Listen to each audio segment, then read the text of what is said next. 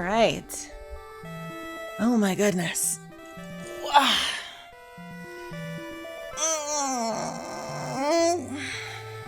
I'm awake. How is everybody? Oh my goodness, Jen coming in with the first. Welcome, welcome. Max Caulfield, welcome. Tim 8-Bit, what's going on? Angry Misfortune. Ellie. Level 1, Hanabatos. Oh, good to see you again. Screaming Platypus. Oogie Boogie Boo, who got scared. I'm terrified. Hey, Tetsujen. Matt, Sutton Deer, welcome, welcome. Jewel Moon, good to see you. Hexamore, welcome, welcome. How's everyone doing? What's everyone up to? Ultimate Baby, welcome. Good to see you. As I've said in the title, I am letting the coffee sink in slowly. So bear with me.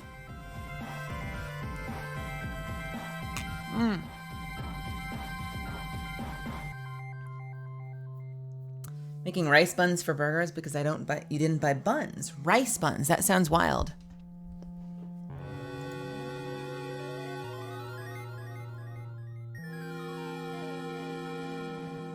You got hurt snowboarding. You were snowboarding today? That's exciting. I'm sorry you were hurt. Are you okay? I mean, obviously you're not. You're hurt, but hopefully you're not hurt bad.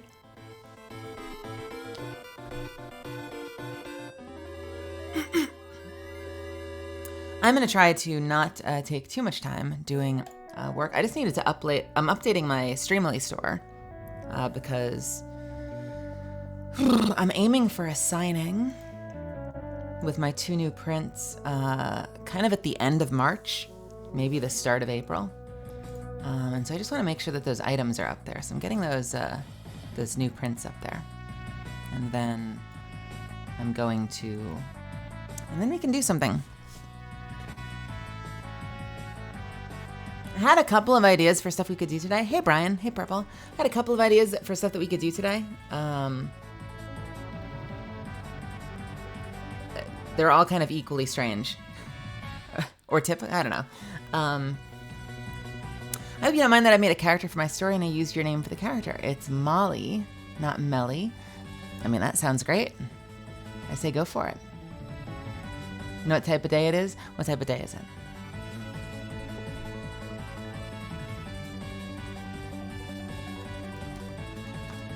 Tell me.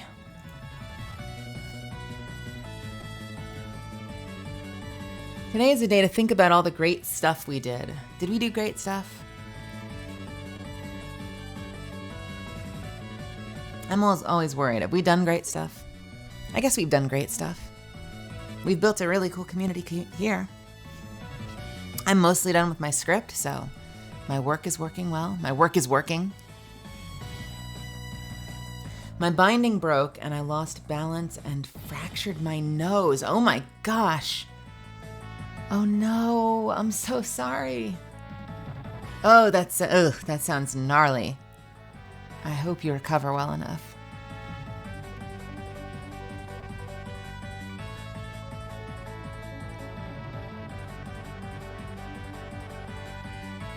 Or you end up with like some sick scar that makes you look like an amazing badass anime character.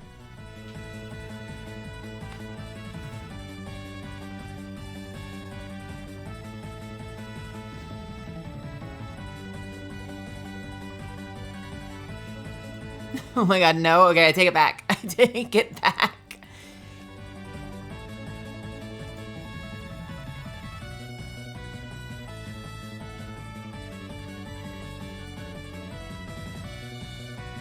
I need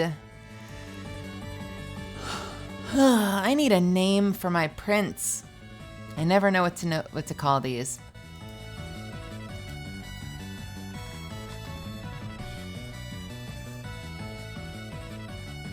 All the other legends, Prints, Prints, all the other legends have all these cute little names for all their prints. And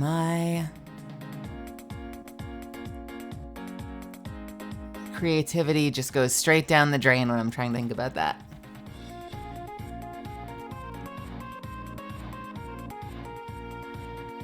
But hey, Spren. Hey, Arinias. Welcome. Welcome, welcome, welcome. Wolfblade, good to see you. Today we're feeling a bit philosophical. We could put to shame the Greeks. Oh, well, that sounds fun. What are you doing?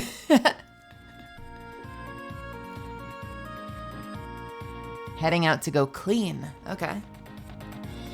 We'll have fun. Thank you for stopping by.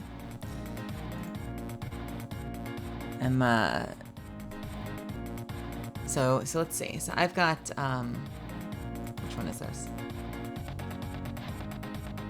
Nope. Which one is this? Nope. Where the fuck is my art?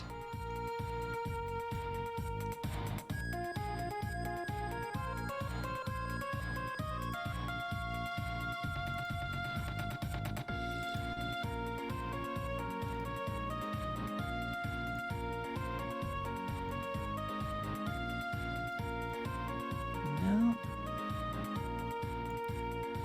Hold, please.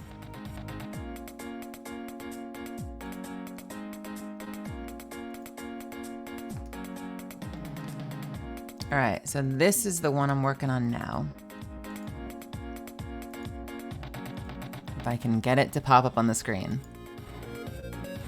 Fuck.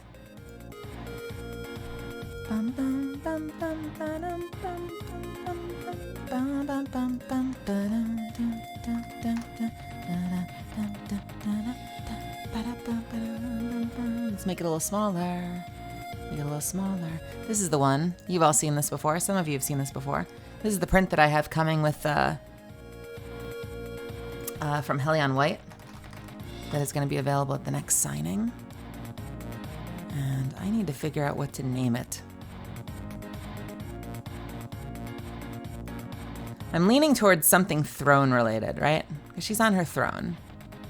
So something very like queen-like or throne-like maybe. Yeah, this is going to be available at the end of March or early April if you want to get it signed. So she's on her throne. So yeah, queen shit. I don't know if I wanna curse on my product page for Streamily, but that's actually perfect. I actually really like that. What could we do instead of shit? Shiz, stuff, things, queen things. That's a good question. Hellide, welcome. Random, welcome. Good to see you. How? This is going to be on Streamily, which I don't have an active store right now. Some of the other more enterprising legends already have ways to like get pre-signed stuff or video signed stuff, and I'm a dummy, so I'm I'm working on it. But probably in the next this coming week, I'm going to announce it, and you're going to be able to pick it up on Streamily, and then we're going to do a live streaming here. It's going to be a camera signing. I'll have to try to clean my room up a little bit, and then it will get sent out to you. You'll see it signed live, and then it can be in your hands or on your wall or your desk. Let's see. Let's call it.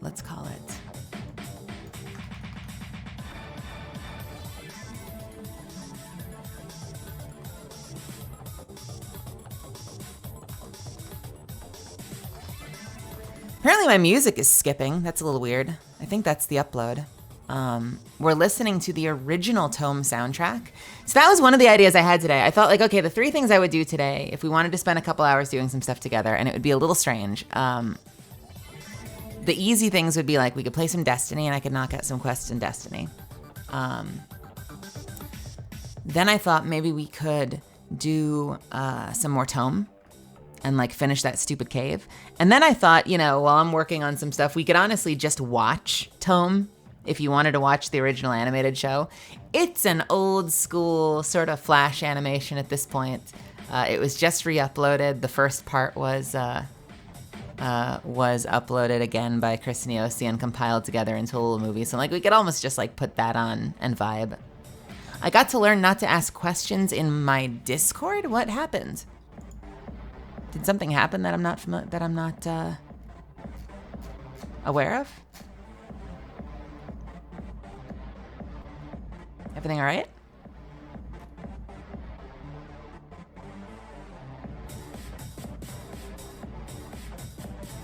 Can we get some squashed mellies in chat? I'm gonna brush my hair really quickly. You're learning things. You're being very coy. Can you give me a timestamp? I'll check it out. We're in just chatting mode right now, so if you give me a timestamp and a channel, I'll take a look. Nothing bad, okay.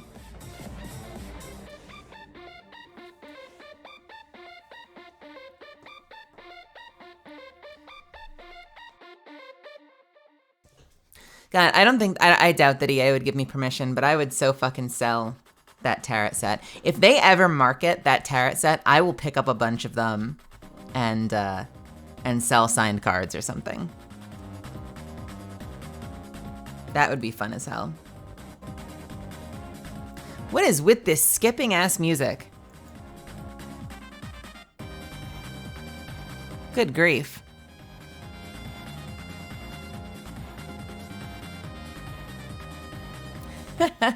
All right, so let's call this, so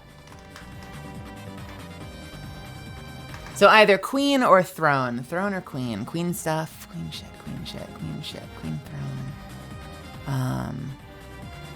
On her throne. Could even be like on her throne. You know what I'll do? I'll tell you what I'll do. I'll be silly. I'm also gonna message Helion.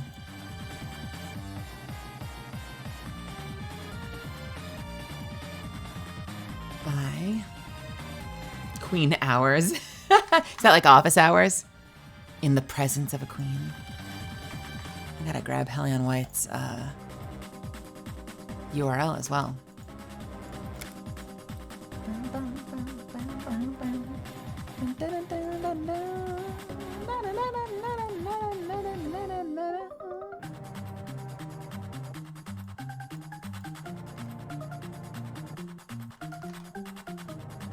All hail.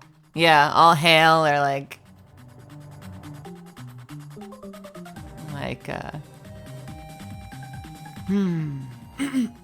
Supreme Reign. Grand Legacy. Grand Legacy. Hey, Dodgering, welcome. The Queen Overseas. I like the, got almost a little bit of a rhyme there. I'm processing slowly. The coffee hasn't fully set in yet.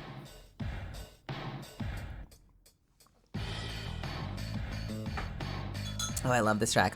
Back in the day, I used to open up when I was like streaming just like every Friday to a couple of friends. I would open every Friday stream with this track for a while. Would I ever do movie acting if offered? Yeah, I think so. I went to school for screen acting, and then I kind of fell out of love with it for a little while. And I ended up going for voice acting instead, but I don't know. I've thought about it. I would get back on camera if an opportunity came along, I think.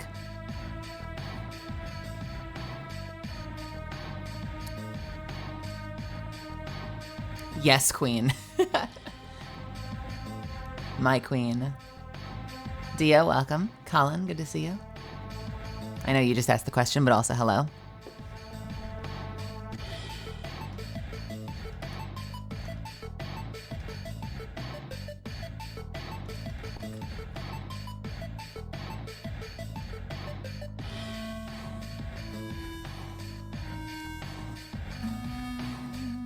Get a little closer look.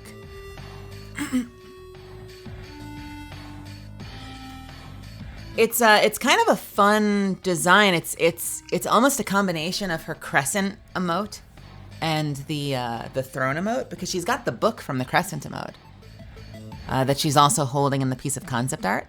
Hey, Angel, what's happening?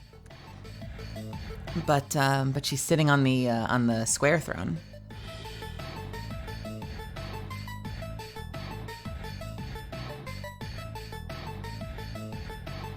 Good question. What the hell is she reading? Can I pull that in without making the print too big? Let's see.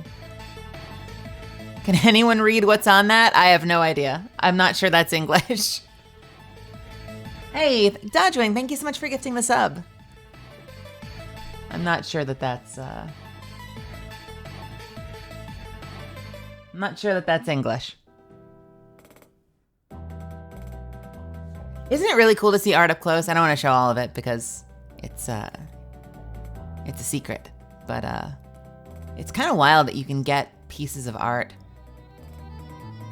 God, that these are the artists that I commission works on such a large scale that you can just see it in such granular detail if you zoom in. Really cool shit. Ah. The Empress. I fucking love that.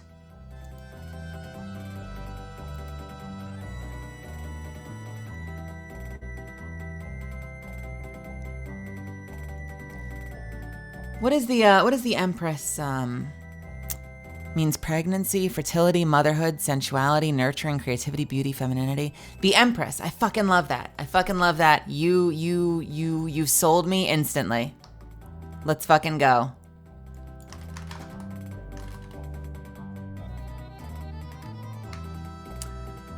Why doesn't mod check work? Because I don't know, I haven't set it up yet.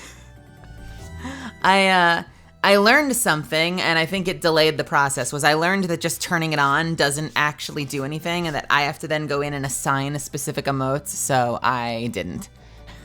But maybe I will at some point. I was just talking to Jelly about this, because I think Jelly gets the same thing. I don't think Jelly has a lot of them set up either. Blah. Blah. Blah. I thought I just turned it on and then you just got to put in whatever the hell you wanted. So the fact that I have to assign it is great. I will get somebody on that someday. Maybe it'll happen this year. Hey, Drillin.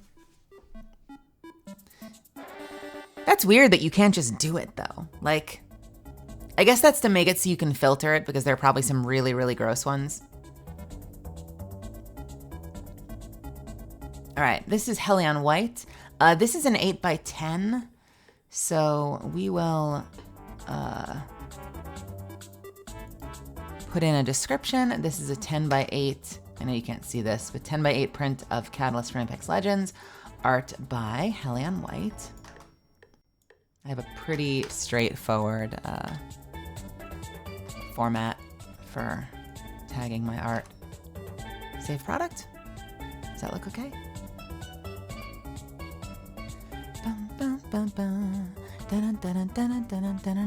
Does this product feature a character? Of course.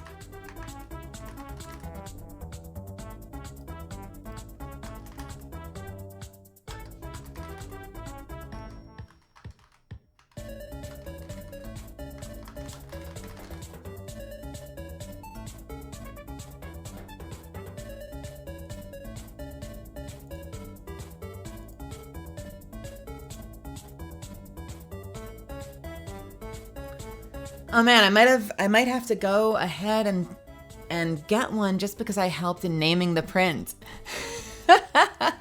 I thought that was a phenomenal name choice. I'm very happy with that.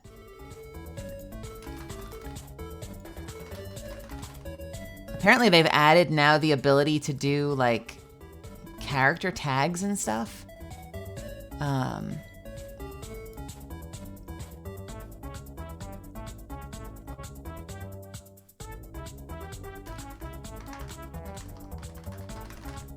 So we're just gonna go through and tag some of these.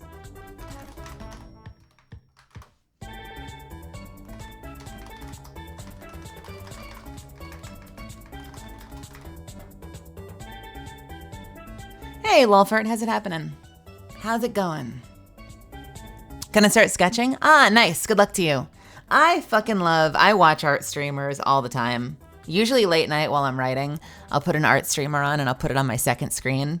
And then I'll get to work on cues while watching them work on stuff. It's really inspiring. It also just gets my heart, I don't know. My heart.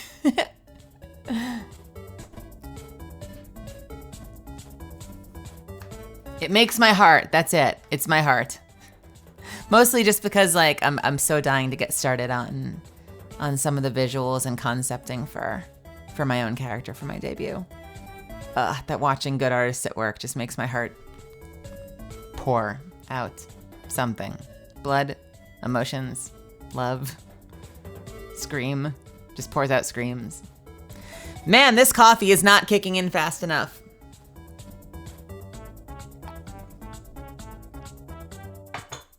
But your guess is as good as mine, Max Caulfield. I'm still clearly in a daze. How do you get into writing? I have so many good ideas, but I can't convince myself to sit down and do it. You have to. This is going to be a very frustrating piece of advice. You need to sit down and do it. You need to make time to sit down and just start writing something. You know what I suffer from? I suffer from this a lot, and I think a lot of people do, is the desire for it to be perfect. It's very hard to get yourself in a headspace where you want to get where you're okay with getting your work out there, even if it's not ready, even if it's messed up, even if it has flaws. Because the sooner you get something done and get it out there, the sooner you get feedback, the sooner you can come up with your own ideas for how it could be different. You can start iterating on it. You can make it better. If you sit on it forever and you never give your work exposure, then you're never going to grow. Or at least you'll grow a lot slower. But it's fucking hard. And to that end, I highly recommend let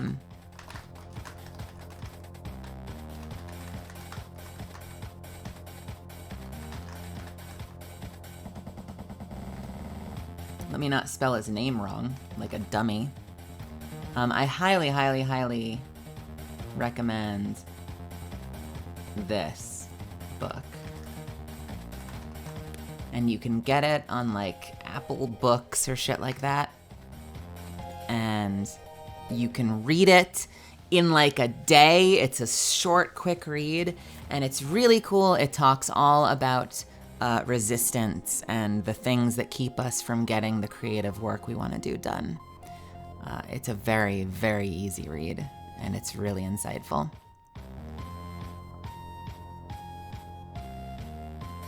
I had a friend recommended it to me back when I was in New York. Well, obviously that's what it's based on, Jorlin. But I had a friend recommend it to me when I was back in New York. I would read it on the subway, because I lived like deep out in Brooklyn and Bay Ridge.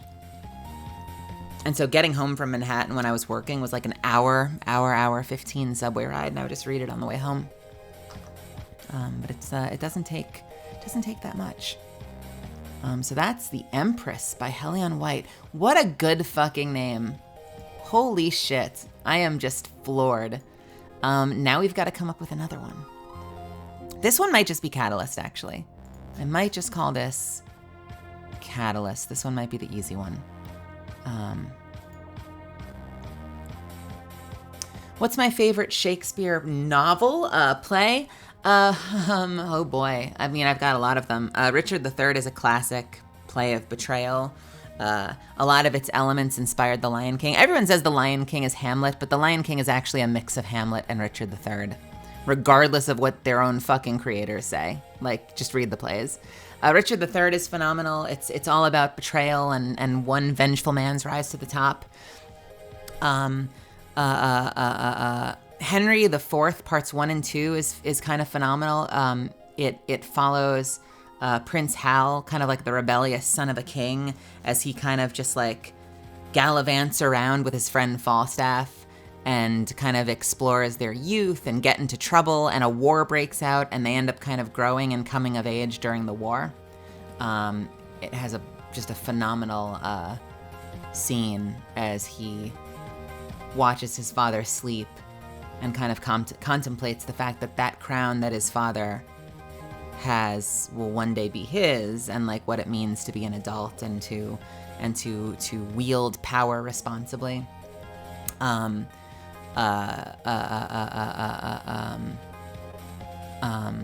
Titus Andronicus is ridiculous. It's about a man who is screwed in every possible way by a vengeful queen that he helped overthrow. Another wild story of revenge. It's about this man who's like the top general for Caesar, essentially, for like the Roman leader. I think his name is Saturninus. And he overthrows an enemy nation, takes their queen and sons as captives, but his king ends up falling in love and marrying this enemy queen. And so this enemy queen is now the general's queen, and boy does she have some payback planned. And this whole play involves them slowly stripping down this loyal, good boy, if a little ruthless general, and taking everything from him. It is brutal. Huge content warnings, but he gets the most insane revenge in the end. Everyone dies. It's a bloodbath. It's like the ultimate Halloween play by William Shakespeare. It's wild. I haven't done audiobooks. I cough too much to do audiobooks, honestly. There's a great play of it as well with Anthony Hopkins. But I really warn you, like, of all the plays that Shakespeare's done, Titus Andronicus is probably one of the goriest. Midsummer Night's Dream is wonderful. It's all about people getting lost in the woods and transformed into different creatures, and fairies playing tricks on lowly humans, and debauchery and mischief. Romeo and Juliet's a classic, obviously. Star-Crossed Lovers. I ugly cry every time I watch it because it makes me weep for the love I wish I had in my life. Any other good? I mean, there are so many. Taming of the Shrew inspired Kiss Me Kate, the musical. It's a sort of like stubborn love story. It's a little bit antiquated. I mean, of course, it's fucking Shakespeare, but it's a little bit antiquated. It's about this cocky guy who falls in love with this girl who's super independent and super stubborn. And he's like, I fucking love her, and I'm gonna make her love me. And it's just hijinks as he tries to win the heart of this girl that wants nothing to do with him. There's some pretty outdated and kind of,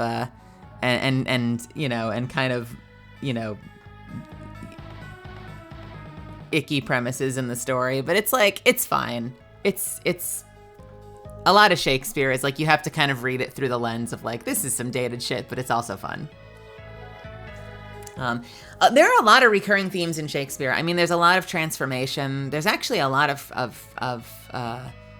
in the context of the play, it would be, we would call it cross-dressing, but like, there's a lot of cross-dressing, disguising in Shakespeare. There's a lot of like, guy goes into forest, has to dress up his girl to woo blah blah blah. Then there's love, and then the identities come off, but they fall in love anyway, and it's a lot of silly shit like that. A lot of revenge, a lot of getting lost, honestly.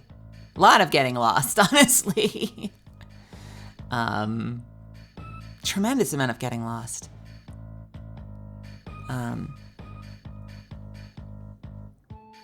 You typically separate Shakespeare's plays into histories, comedies, and tragedies. I used to be able to name them all from heart off the top of my head, and now I probably can't anymore. The Tempest, and again, a play about getting lost. It's about a whole bunch of ships that get shipwrecked on this island. And it's an island inhabited by a wizard and his daughter, who he's hyper protective of, and this mutant kind of Smeagol Golem character named Caliban. And there's love, and there's treachery, and Prospero the wizard controls the is it Ariel? I forget the name of the sea witch, but controls this spirit of the sea to create a tempest and a storm that traps everyone on the island. And because they're all trapped on the island, like, everyone fucking falls in love with each other, and there's like fighting, and there's again, there's like mistakes and disguises. So much of Shakespeare's plays involve like disguises and like getting lost and falling in love, but like falling in love with the wrong person by accident, and hijinks. It's a trip. Shakespeare is hard to follow for the uninitiated, and it takes a little bit of practice and reading to get used to the way that the language works, but it is something that's an acquired taste that you can develop your ear for, so that it can be a lot easier to follow if you spend some time getting into it. But for first-time viewers, you watch Shakespeare, and it's going to feel like you're watching something in another language. Like you're going to be like, subtitles, please. But it is something you can learn. And it's also something that you can do well as an actor, actually.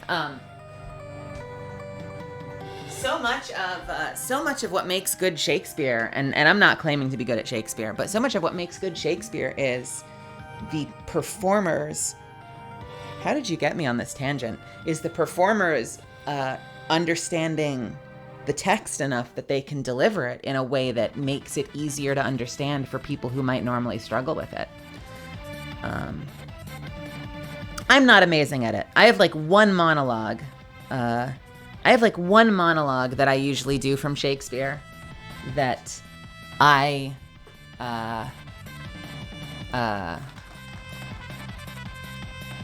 that I've kind of committed mostly to memory, although I would probably look it up just to like double check. And it's from the beginning of Henry V. The chorus is like a person. They're like the narrator. And the chorus comes out. Hey, Blue Thompson, welcome. The chorus comes out, and it's kind of the funniest intro to a play, because basically the premise is that they're probably not in a great theater. And so the narrator comes out and is basically delivers this monologue where they're like, yo, I wish we could put on the best play ever. So it goes, oh, for a muse of fire that would ascend the brightest heaven of invention. A muse of fire. So a muse being like inspiration. You're going to fucking get this. You're going to take this breakdown. Oh, for a muse of fire. So like inspiration that would ascend the brightest heaven of invention, which is like saying the best fucking idea I've ever had. Like heavenly, angelic inspiration, light bulb moment, best idea ever. And then they start painting the scene, a kingdom for a stage, right? Not just like some shitty play on some shitty underground theater on St. Mark's, like biggest Broadway theater you've ever seen. A kingdom for a stage, right? It's not just a stage, it's a fucking castle. Princes to act, which like doesn't really have any bearing on your ability as an actor, but like they're not just actors, they're royalty. And monarchs to behold the swelling scene, right? Like we're not just playing for the assholes at the bar. This isn't dinner theater. We're performing for the fucking king and queen. So that's, oh, for a muse of fire that would ascend the brightest heaven of invention, a kingdom for a stage, princes to act, and monarchs to behold the swelling scene. The swelling scene is just the shit happening on stage. English teacher mode. Fuck yeah, you will take this English teacher monologue. Then, should the warlike Harry's one of the characters in the play, then should the warlike Harry, like himself, assume the port of Mars. Like himself is great, because that means that, this actor is so fucking good. This actor is so fucking good, you're gonna think it's the real guy. The warlike Harry, like himself. It's actually fucking Harry out there. Assume the port of Mars. This is a play about a war, all right? So Mars is Ares, the god of war. So he assumes the mantle of the god of war, and at his heels, leashed in like hounds, should famine, sword, and fire crouch for employment. So these are like the tools of war, right? Famine, sword, fire, killing people, burning things, starving your enemies. And so at his heels, leashed in like hounds, it's like they're his pets, right? Like his guard dogs at his side. And so it's like Harry comes out as the god of war, wielding the weapons of war, famine, sword, and fire, crouch for employment. And then there's a turn. And the narrator is like, yo, but real talk, we don't have any of that shit. This is a low-budget play on the corner of the sidewalk, and we're gonna do our fucking best. Please don't leave. Please don't leave. And so he goes, but pardon and gentles all, right? He's saying like, I'm sorry, but I'm sorry in advance, guys. But pardon, gentles all, the flat, unraised spirits.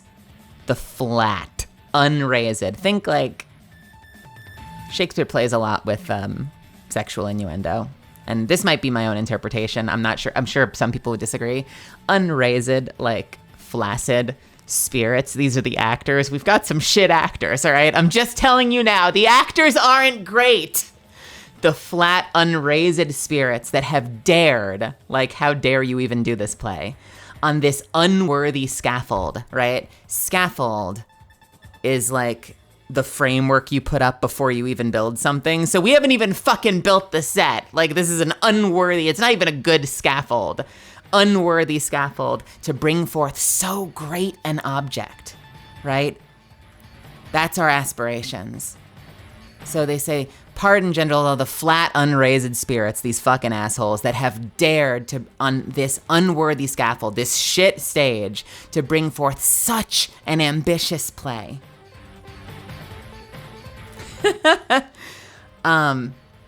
And then there's a little bit of hope towards the end. I mean, and I'm only doing like the first third. The monologue continues to go. But you know, we get a little bit of hope saying, can this cockpit hold the vasty fields of France? This tiny ass little plate. Like, can you, if you look at our shit stage, like, can you imagine that this is a massive field in France? Or may we cram within this wooden O? There's a lot of like sort of terms that they use to describe a shitty stage, essentially. This wooden O, this cockpit, the very casks that did affright the air at Agincourt. And then there's a whole bunch of apologies. And it goes on to be like, and I'm not gonna keep going, but it goes on to be like, listen, let's work together. We're gonna do our fucking best. And you use your imagination. And maybe, just maybe, we'll pull this shit off. It's a great fucking, there's some great fucking monologues. And so if you might need to know that, and I'm not claiming I can do this, but a good actor will, even though the text, you know, can be a little dense, will be able to emphasize and articulate the right parts to kind of get the gist across. And so the part that I just did, you know, you've already had the breakdown now, is, oh, for a muse of fire that would ascend the brightest heaven of invention. A kingdom for a stage, princes to act, and monarchs to behold the swelling scene. Then should the warlike Harry, like himself, I'm gonna get a little funny with you guys, like himself, assume the port of Mars, and at his heels, leashed in like hounds, should famine, sword, and fire crouch for employment. But, pardon, gentles, all the flat, unraised spirits that have dared on this unworthy scaffold to bring forth so great an object.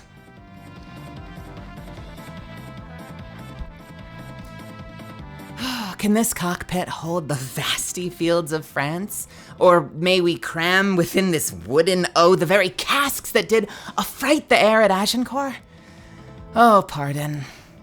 Since a crooked figure, again, shitty actors, and they're gonna go on and be like, I'm gonna put one guy on stage and tell you that's an army. Like, we don't have 1 million people here. We don't have the numbers to depict an actual war. Oh, pardon. Since a crooked figure may attest in little place 1 million, one person equals 1 million, and let us, ciphers to this great account. So like, we are trying to figure this shit out together. Cipher is like your kind of like, again, my interpretation might not be accurate, but like, you know, I read that as ciphers, like you're like puzzle breakers together. We're trying to figure this out together. Ciphers to this great account, this huge task on your imaginary forces work, which is him saying, please, we're gonna do our best, use your imagination, just go with it, fam. I like Shakespeare. I don't do enough Shakespeare. Anyway, how did we get on this topic? I've always wanted to do that, by the way, using my range to like actually assume the port of Mars and put that character on mid fucking monologue. If I ever did the chorus in that play, I would absolutely do that. Like change physicality, change fucking voice.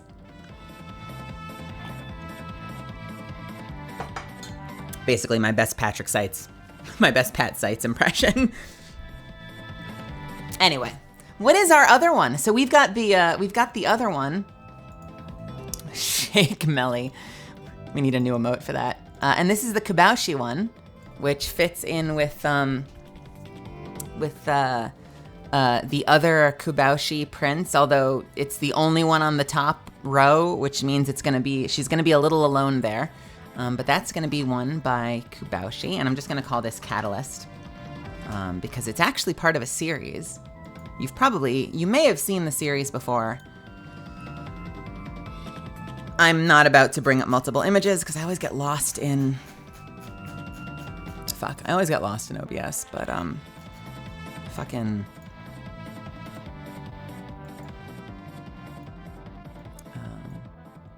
Actually, maybe I will. I'm so bad at this shit. Ugh.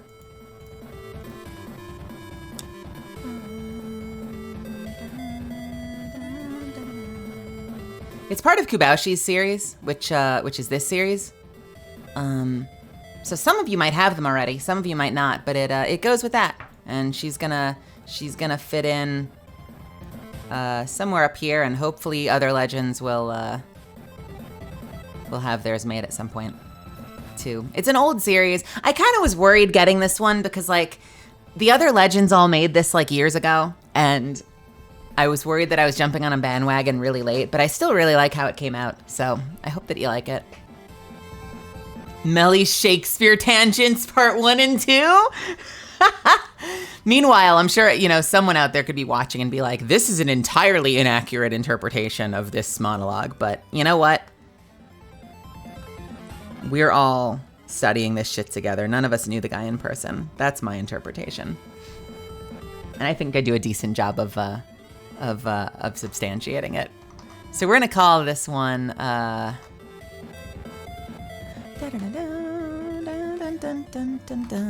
this is gonna be Catalyst. This is just Catalyst by Kubaushi.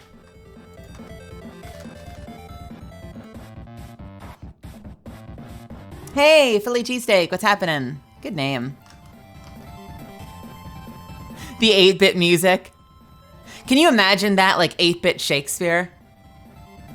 Where like you're hearing this combat music, but the text is like, and now, foul demon, draw thine blade! But like to fucking 8-bit music. I would fucking kill for that play. I would absolutely, God, man, if I had more, I need to make more actor friends out here and we need to rent a theater because I would so fucking produce that play. 8-bit Shakespeare. All right, this is a 5x7.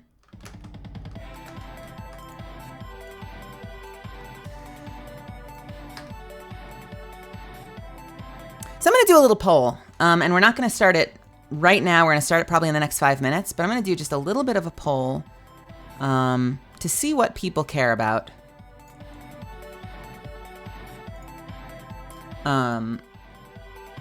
We've got 3 options as far as I'm concerned, and it's only gonna be about 3 hours more that we do this, but what do? And the options are play tome. The next option is watch tome. And the next option is Destiny busy work, which is not my attempt to make it sound really unappealing. I just want to, I'm not going to allow additional votes for this, and I will leave it up for probably the next 3 minutes because I'm working on something anyway.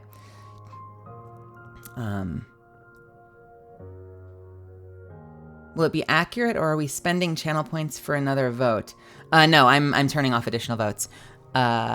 Yeah, not to make Destiny sound super unappealing. I just don't know what to do. I'd be happy to honestly just throw on the first part of the Tome movie. It's a little, no disrespect to Chris, it's a little dated. I'm not in it. It's actually a different cast, but it has the amazing Casey Mangelo playing Softy.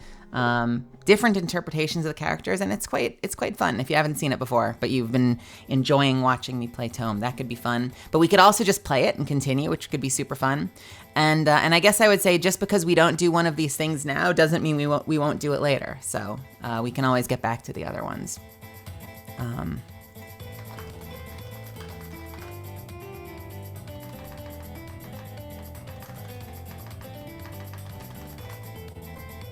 Yeah, it was an animated thing on YouTube. So let's start that, and we'll see what happens while I figure this this last part out. Hey, Gazebo, welcome, welcome. How are ya? How are ya? We're gonna call this Catalyst 5x7 by Kubaushi. Other size. I like that we have an other now.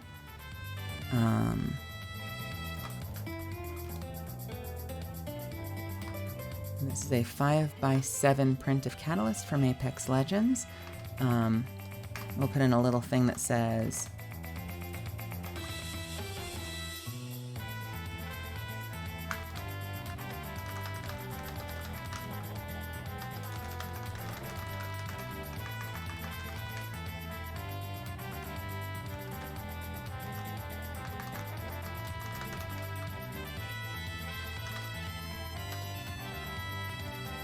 art by Kubaushi.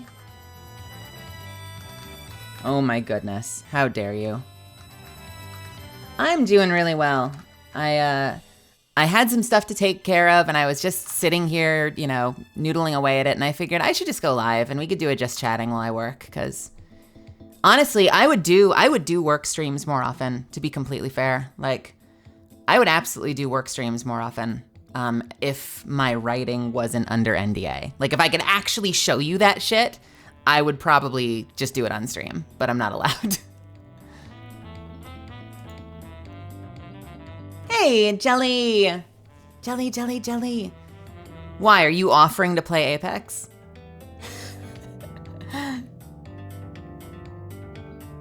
Where's the Apex poll? Hey, Jelly. Let's save this. This is Catalyst, Apex Legends. We are doing a poll to see what we want to do today for the next couple hours.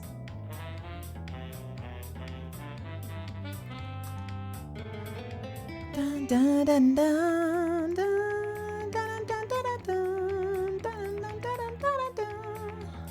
Let's quickly hop in here.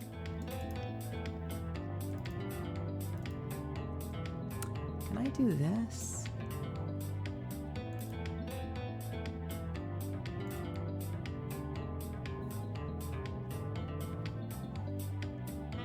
Okay. And then the other ones that have, let's change that to other.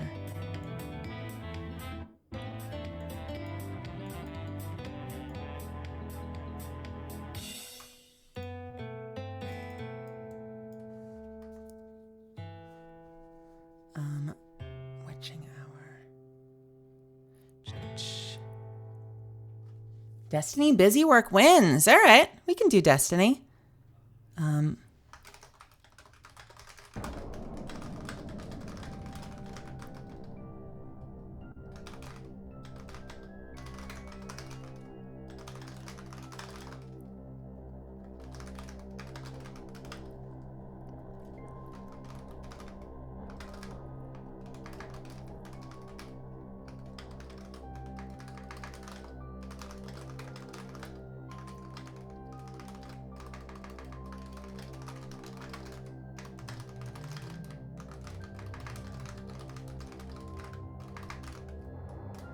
Okay, cool. I think I've got my prints updated.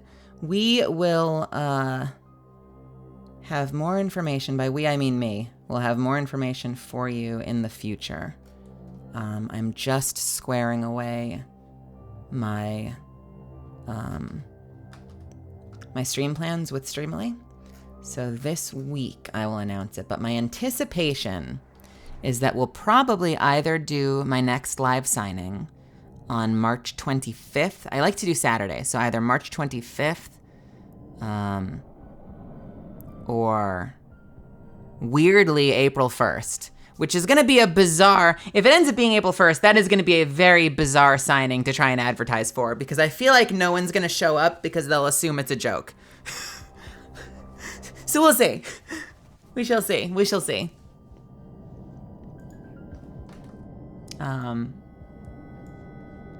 Let's see those results.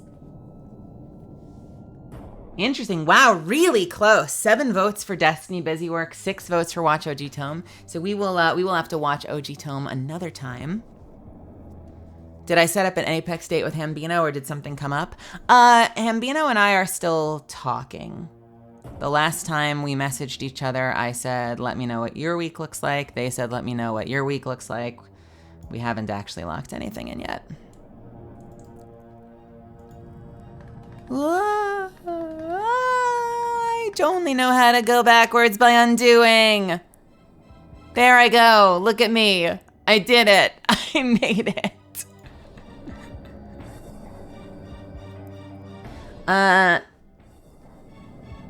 Is it time for another signing? Well, let's see, we did one in, November? Or was it the start of December? My thought was I probably would do one every quarter, honestly. I had 1 Catalyst print. I've got other characters available as well. I've got 1 Catalyst print. Actually, I'll show you my last one. I have 1 Catalyst print available in November. I'm going to have 2 new ones for March, and I might even have 2 new ones for June or July. Here is the other print that I have. I will share quickly.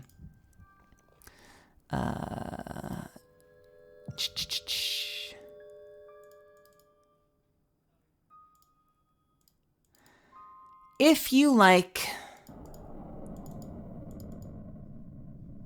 Fairy Tail, I have a print from... that's not it.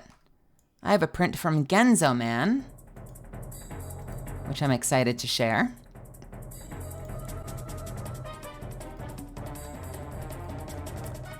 Which does not seem to want to show itself. Let's...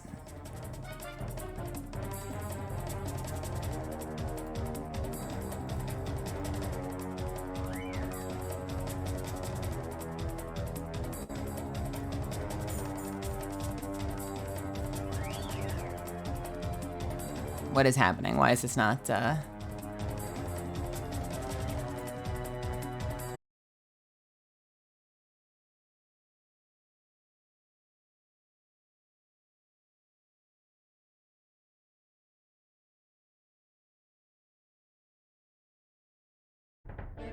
Whoa. I mean, are we back? Are we back? Are we back? Did we do it?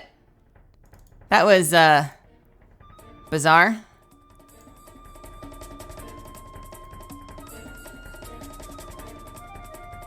All right. Sorry about that. Well, I don't trust that resource anymore, so let's remove that and let's just add another one. That did not play well with that image. Oh, that's big. That's a really big image. Let's try that. Let's try that again. Hold, please. Ah!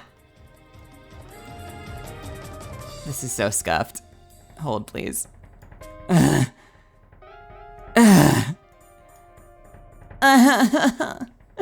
Smaller. Make it smaller. Smaller. All right. Hey, I did it. I have a kind of brutal print coming from Genzo Man of Demaria Yesta from Fairy Tail, from the scene where she brutalizes Brandish. So if you're looking for an absolutely brutal print of Demaria Yesta, this will also be available on the store in March. Oh, poor Amberly Connors. Hey, Megastorm, welcome, welcome, welcome. Have I ever met Lilimar Hernandez? I haven't. Let me remind myself. I am bad at names. Let me remind myself who that is. Oh, yes! Yes. Yo, we did actually meet. That's so funny. Yeah, Lilimar and I have the same agency, and we were just on a call hanging out with one of our agents recently. So yes, I met her like 2 weeks ago. Why do you ask, and why did that come up? What made you think to ask that? Sleepy, welcome, by the way. Florence Kitten, welcome. Uberleet Ben, welcome. Is the art in the background official art or not? I don't know who made it. It was posted by the Japanese Apex account. I forget if they tagged an artist or not. We could probably find that out easily enough if you look it up. Yeah. Yeah. Yeah, I must know the inspiration for the Lilimar question. She was pretty cool. I met her and a handful of other of the on-camera actors at a thing recently. Who the hell else did I meet?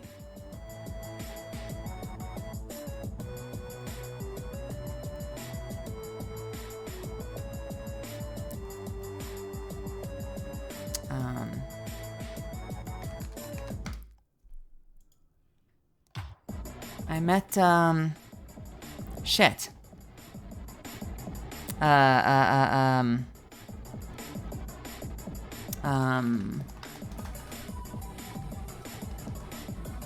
don't know, a whole bunch of other people. Zachary Gordon. Those are the two I remember, Zachary Gordon and Lilimar. But there were like 10 of us in a call, and super cool. I've never actually interfaced with the on-camera group before, and I know that a lot of them do voiceover as well, but I think that there's like a whole bunch of actors that got their start in the on-camera that like as voice actor specifically, I don't get as much time with. So it was kind of a cool meeting to meet and chat with a whole bunch of other actors that like all share the agent that I hadn't had an opportunity to get to know before.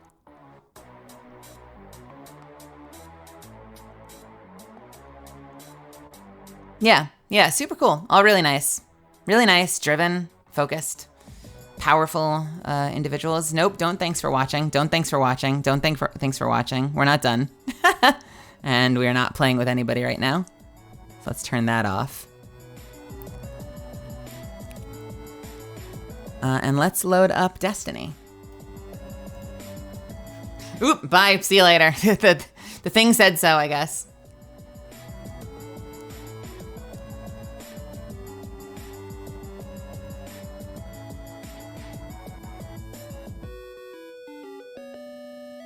All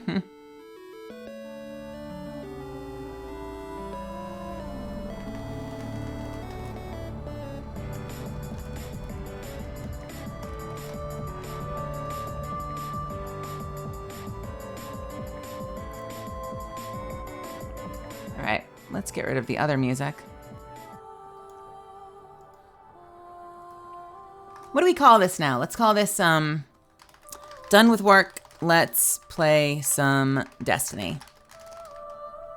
And we'll switch the game mode over to Destiny. Bam.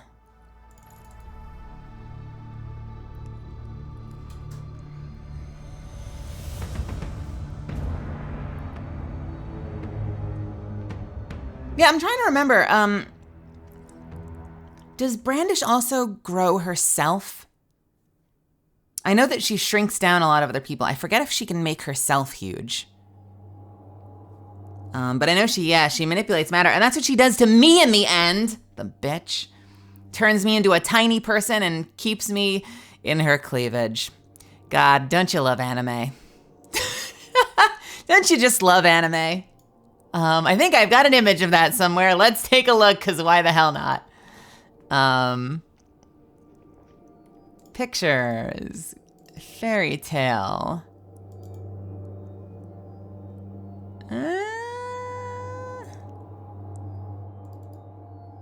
Do I not? I might not, actually.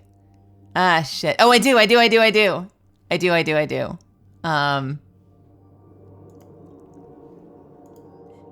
Hold, please.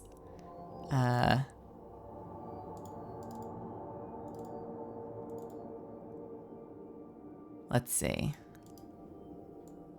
Brandish shows up at the end of Fairy Tail, holding me in her hand. That's me down there in her hand. And oh, don't keep going back to that folder. Can we actually have the right folder? And I'm looking particularly sad. And then I get super scared.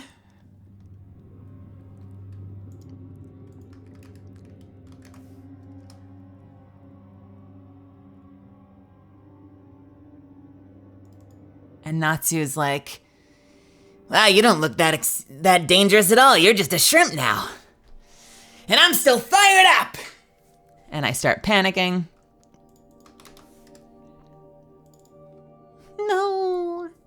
No, I'm small. I'm too small, don't hurt me. Get away, get away, get away, get away, get away. I save a lot of images of characters I really love.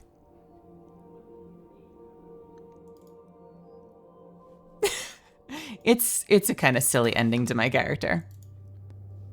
There, that's the ultimate. Isn't that the ultimate in sad tiny Demaria? Wah! I can deny it no longer. I am small. But like, as far as endings go, that's a better ending to the first time they beat to the last 2 times they beat me. Because before that, Demaria does not have a great time, because before that, let's see. Where is it? Before that, I went out like this. Just like absolutely demolished against the side of a wall. And before that, I went out in a blaze of screaming glory. I just get my ass kicked. She's got like one of the most powerful abilities in the entire fucking show. And she just gets absolutely just curb stomped the whole fucking show. Girl can stop time just by clicking her teeth together. Like, devastating power. The ability to just stop time for as long as you want and murder people while they're suspended in animation. And somehow, I'm not salty. Because of the power of friendship in anime, she just gets wrecked every single time she tries to go up against anybody.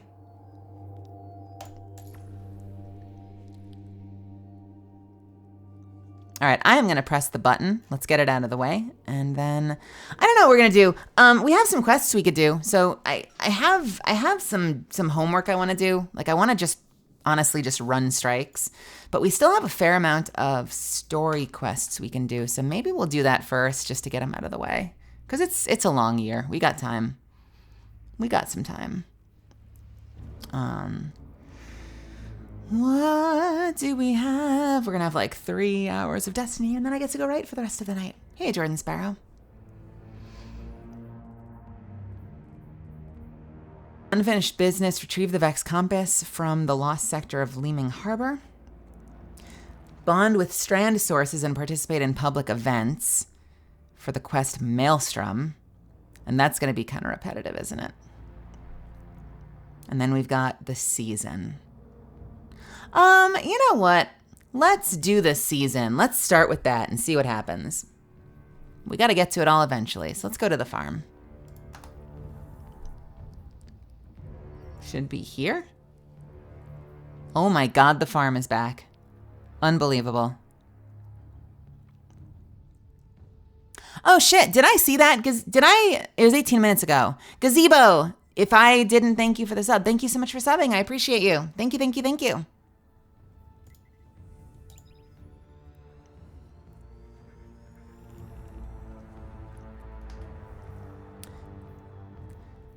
Boom, boom, dun. The only thing I want to do, honestly, right now is run strikes. But I also realize that could be boring as hell.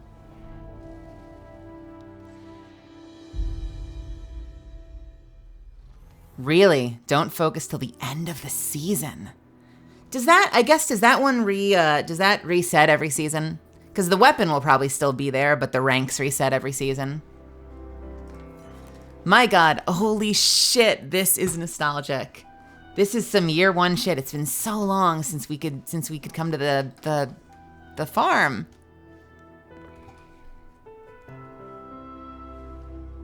Have a great night, Dia. Sorry.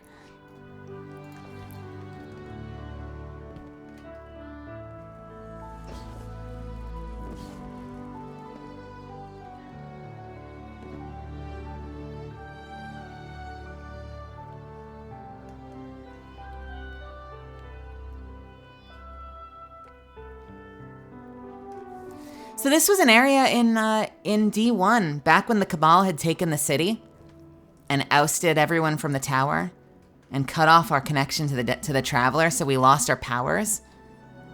Which was the whole plot of the Red War in year one, was that we had lost all of our powers because the Cabal had caged the Traveler in this incredible suppression cage. It's absolutely wild.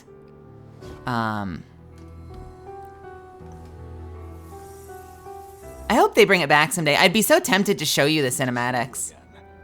Wish it were under better circumstances. But, we may never get to play it again. I hope we do. Devrim Kay, Velasque.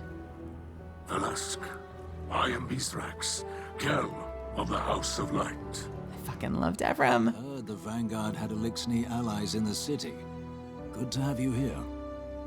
Yes, many have come to the Vanguard's aid.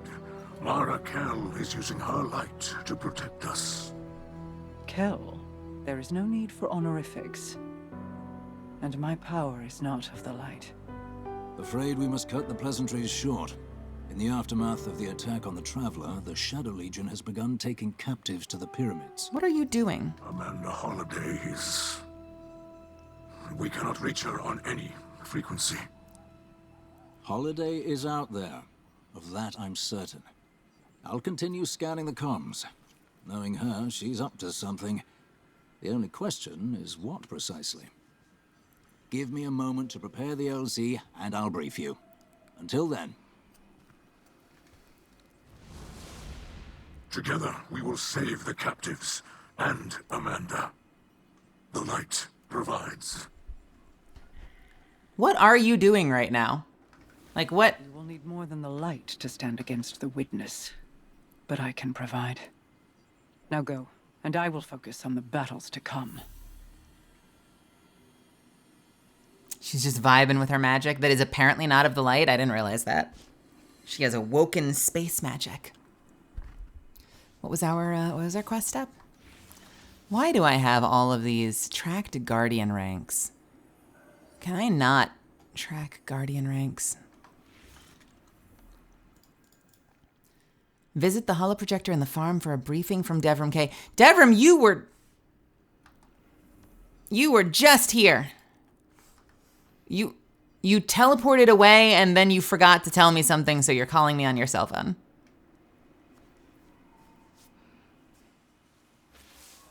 All right, Guardian. That handsome man.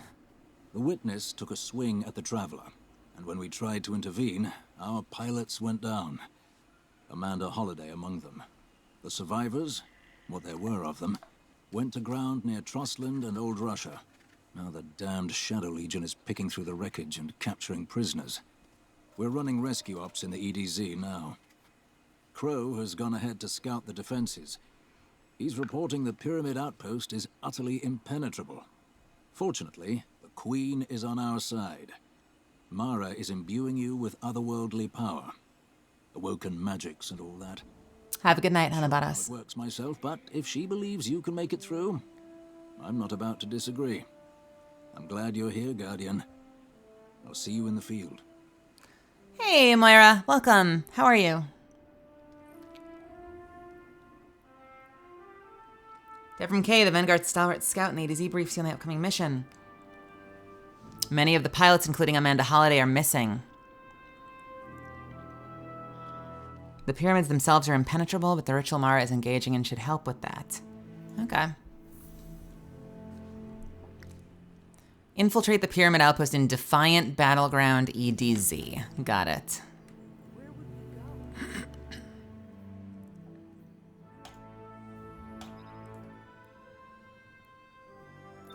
Yo, Devrim is one of the hottest characters in the game. I'm just going to say it. Devrim's voice is incredible. I could listen to him talk forever. And they fucking know it. Because there's literally a mission in the game where it's Devrim and Zavala. And they're like, you know, they say something like, you know, it's time for Operation Thunderlord or whatever. Emergency transmission. This is Amanda Holiday. My ship was disabled during combat and I was forced down in the EDZ. While I was waiting for evac, I saw a Hold, Shadow please. Legion patrol leading a group of captives to a pyramid. I'm sneaking into the facility with the prisoners. I'll bring my comms along as a beacon. Whoever hears this, tell the Guardian to gear up and follow my signal. I'll be waiting. Repeat emergency transmission. Oh, wow. Yeah, and so they're like, Operation Thunderlord or whatever. And then Amanda Holiday gets on the comms. Is it Amanda Holiday? I think it is. Who then is like, Operation Thunderlord, more like Operation Easy Listening. Holiday, does anyone read me? There she is. I'm so glad to hear your voice. Baby dog is gone?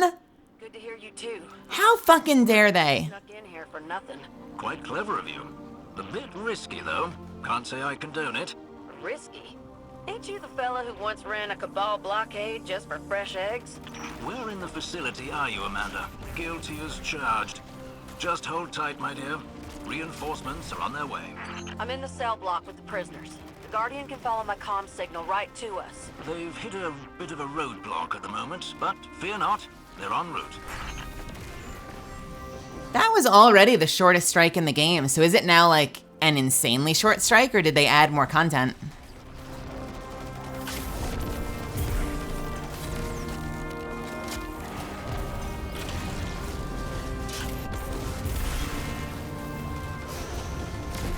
No shit. I am shocked.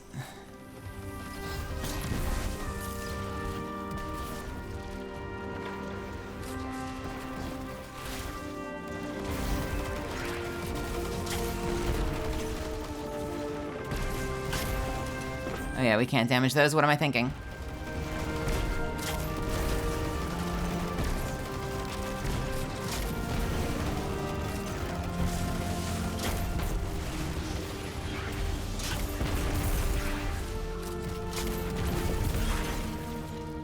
Hey, Possumite.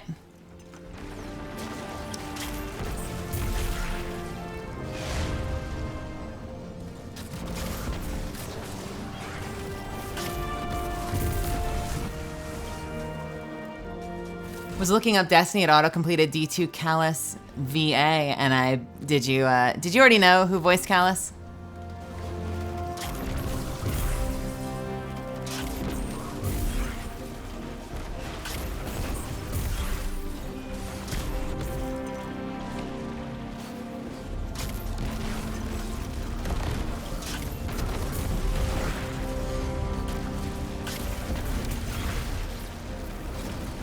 Was it me? No, it's Darren DePaul who voices Revenant.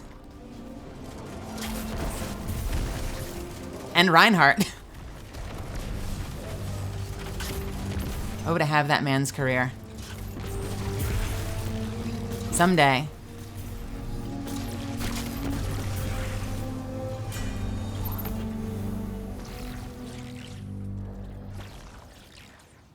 Are you okay up there, puppy?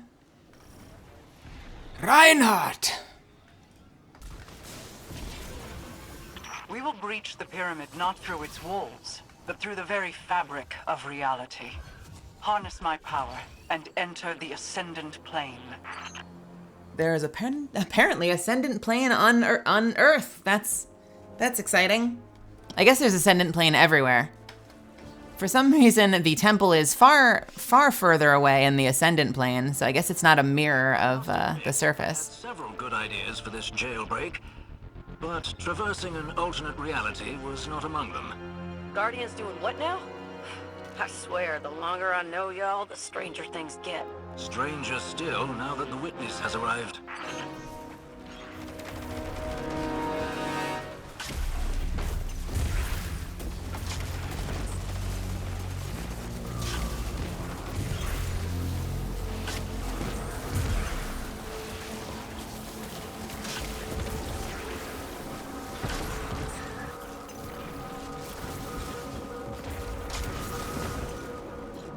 We good? We're good.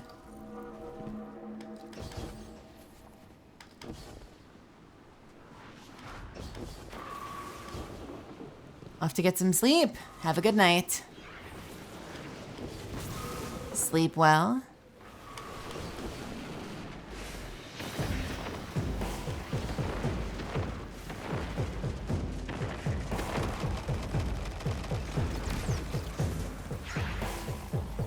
Slipping beneath the veil.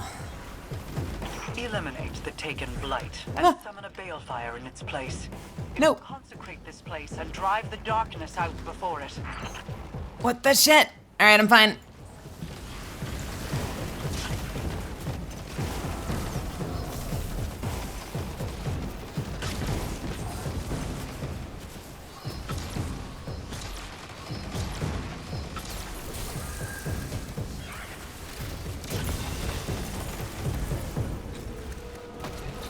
What is this?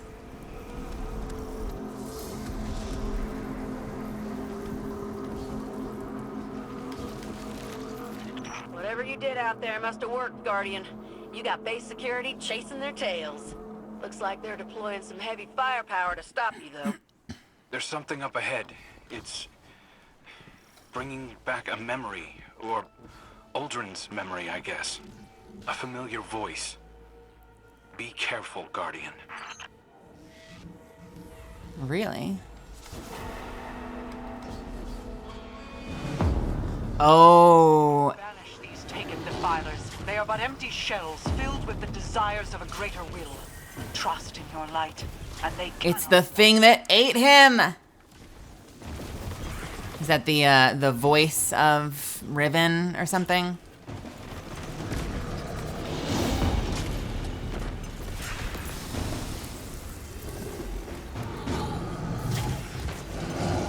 Or taken of the witness, you know.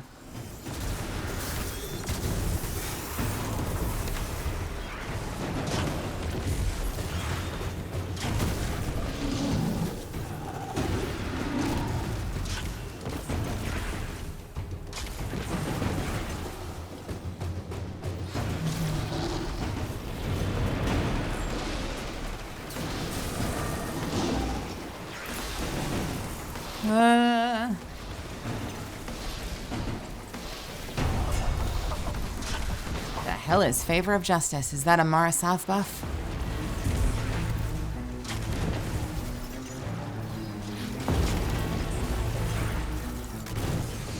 Oh my god.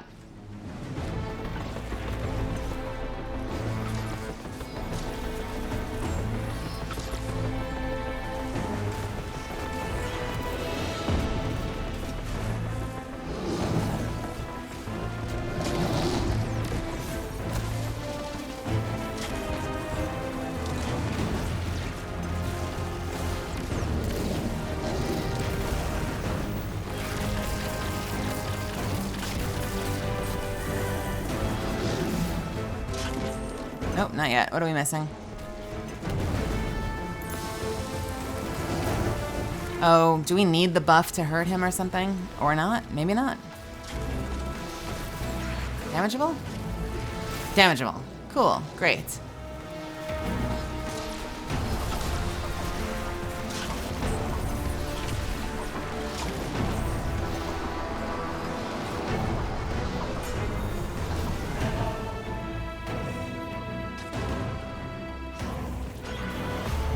It depends. You know, if you like the gameplay, I feel like the gunplay is really good in Destiny, so I think there are ways for you to get into it on your own, but I do confess. Perimeter of that pyramid for hours, but couldn't find any entry points. And now the Guardian just walks in?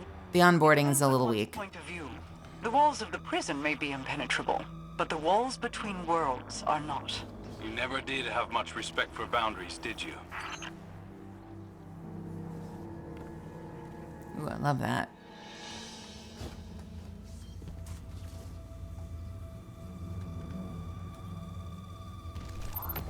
I see you on my radar, Guardian. The prison cells should be just ahead.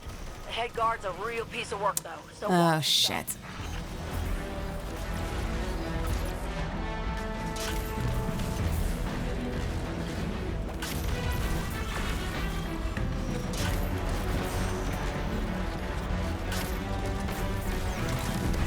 did not expect that to kill you.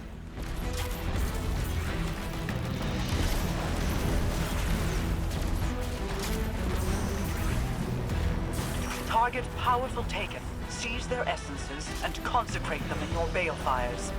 Once sanctified, the essences will become weapons to lower your enemy's defenses. Powerful Taken, huh? Yeah, I'll dip in for that.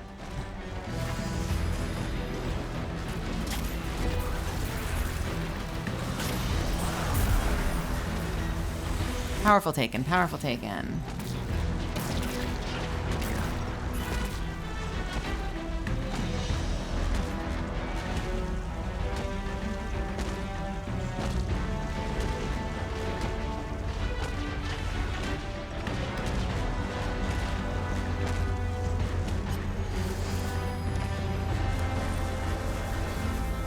Can we damage you now? No. Oh, do we have to bank them here? Yes, we do.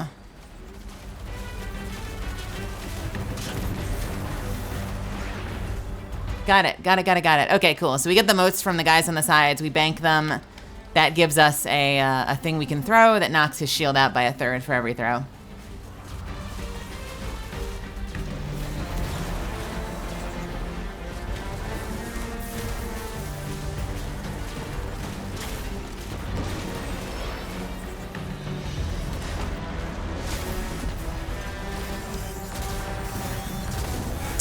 Are you kidding me? Because of the fucking drift? This game is silly. Ember Dawn, welcome. How are you? And thank you, that means a lot. I do my best. I do my best to voice.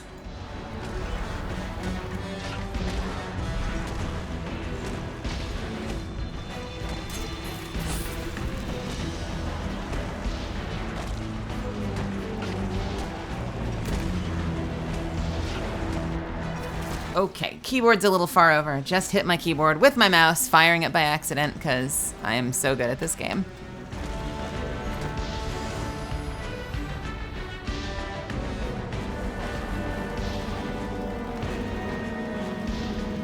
Oh, do we have a new? Oh, it's up here.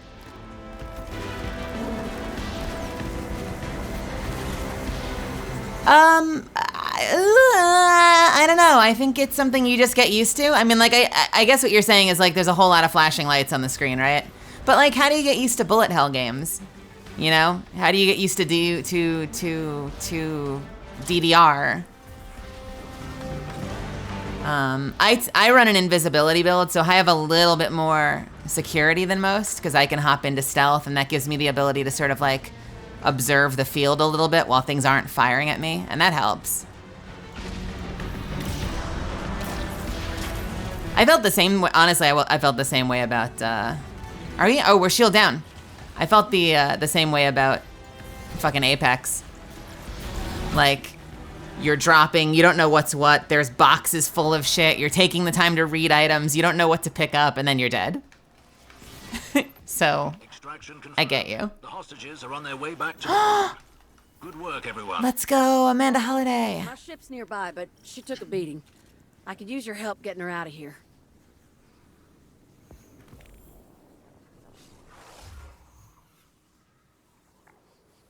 I love that tattoo. That, like, black sleeve. And then she's got, I don't even know if that's a tattoo. I think she just has soot on her other arm from working with grease all day.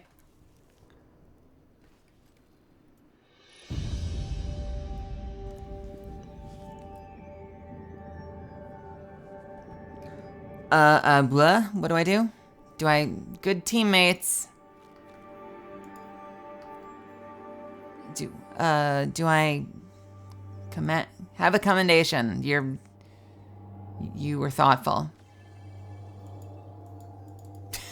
I don't know how that works.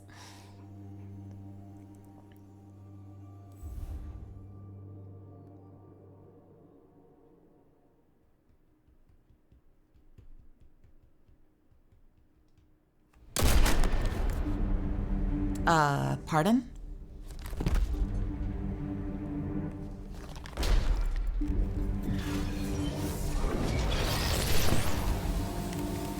Hey, Guardian. Thanks for your help back there. Just need to clear out this...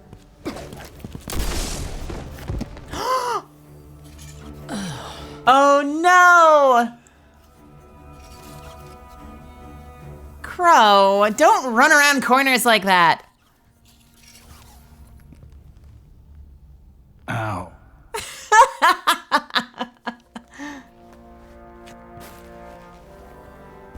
Nice shot.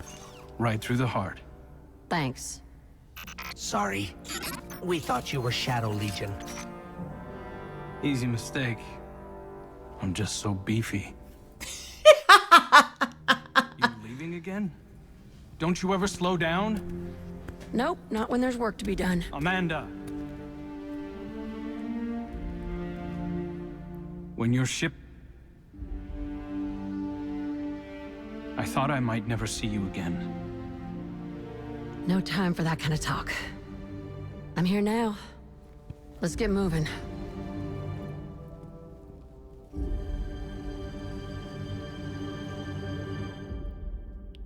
Cute.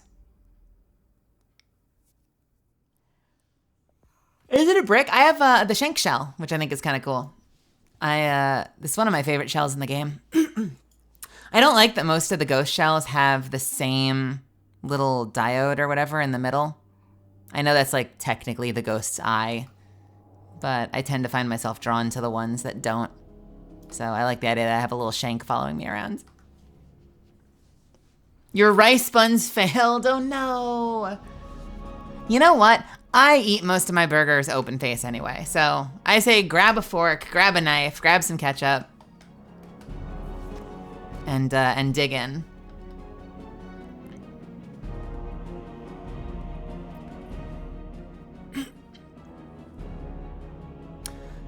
What the fuck is that?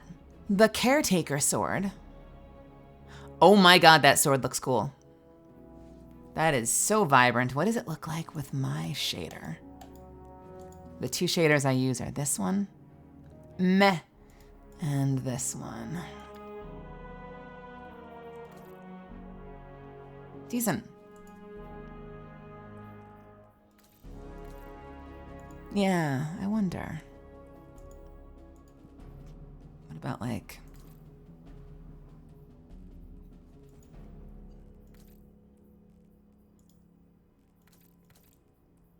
Oh, that's kind of cool.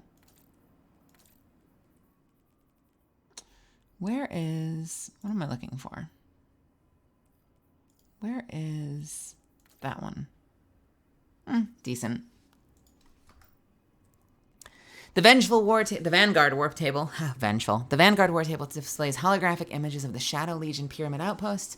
You notice evidence of extensive upgrades as though the helm internals now house various high-tech systems, due in part, you surmised, the Awoken Corsairs and House Light Elixir who are working nearby. The weapon awaits you as you move to take it. You notice the War Table seems to await pairing with an Ascendant Scepter.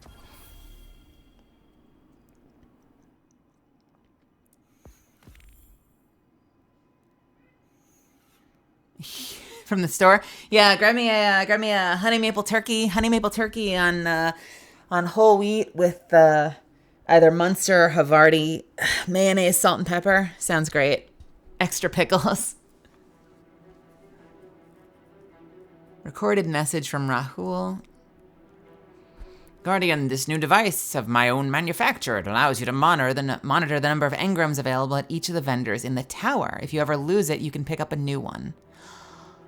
A fucking engram tracker. Where is that? Is that an item? That's interesting.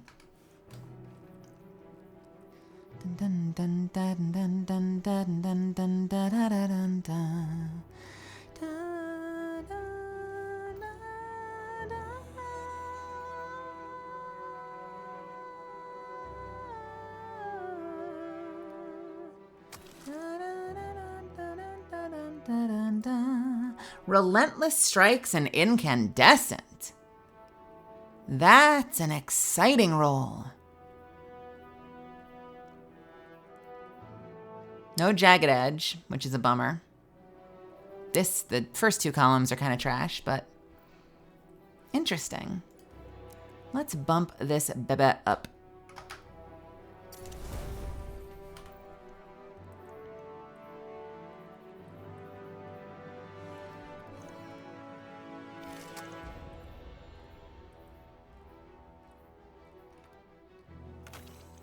My stomach's a little upset. Hopefully it goes away soon. All right, have fun, Passamite.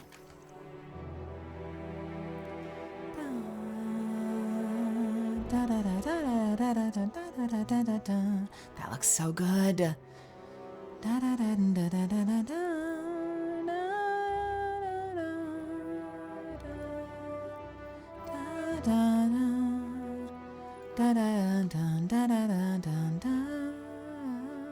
And we have a new bow. It's the first precision stasis bow.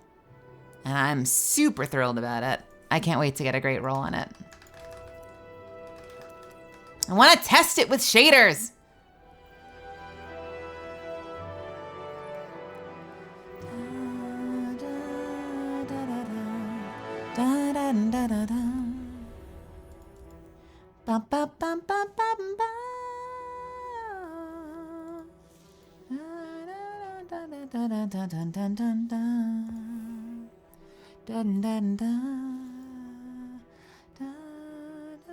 What can we have on it? It's Le Raconteur. Is it La Raconteur? Le Raconteur? Raconteur. Raconteur can have elastic string, obviously.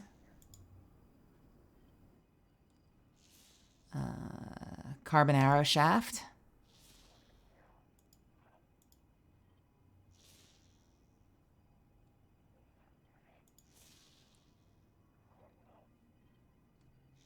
Let's go back and forth between carbon arrow and fiberglass. What does my baby have?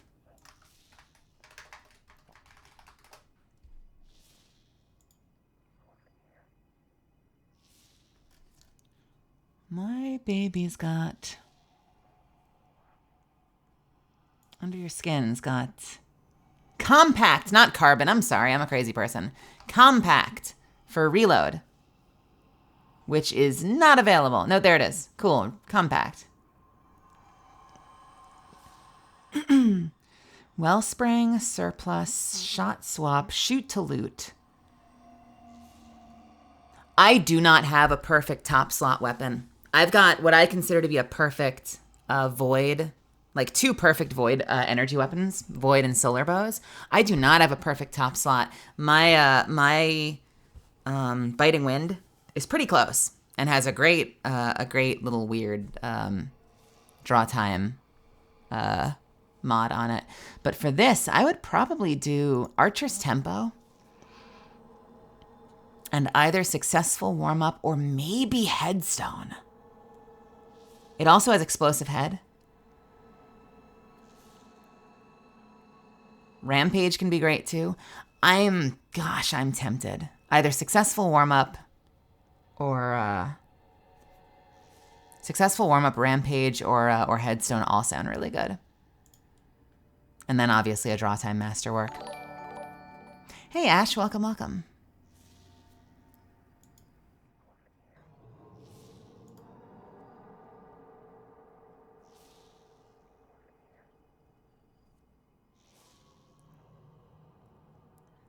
The popularity traits, if you look on like GG, the popularity traits are so bizarre right now. Because probably nobody has it yet, or very few people have it, so all the rolls are wonky. All right. What do I have for challenges? Oh my god, I've done a lot of them.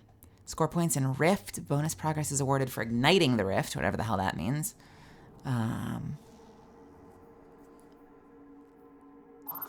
And otherwise, just weekly playlist challenges. Weekly playlist challenges? What does that mean? The hell is a weekly playlist challenge?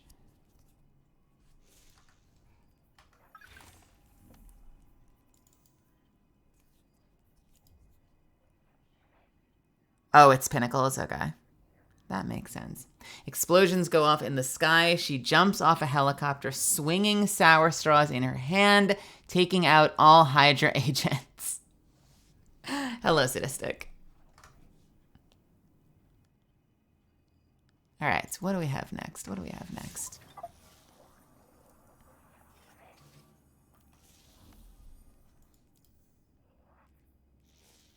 Claim week 1 seasonal challenge Righteous Defiance to earn a Worn Table. Really? You're making me claim one right off the bat? That is so rude.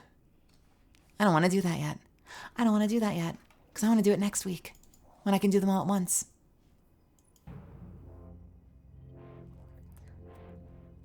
Complete week 1 of We Stand Unbroken quest. Damn it. So you have to do one, you'll get the other. And that's an XP plus, whereas that's an XP. Okay, fine.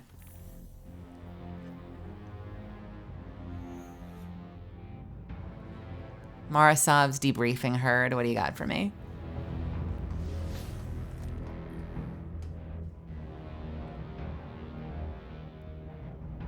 I sensed your triumph through the choke of the pyramid's suppression.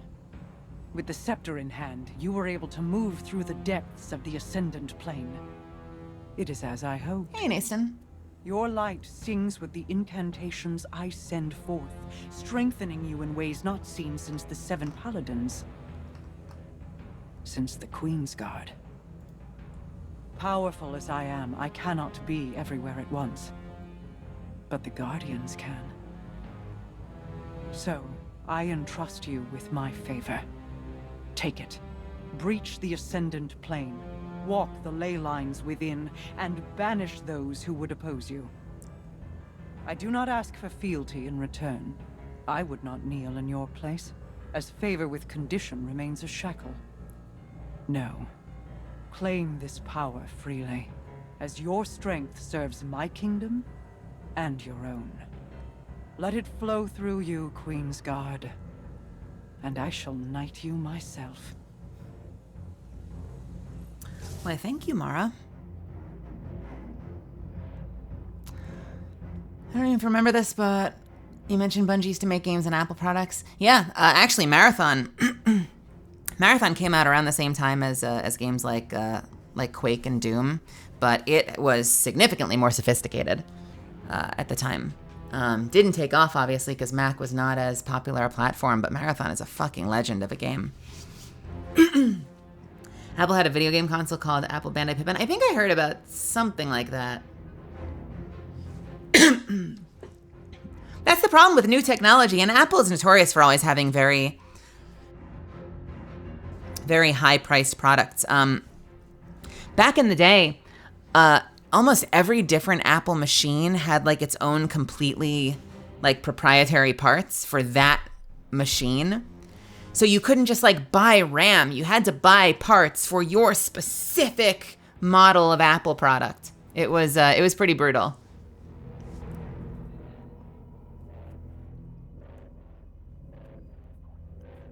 And I love Apple, but you know, they are content to fashion themselves a premium product, and that backfires on them sometimes when their shit starts having problems. You know, it kind of blows up in the face of like the elegant premium design that they make their brand.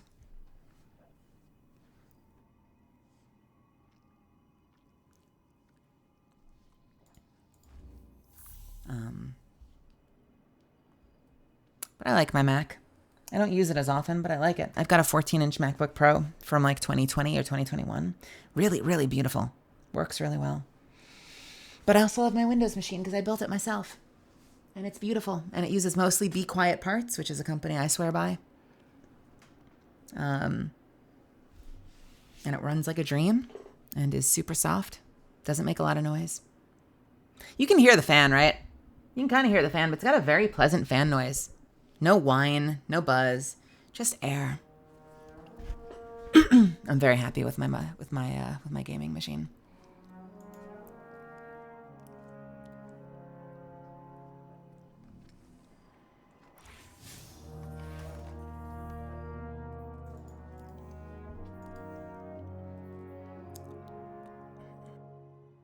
Excuse me. Choose your first awoken favor on the War Table upgrade menu. We're doing the tutorial quests.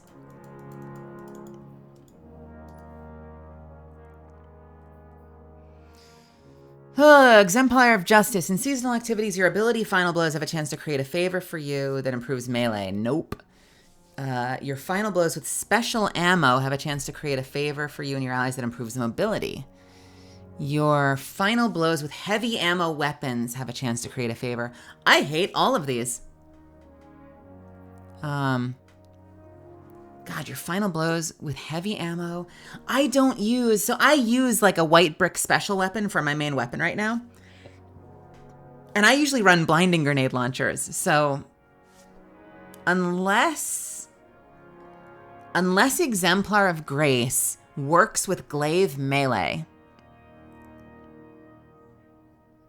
which it probably doesn't. Hey, Svi. Ugh, I'm gonna get so little value out of all of these.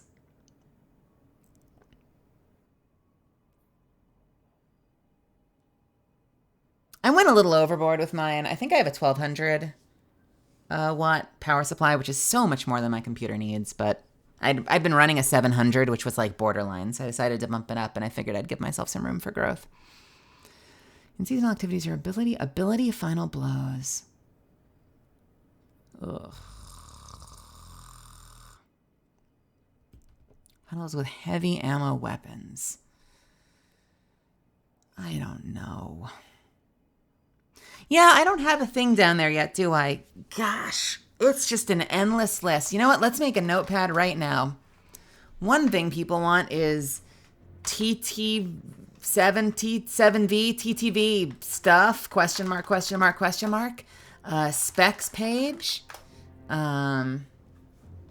Sensitivity stuff. We need redeems. Oh, Megastorm, you are hitting me hard with that history. I appreciate your diligence in learning about the tech. I need redeem stuff. What else do I need? What don't I need? TTS and maybe soundboard are like my list of things at the moment. All of these have question marks after them.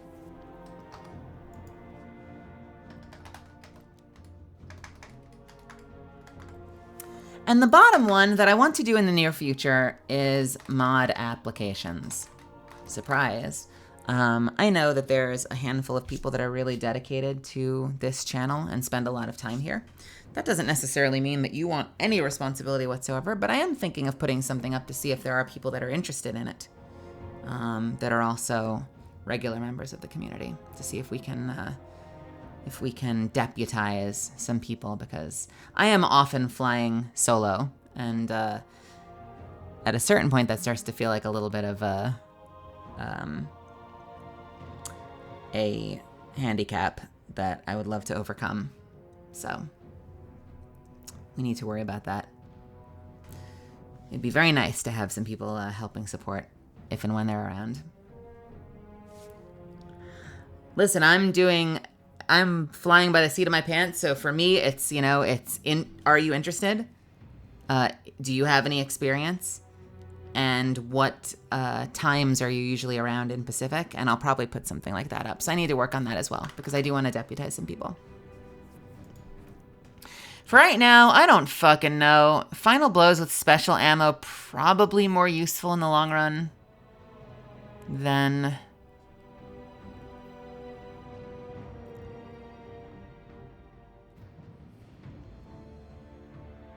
Great favor for you and your allies. I'll do heavy ammo. I don't care. Yeah, mod stuff.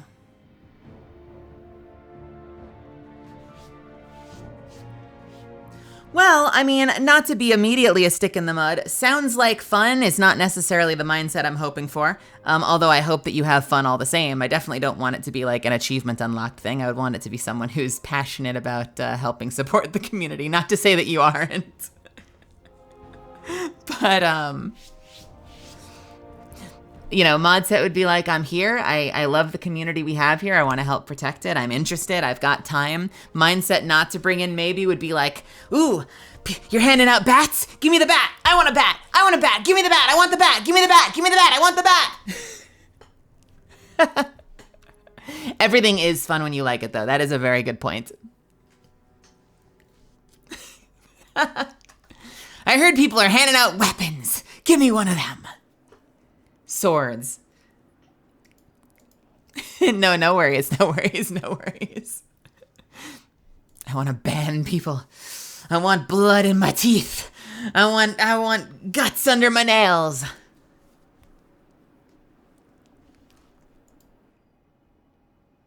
I'm going to be honest, I don't know if I can be trusted. That is very honest with you. I appreciate it. Okay, what do we have next?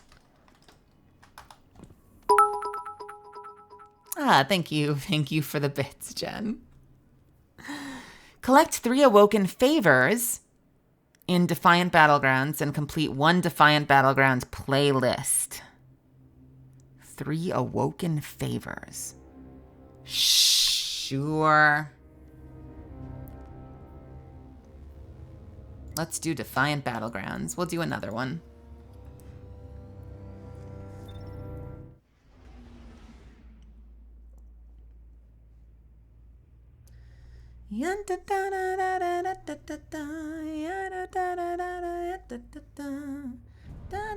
Hey, Zuff.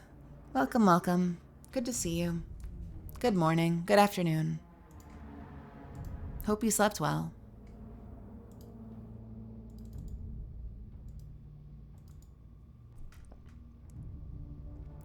Dun, dun, dun, dun. Dun, dun, dun, dun, dun, dun, dun. Dun, dun, dun, dun, dun. Yeah, I mean, Zuff, if you ever wanted to, I trust your judgment. It is all enabled. I think we just haven't actually slotted anything.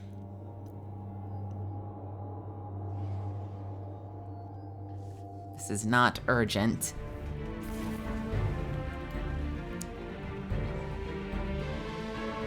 No matter what they say, it's not urgent, but you could do it. I would trust you to do it.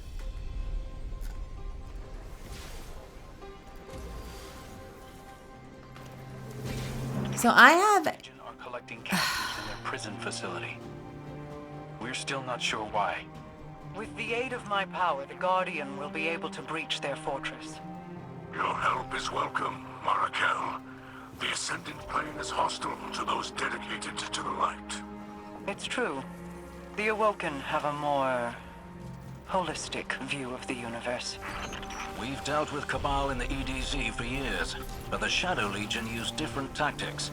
They are even more dangerous, for they care not about honor or glory. Alright, so is it a chance to drop? For the witness. Heavy ammo, final blows. Defeating combatants during playlist activities. And unyielding favor armor, which is not going to happen, has a chance of generating it more quickly. I would rather not wear your special fucking armor.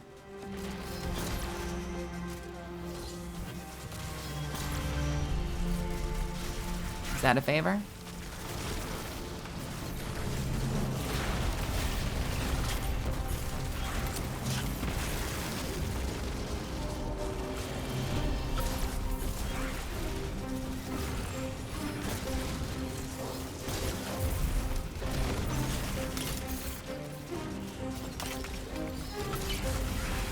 There's one. All right, one down, right? I think. Why does nothing auto-track in this game anymore? I swear things used to auto-track. 1 of 3. Purple, take care. I will see you later.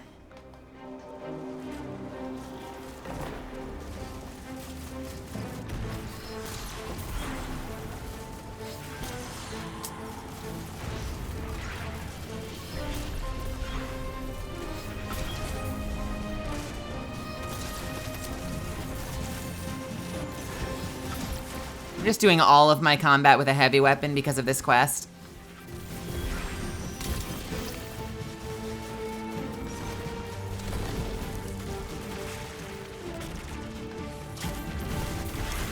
I personally am not passionate about Pepes.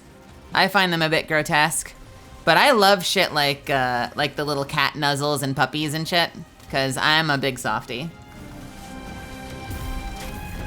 That isn't to say we can't have Pepes, I just don't give a fuck about Pepes. In general, I tend to give very few fucks about 4chan shit.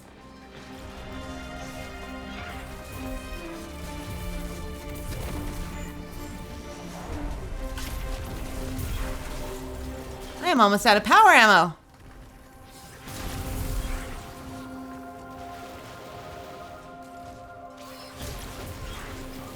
And I'm out of power ammo.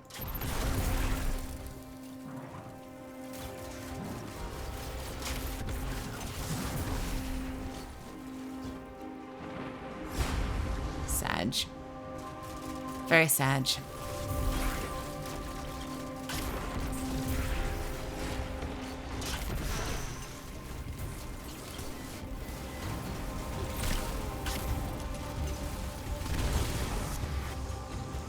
A heavy brick. Give me more ammo. I need more ammo. I think I'm 2 of 3. I'm 2 of 3. And I'm gonna stay 2 of 3 if I don't get any heavy ammo.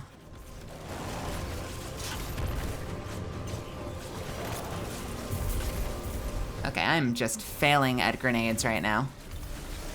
Does that one count? Oh, it did work. Nice. Ah, I didn't know I could pick up somebody else's.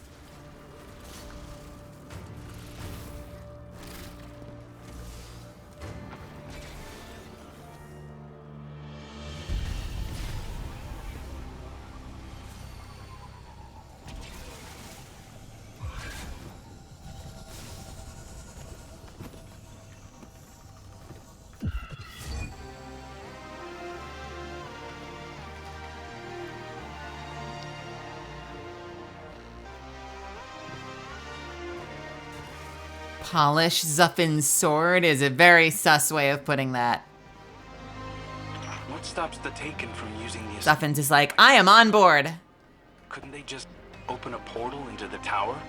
The energy required for such a traversal is massive. Even my capabilities are strained by the effort. But such a thing is not beyond possibility. Especially for an entity as powerful as the Witness.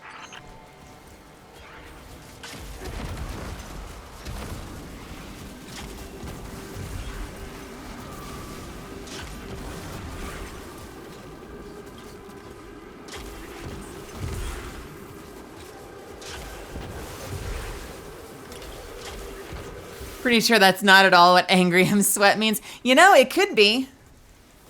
I guess we didn't. I guess they can be whatever you interpret them to be.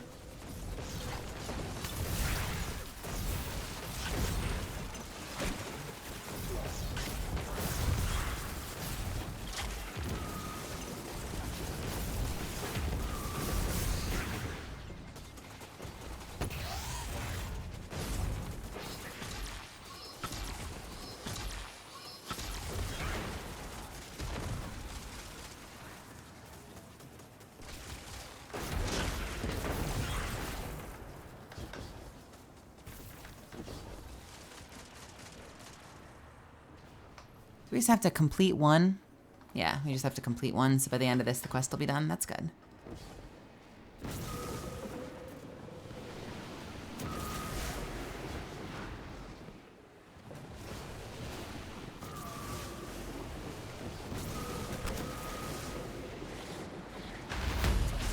Well, that didn't work out how I intended it to. That was not at all what I wanted to get out of that adventure.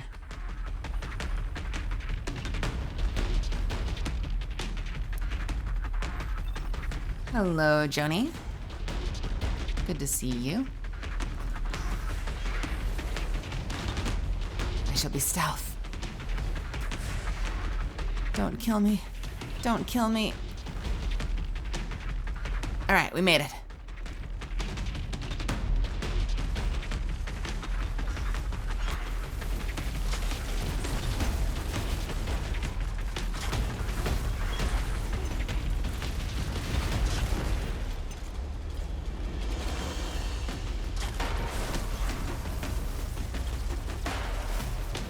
not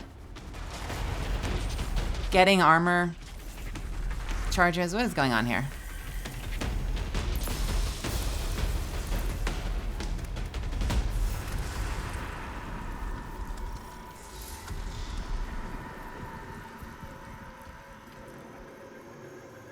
Do I have a stream overlay alert for donos because you got one? I should. Does that not come up in my activity feed? Oh shit, George! Yo! Oh my god, thank you for pointing that out. I need a better... My stream is trash. George, thank you so much. I appreciate it. That's so kind of you. What the fuck? Why?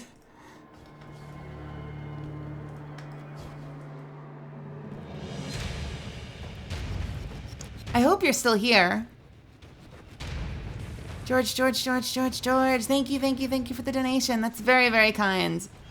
Get yourself some snackies and hydrate. Streaming can be exhausting as well as other things. Tell you what, maybe we'll get a really nice snack tonight. I'll get myself some ramen or something. That's very kind of you.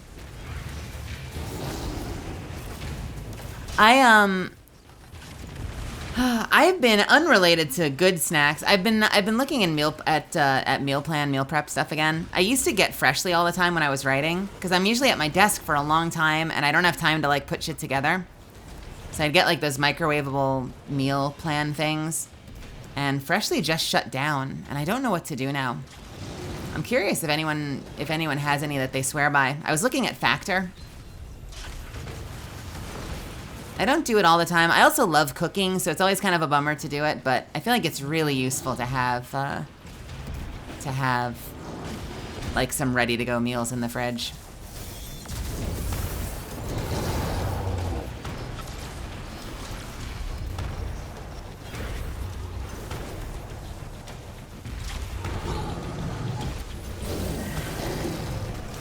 I need to get some appropriately memey clip to play whenever somebody donates.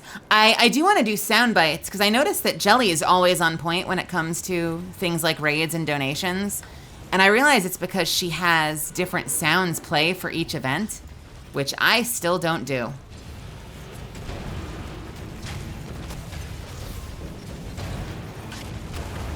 You make dinner for the week every Sunday. How big a cooking project is that? I feel like I know some other people that do that, but cooking 7 meals in one night sounds like the biggest cooking project ever.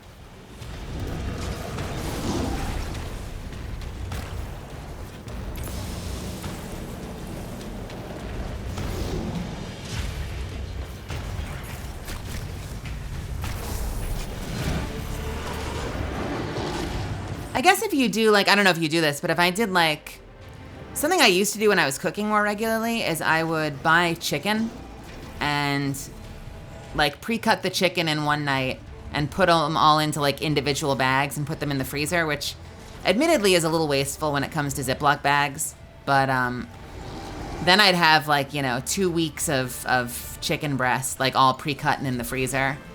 And I could just use like either buy broccoli or even just use frozen veggies. But that still involves a cook, which is a little more than I have time for some nights. Even if it is an easier cook.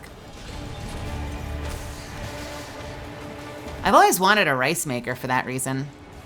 And I've never gotten one, even though everyone says they're like the best fucking things ever.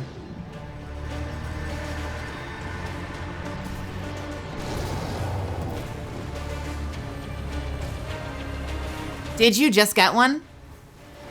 I have always cooked my rice in a pot.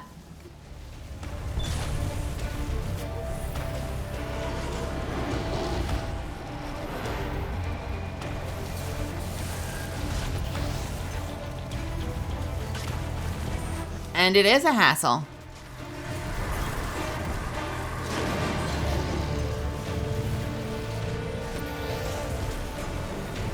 Are they easy to clean? That's my only concern is that they're not something that like requires a washing machine because we don't have a washing machine, so I'd have to hand wash all the parts. Okay. Because sometimes people are like, oh, it's really easy to clean as long as you have a washing machine. But then if you like hand wash it, there's like tons of little ridges and nooks and crannies, and it's like impossible to get a sponge into them. But yeah, if it's easy, that's very encouraging. Dishwasher, sorry, I'm an idiot. Dishwasher. Yeah, you know, I put the rice cooker in with my jeans.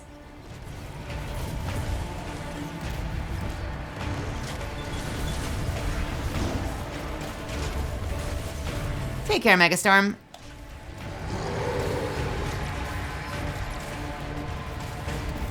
Oh, I hate letting things soak in the sink. I always try to wash things immediately after I'm done using them.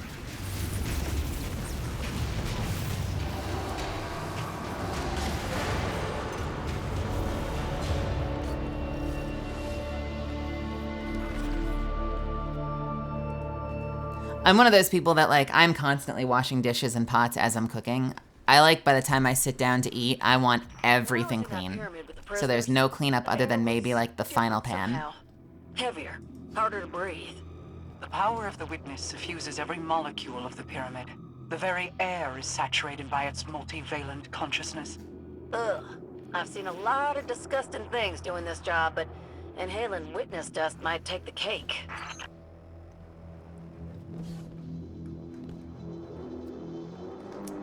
What else did you say real quick?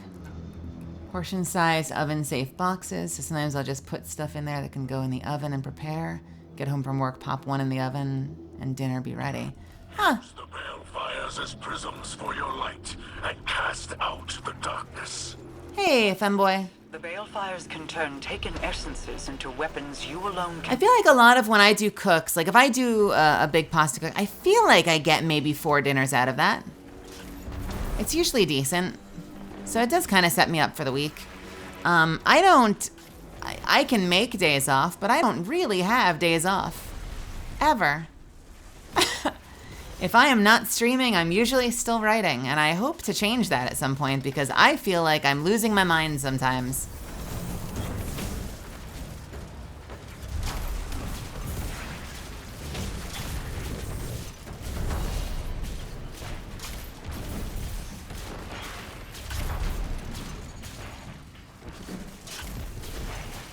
I like Zojirushi though. I might look into their stuff. I use a Zojirushi coffee like travel mug, and I love the way that they all come apart. It's all fairly cleanable, so I might look at theirs. Don't they have those? I feel like I heard that they have those induction ones now that like you almost don't even need to set a timer. Although if you use like black rice or certain types of brown rice, you might need to watch it because the times can be weird.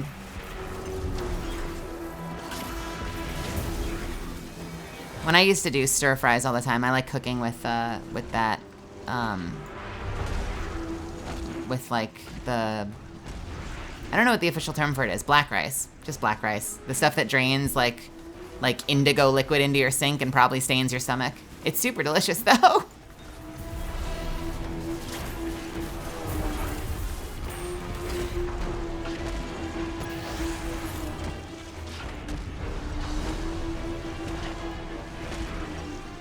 There's a brand that makes it called Forbidden Rice, I think.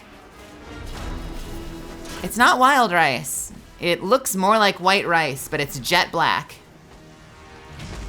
I don't know if Forbidden Rice does not sound like an actual term. That sounds like a branding term.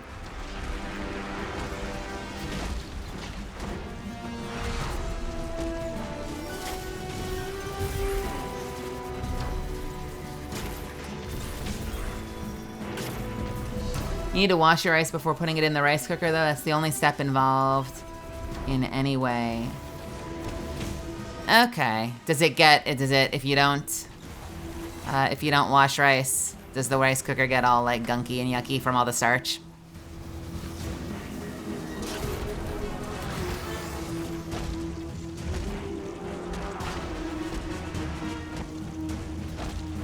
I contest that a little bit. A lot of Italian dishes don't. That's very much a cultural debate, but I do know some people are very passionate about that.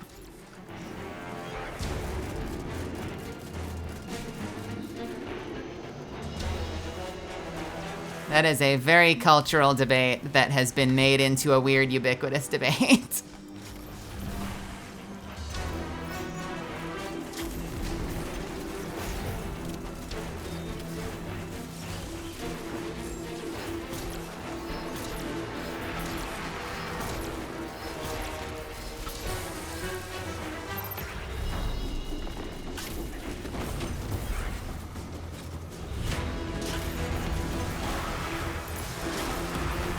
Let me ask you this. Do you... Kind of like watching chicken. A lot of cultures still do that, but it's argued if you should. I don't wash meat before I cook it. I pat it dry. A lot of people say you shouldn't wash mushrooms. I always rinse mushrooms. I question if a lot of that, like... Is it because the starch is bad for you, or do people just not like the mouthfeel? Like, is it really just a texture and a mouthfeel thing?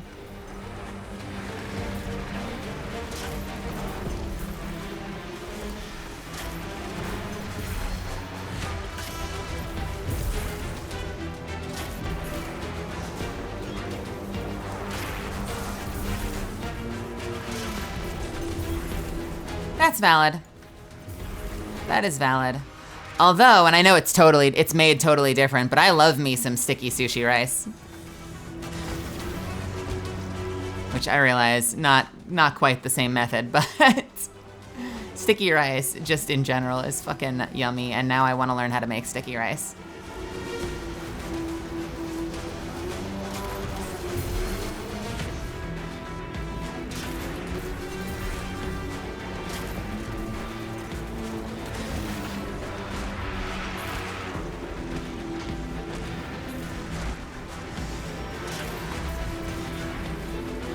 I get into so many, I'm gonna be honest with you all. I get into so many like very like left-brained, like utilitarian conversations with people about how to cook things. Cause I watch those channels, you know, I've watched a couple dozen Uncle Roger videos and I've seen him attack people over the way that they cook stuff. And my favorite one, and it's always hotly contested, is always water-rice ratio. Because they'll be like, oh my gosh, there's water in your rice when it's done. You have to... Uh-oh. My game just froze. All right, well, my game crashed, but I'm going to keep ranting. Oh my gosh, you mean you have water, you have to strain, you have to be bothered to strain the water at the end of your fucking cook. And I'm like, they're like, you have to do it like this, and then it'll be perfect every time. And I'm like, yeah. And if you get caught watching something at your computer for a couple of seconds, if you get lost in a YouTube video or you spend a little too much time talking to a friend, you miss the timer, you come back, your shit's burned and charred on the bottom, and you've got to spend like 30 minutes later scrubbing the pot. I'm like, or you could just strain it. Maybe it's the Italian in me because I'm used to cooking pasta and I just treat it like, you know, it's fine. Yeah, if you drain your rice, you fucked up. If you drain your rice, you didn't fuck up. You just have some water to pour into the drain. You strain it, you move on in your life. You're taking it very seriously if you get angry at having excess water. Here's what you don't want. You don't want it to burn. So I would rather play it safe. That's me. But we do, you know, people do things in weird ways. No, you fucked up. Okay. The gamification of rice. Here's another thing that I don't use. Your rice is goopy and mush. No, it's not if you take it out at the right time. People also get, here's an item that I will never need in my house is a fucking strainer for pasta. If you cook pasta the right way, you do not need to strain the pasta. You take it right from the pot, you put it in the sauce, you add a little starchy water to help make your sauce nice and creamy. I always get confused when I walk into people's houses and they have the fucking pasta strainers because I'm like, what? This is my own version of that. I'm like, why? Why? It's a completely unnecessary tool. Here, this is me swinging back. I'm basically, this is the equivalent of me doing, I'm doing a fucking, what's the term? What's the political term? I'm doing a whataboutism. You're coming at me for rice, so I'm coming at people for pasta just to defend myself because I'm defensive and insecure. There is a very, like, American, like, white picket fence, like, fucking, like, 2.5 kids method of making pasta, where you cook the pasta, you make the sauce, and then the way that you serve it is you slap the pasta in a bowl, you slap the sauce on the pasta, you put a fork in it, you hand it to your kid. That shit is not the right way to make pasta. You want fucking delicious pasta? You want to be tossing that pasta in the sauce. Add some starchy water from the pot that you made the pasta in. You will have the creamiest, most delicious fucking pasta ever. Anyway. I need to do that again because I didn't fucking finish the quest because my game crashed.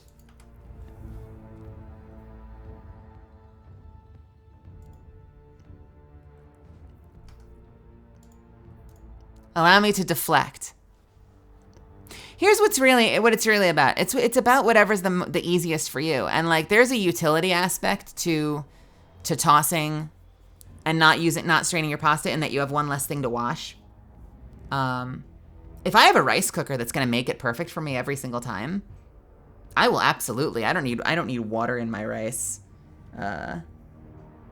If I'm using a rice cooker and it comes out perfect, I will absolutely invest in that. I think the reason I tend to put extra water in my rice when I'm cooking it is because I will get fucking distracted and I will burn that shit because I'll get caught talking to someone or caught in a YouTube video. So it's really more of just like a utility, like self-protection thing. I would never argue that it's like better that way. It's just safer that way. Here, while I'm loading in, I'll show you the stuff I was talking about.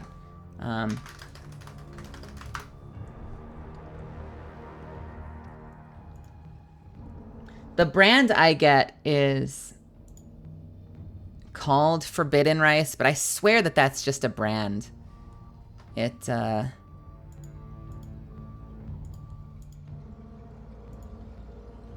a good picture.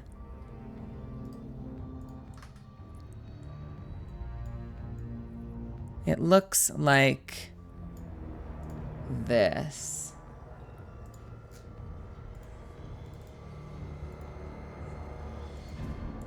It looks like that when you cook it. So it's not wild rice. It's a little different. I have way too many images on my desktop. I'm gonna hit an ad, by the way, while we wait for this to load.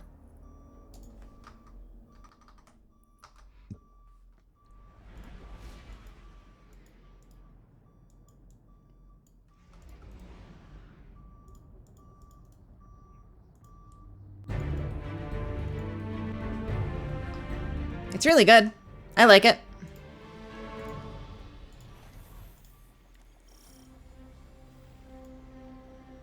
All this actually started because I don't have the time to cook most of the time, so I do love stirring up. I got my shit from Amazon. Like, here's the thing. Another transport. I think it's just black rice. I need to find a place to get it because if you buy the brand, it's like a little expensive. There has got to be a way to buy it in bulk. Before I reach the last city. If I can find it in bulk, I would buy it because I really like it. But these civilians have something your family didn't. They have us, fighting to bring them back.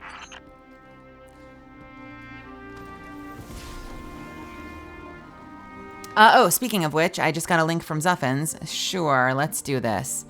Is this the link for BTTV as well, or is this something different, Zuffins? Hold, please. Go to Profile, Add Editor, Zuffins.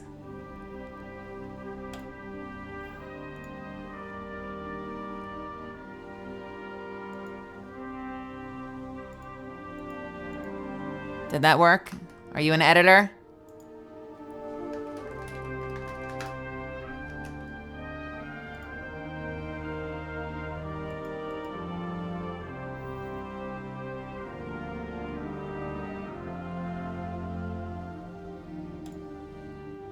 Is that you? Did I do it? Did I pull it off?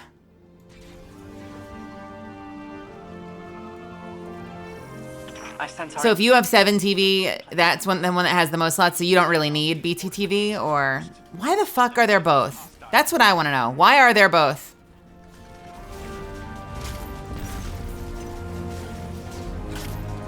The last time someone said there were only both because someone was trying to, like, put in blackface emotes or something, but, like...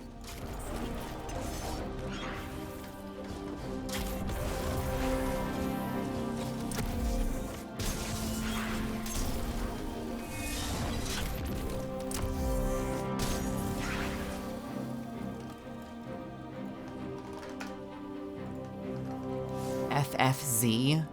Okay. Y'all need to stop.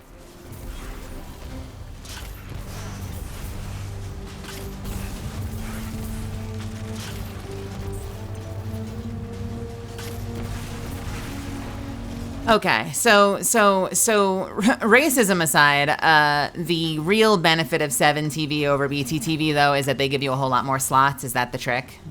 As I understand it.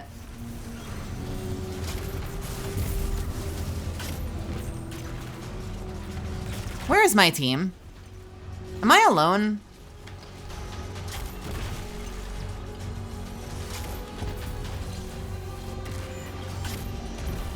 Like, who am I with? Why am I alone? I don't want to do this alone. I want to do this with 2 other people. What the fuck?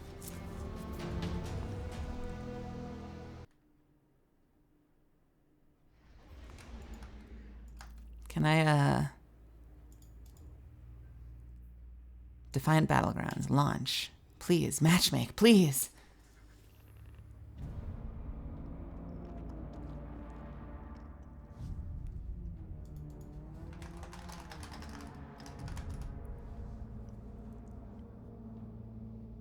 Call out my life, why don't you? Oh no.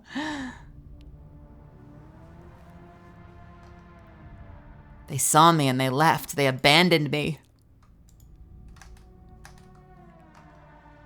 Zojirushi, huh? Zojirushi rice cookers. Oh yeah, I've seen these. So we've got the pressure plus induction heating plus MyCom. Or we just have the induction heating plus MyCom. There are 3 of them.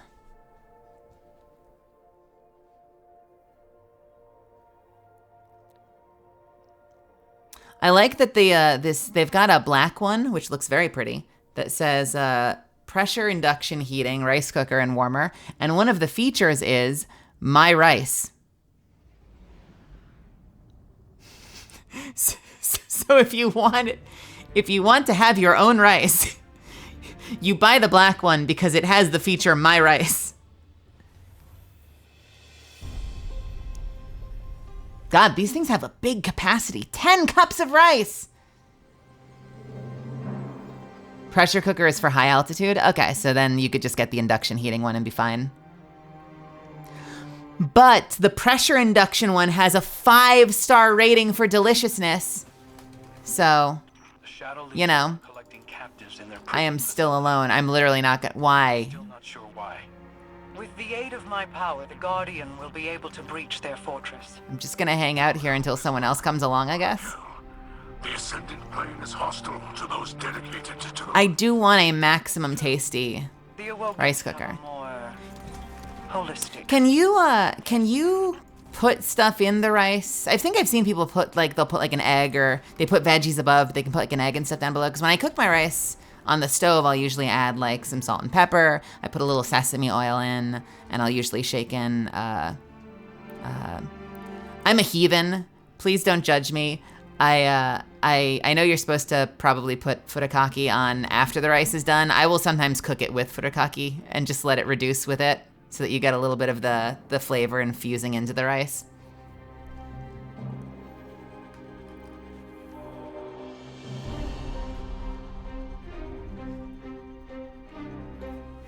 Does this fucking matchmake or does it not? Why am I alone?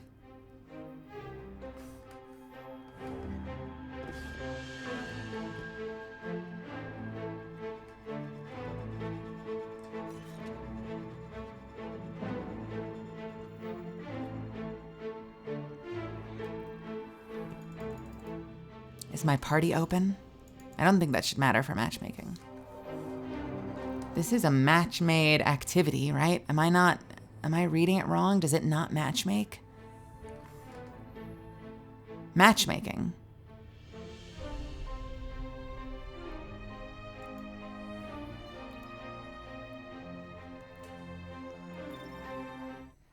Just be aware that at the end there won't be any water left in the device.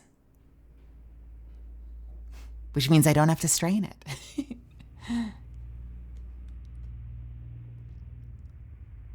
Research-wise, how much are prices for you? I looked it up and the prices are high.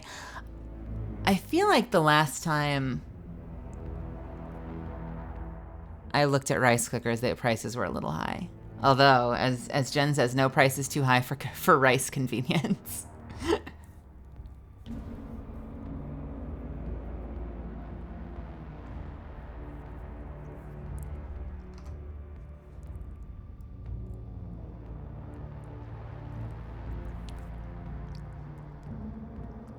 What are the differences? The black one has...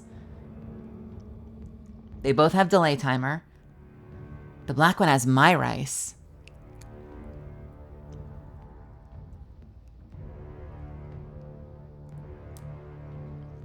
And what's the other feature? Oh, that it's new. Okay.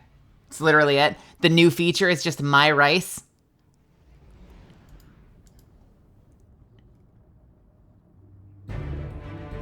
Oh, Naston, that's an interesting question. Did we crash out because of an update?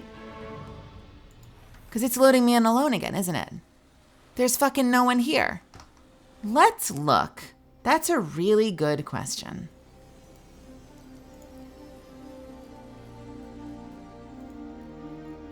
There's no update. There's just no one playing this activity at all in the entire game. What the fuck? Another transport full of captives was just spotted heading to the pyramid facility. Common folk getting snatched up. This reminds me of the bad old days. Here, let's do a test. If I go to the tower, am I going to be alone in my own tower instance, or will there be people there? Have something your family didn't.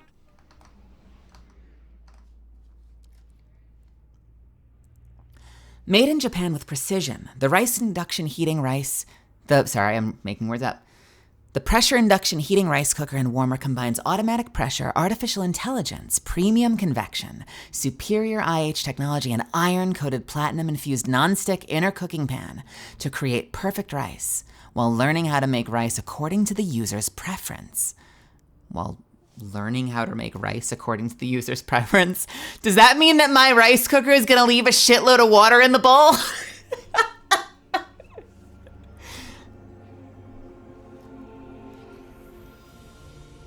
Oh no. Oh my god, am I alone? I'm alone in the tower. I'm alone in the fucking tower. All right, I'm quitting the game. I'm literally alone in the tower. What the shit is going on right now? Destiny, there's gotta be an update.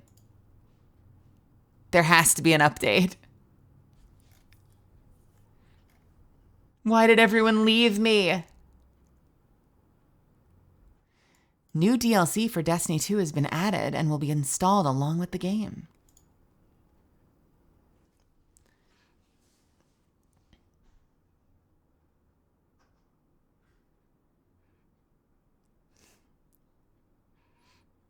Hey, Titan Viper, what's happening? I'm the last player in Destiny. I'll try joining a friend this time.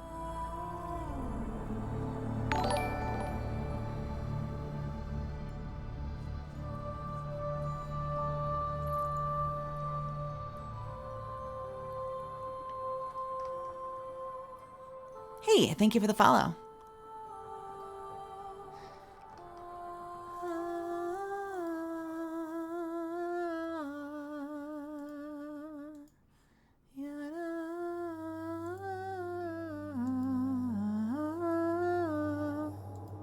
I'm a hunter.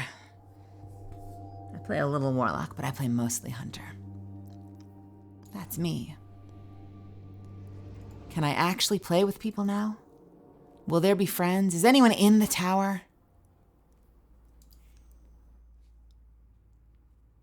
Playing Explore. Okay, we're not joining Mommy Bwendy. Playing Vanguard Ops. Exploring. Playing Story. Playing Explore. Orahak is playing Seasonal Arena. Twilight Sage is in the tower. Let's join that tower instance and see if it works.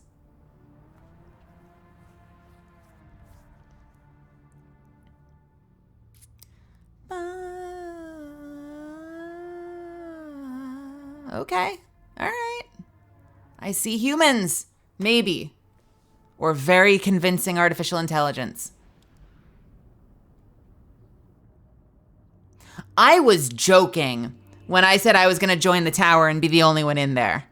I did not expect to actually be alone in the tower. Okay, those are players. I feel a little safer now. Will this thing work now?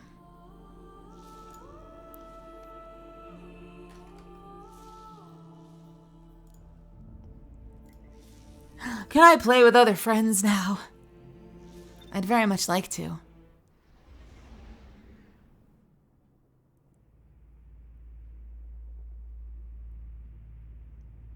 What is this? Stasis Surge, Solar Threat. So we deal more stasis damage. There's a 2, that's what we like to see. And we receive more solar damage. As I hit escape like a moron, let me queue that up, and then I'm gonna hit the restroom real quick, and I'll be right back.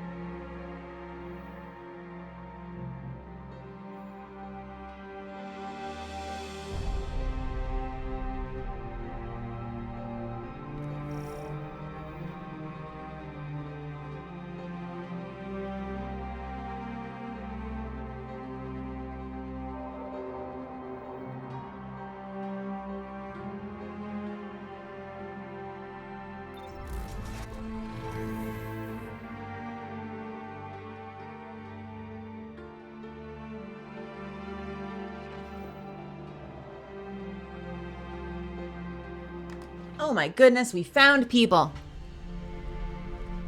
Ah, that makes me so happy. Let's kick some ass.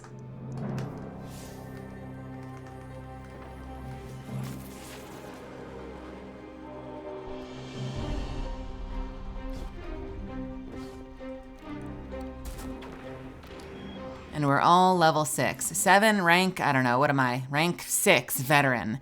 Learn how to modify your gear to increase its potency to fit your combat style to succeed in even more perilous missions. I have no idea. I've not bothered looking up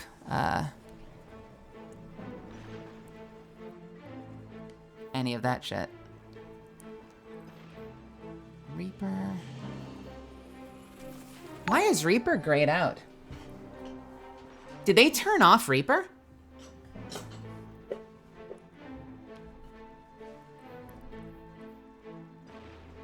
What? Was it creating too many orbs? Or what happened?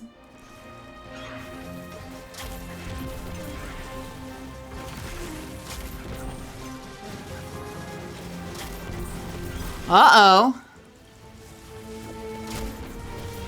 Did they fix me?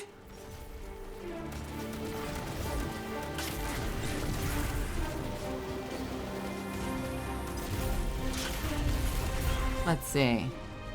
Hey, Jelly! How are you? Well, at least in this activity, I might be fixed. I'm doing regular damage now, Nilky. Maybe it's when I pick up an orb. So that's why all my armor mods probably aren't working at the moment.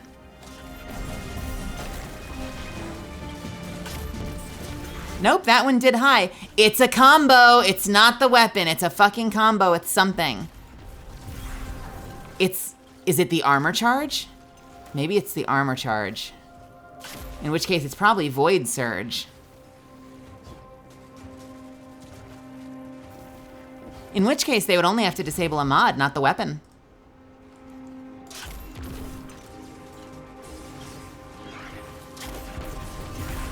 Now it's hitting high again. It was hitting for normal damage at the start. What the fuck is going on?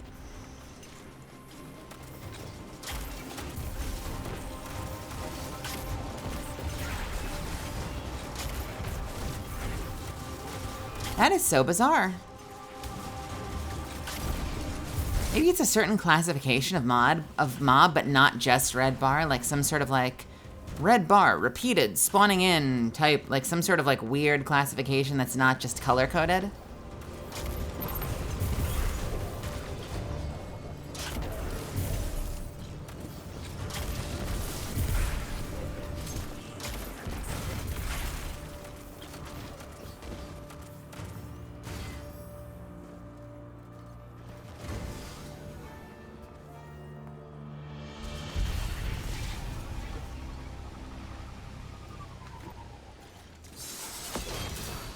What am I using again here? I have Reaper, Utility Kickstart, and Time Dilation. That is actually what I want, isn't it? Why do I still have these? Why are these still in my inventory? Do I have to break them manually? Is that what's going on? Nope, they're just gonna hang out there. That's cool. They are not accessible. They are just permanent, weird, scuffed mods in my item.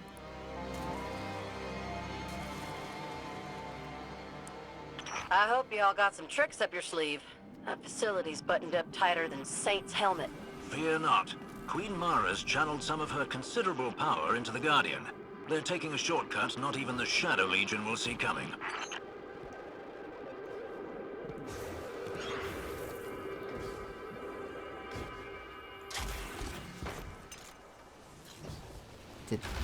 You're just gonna teleport the enemies away? Okay. Aren't there supposed to be enemies here? Oh, that person has probably already massacred all of them. Holy shit, what build is that person running?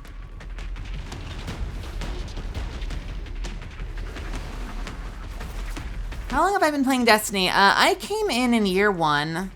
I wasn't there for the launch of the original DLC, but I did play them later. So when I first started playing, you could go through the Red War, and all of like the Mars trial, you know, Osiris, etc. DLC was already out. I've taken some hiatuses since then. I didn't play Shadowkeep. I had to come back to it later.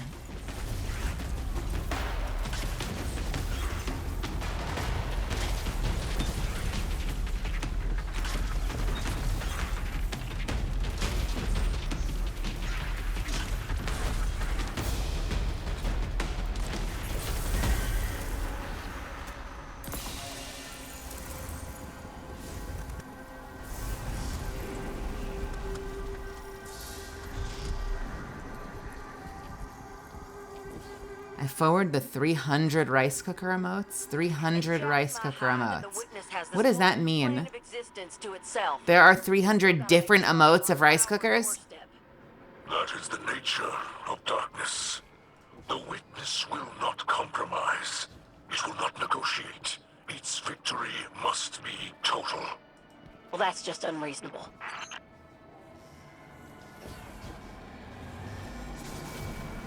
Oh no. Lighting balefire should secure our breach point into the pyramid. But the Shroud of Darkness must first be lifted. Dispose of these taken, and the blights that provide them succor.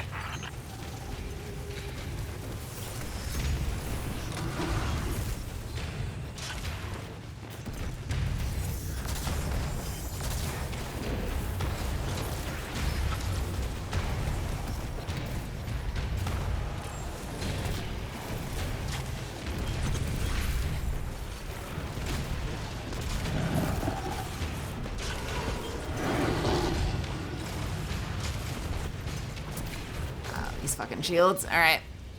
Hold, please. Oh, no.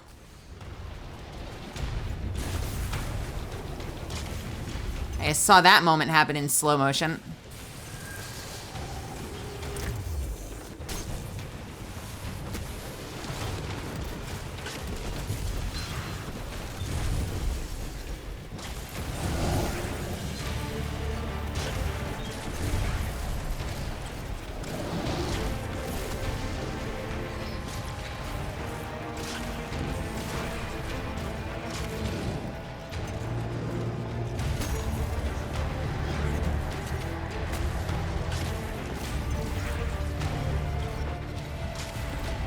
Secret catalyst lore. She's not actually manipulating ferrofluid. She's has rice kinesis.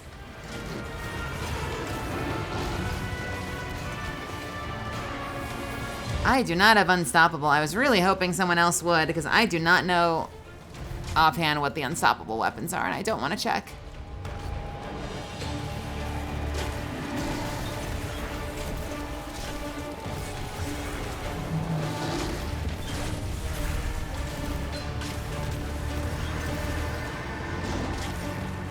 Anyone ever watch Misfits? It was like I don't know if it was actually BBC, but it was an English show. It was kind of like, almost like Heroes, but it's a whole bunch of delinquents that develop superpowers, but they all have like weird fucking like buggy, bad superpowers. I remember at one point in one of the episodes, they introduced like the most bizarre villain ever, who, when like the storm hits and they all got powers, developed the ability to control dairy products with his mind. And only dairy products. They called it lactokinesis. And he ended up like one of the most dangerous villains they faced on the show.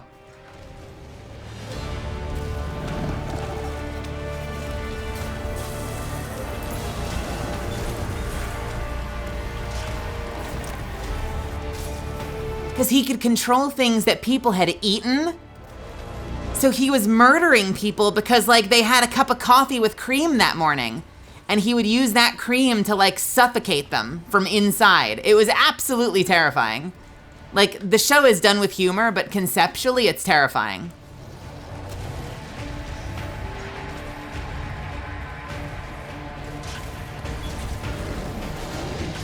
I think it might have just been milk. It might not have been all dairy products. It might have just been milk. So there were so many like murder moments where he'd be like, I bet you're regretting having that pizza for lunch. I just wrapped it around your esophagus from the inside or whatever.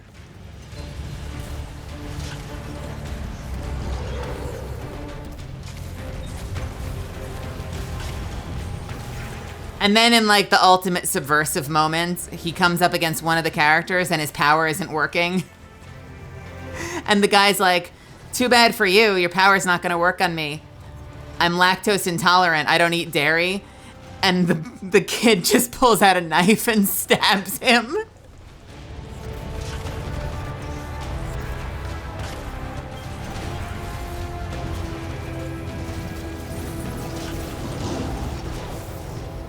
It's like, I don't need to just kill you with my power. I also have a knife.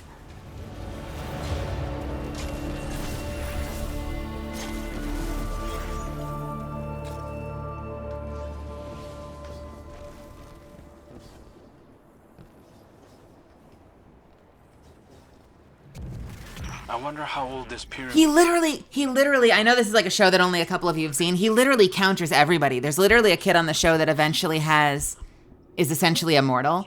He can't die.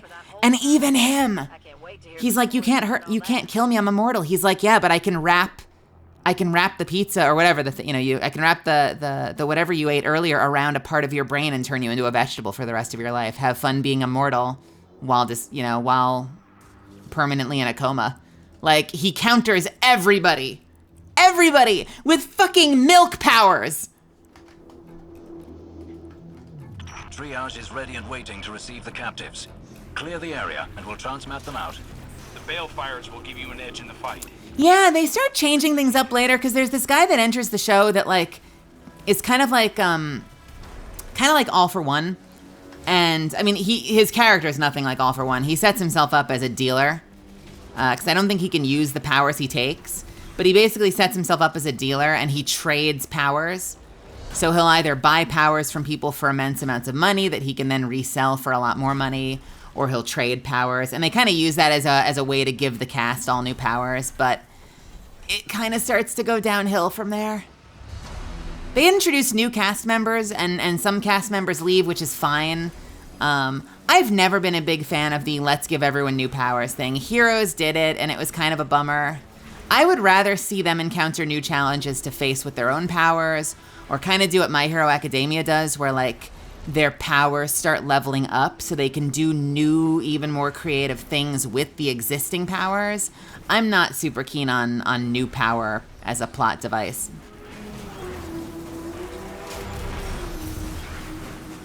Like, unless their power is literally to trade powers, but like, I don't know. I don't read comic books, so this is probably a bad example, but like if I were reading, X-Men and the latest chapter of X-Men was like, hey, we've switched it up.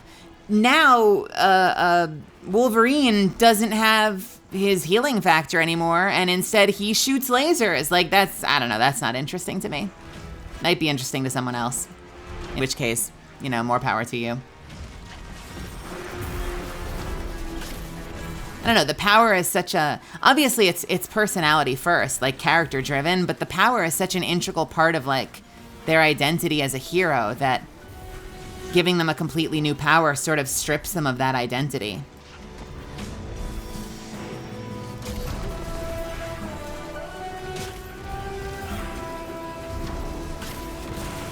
That's why I want to see stuff like Zahir in Korra is such a fascinating example, because like, I don't want to see an airbender be like, I'm an earthbender now. How crazy is that? Like, I want to see an airbender learn to fly, or an earthbender learn to manipulate metal or magma. Like, I want to see, like, that kind of shit is so much more interesting to me.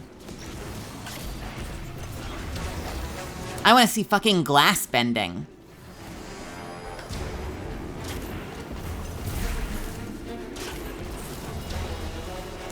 Like you get, like, I'm not sure we saw Katara do it, but for a while, like the easiest way or no, not Katara. I'm not sure we saw Toph do it, but for a while, the easiest way to like, capture benders was to keep them away from their element, So like they would be, like Katara would be on the mainland and would be in like a wooden cage and wouldn't be able to escape. But like, then you start to get benders that have the ability to manipulate the liquid inside of plants and can probably manipulate the moisture inside of wood. And next thing you know, you've got waterbenders that are moving wood with their powers instead of just water.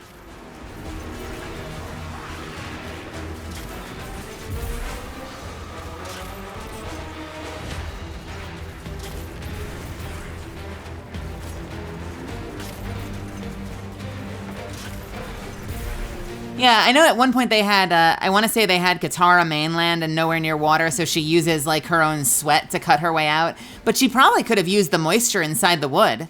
And earthbenders, they had that earthbender prison on the boat out at sea, so they were nowhere near the earth. Even though one could argue you could probably pull it up from the ocean floor, but we won't get into that.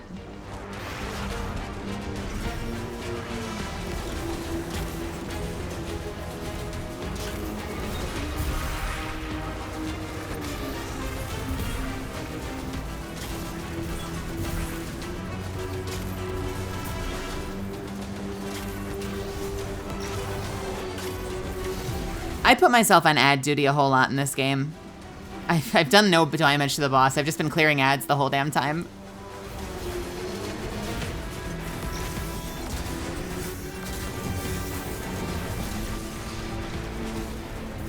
Oh dear. Where the shit? I love Korra. I love both those shows. Last Airbender is wonderful. Korra is wonderful. There are some plot details that the show struggled a little bit in book 2, but like my biggest complaints about Korra and Airbender is that there's not more. And I'm very excited to get more. Hopefully. In theory, we're getting more. We'll see if it actually happens. A pyramid from a priory that high up. You pilots need someone brave enough to set eyes on it. Brave or foolish? That's the eternal question, ain't it? For the both of us, I'm sure. Oh, thank God we can just pull pattern progress now. It is a godsend.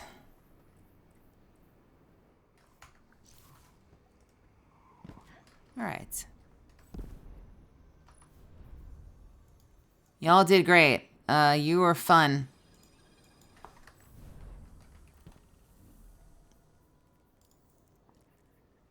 Visit the farm to debrief with Mara Sav.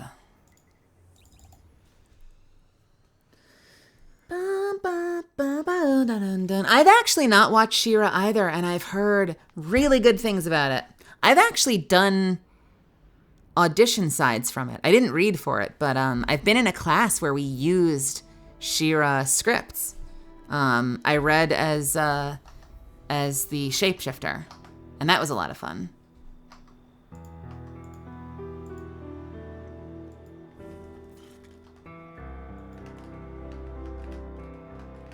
Yeah, Double Trouble. Yeah, I did some scene work as Double Trouble in a class, and I got to read as them. It was a lot of fun. They are very, very cool, and sassy and confident.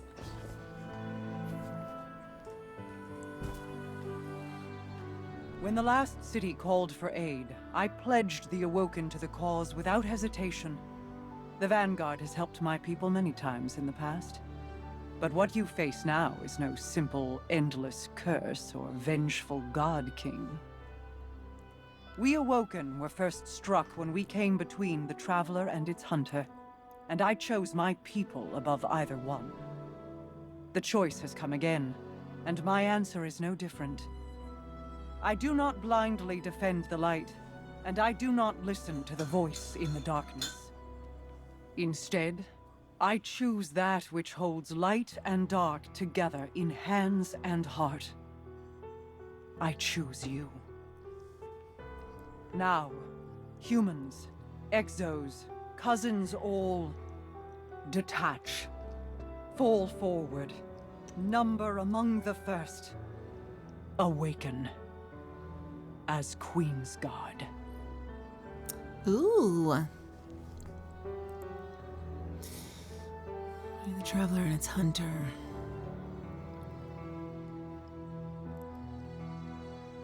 Mara officially knights you as her Queen's Guard, but doesn't give you the title, because that is an achievement you need to unlock, apparently.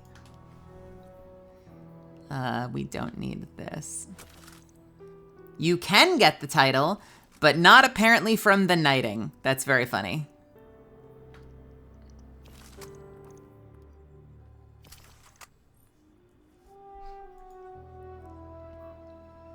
Royal Executioner. The Vanguard and its allies are working to rescue more prisoners from the Shadow Legion. The Queen's Guard will be called when their assistance is required again. Let us take a look. Oh, it's gross. And that is it for week 1. What do we have for challenges?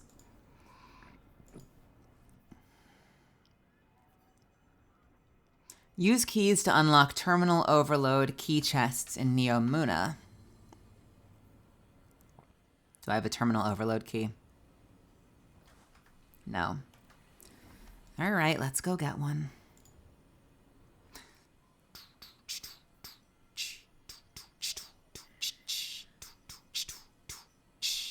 I think you get one from a daily, right? And you can sort of sometimes get them from public events if you really love doing public events. Dun dun dun dun dun dun dun dun dun dun dun dun dun dun You've been doing public events for 4 hours. Yeah, the who were we talking before? Someone was in the chat and we were talking about Gaul and the original Year 1 losing your powers. I think it was in relation to going to the farm. Hey, how's my favorite Thembo? I was just thinking about you.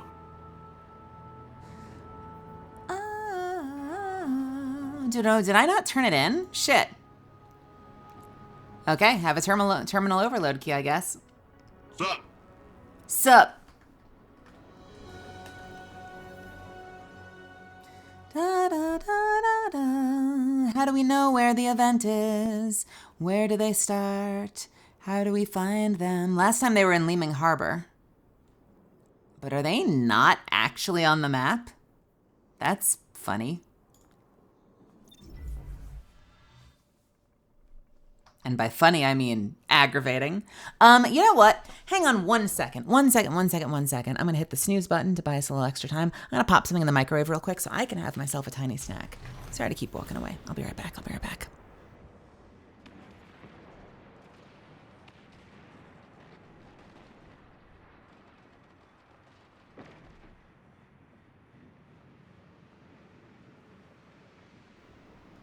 How can we already get the snack when you're the snack? Right, fuck. Never mind. I'm late. Hang up.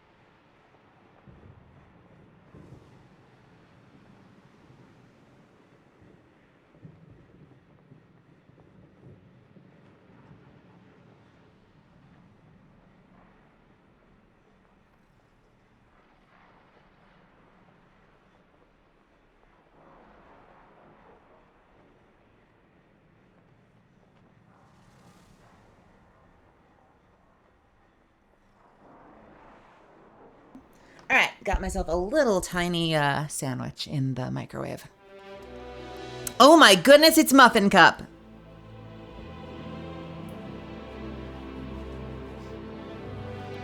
How many of you have 7 TV at the moment? Why, what happened?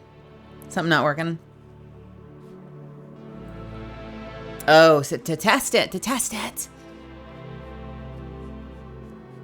Would they appear on my page now? Or is that not... That probably doesn't... It probably doesn't appear in my About section.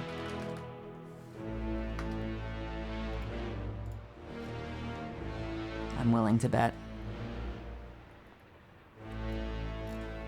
Da, da, da. No, it doesn't. No, it doesn't. Da, da, da, da, da. Da, da, da, da, da, da. I see some. I see a whole bunch.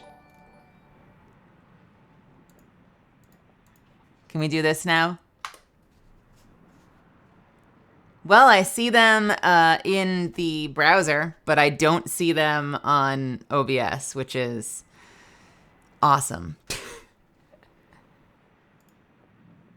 Better TTV settings. Oh, is that because I had not turned on 7TV, right? Did I not enable it in OBS? Let me see if I can fix that. Where the fuck is the enable? There. Hey, I see them now. Nice. Let me get my thing out of the microwave.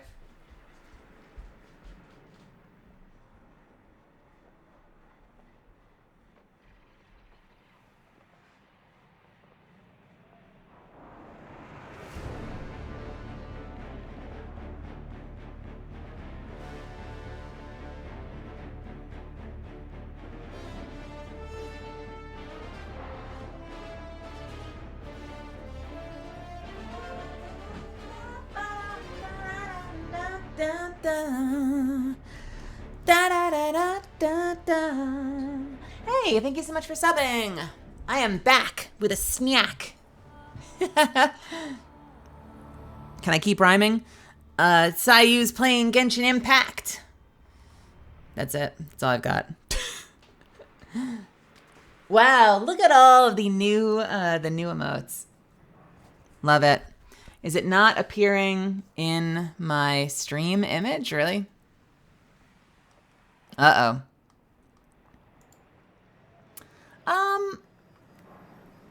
All right, let me tell you what. If I go, so that is Streamlabs. I wonder if there's a toggle for Streamlabs.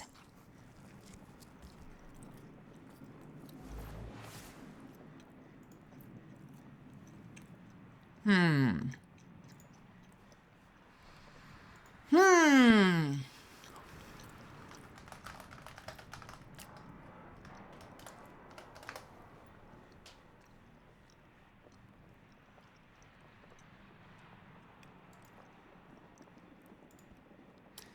Dun dun dun dun dun dun dun dun.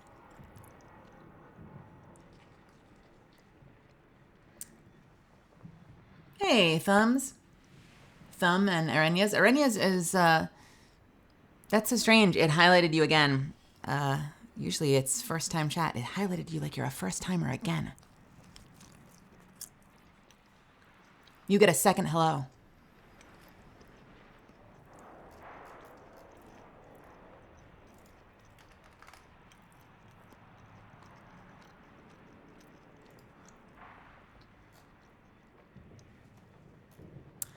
You know, weirdly, I have 7 TV emotes enabled on my Streamlabs.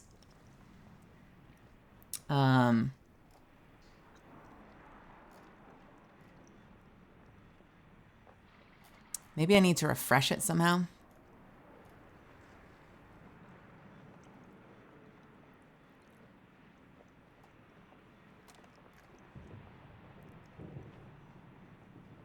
Yeah, Better TTV, Frankerface, Z, and 7TV are all marked as enabled, but not shown up. Maybe it, Uh-oh.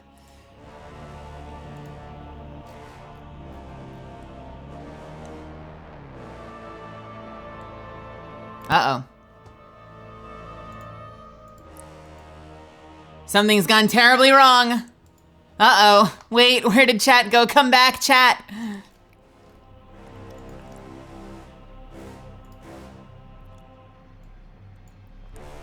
Where did my beautiful chat go?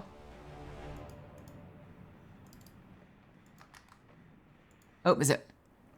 It's back. Chat has exited the chat. Want to try one now and see if it works?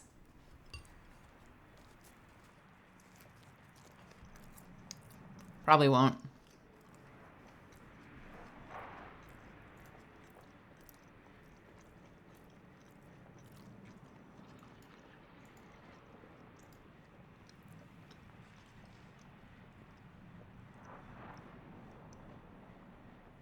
Does it work? All right, look at me figuring stuff out. Zuffins, thank you so much for setting that up. Can you have a bite? Just a very small bite of my snack. It's a little roast tomato and basil and mozzarella panini.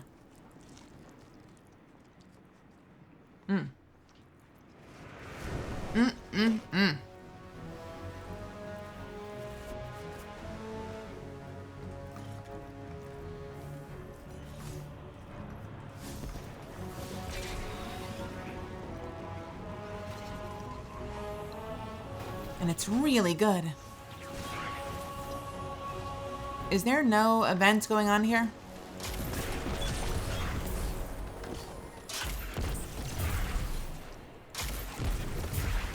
All right, where is the event then? How do you know where the event is happening? Terminal overload. Okay, so that means...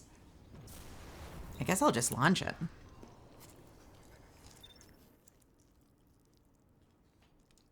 Oh.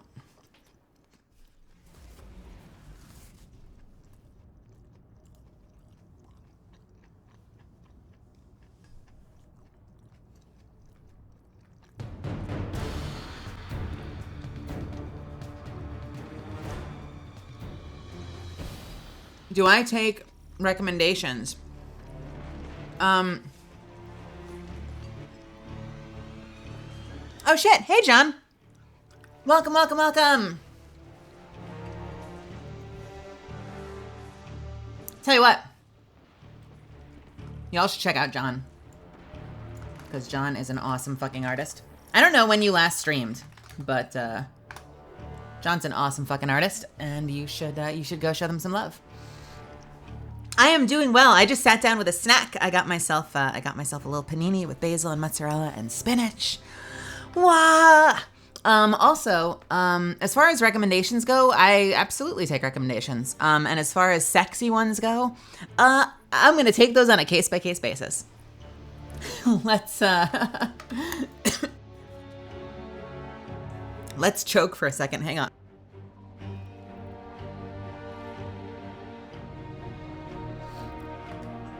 I am dying.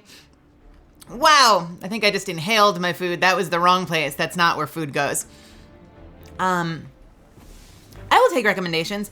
I think you might be surprised. There are certainly some sexy emotes I would be I would be absolutely fine with. I'll take them on a case-by-case basis. You know, a jiggling butt every once in a while never hurt anybody. If they're like actual naked tits, maybe not. How's that sound? Real, actual cannibal tits. Wow, we just witnessed that horrifying murder in real time from the Cabal pod.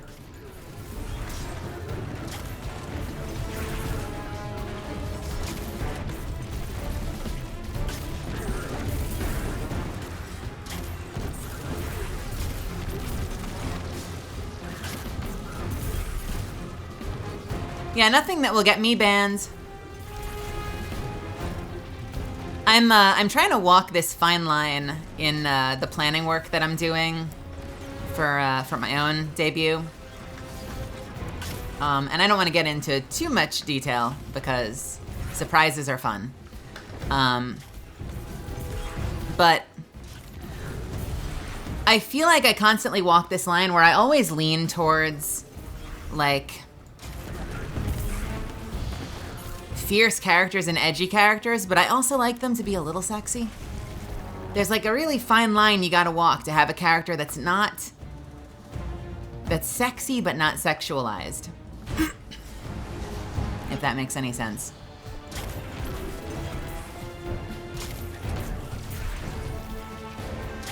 I'm working on a print right now for Catalyst that I probably won't be done for a couple of months. But I've been looking at having a kind of fun little sort of sexy Catalyst, and it's another case of finding that line of like I don't want it to be Catalyst. I don't want to go as far as like Catalyst ecchi or Catalyst lewd, but like I want Catalyst suggestive, Catalyst like low key like fun suggestive.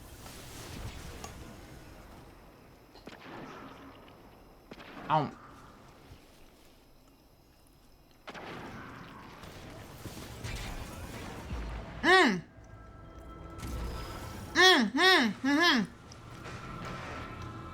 I took a bite. Thank you for the sub, Aranius.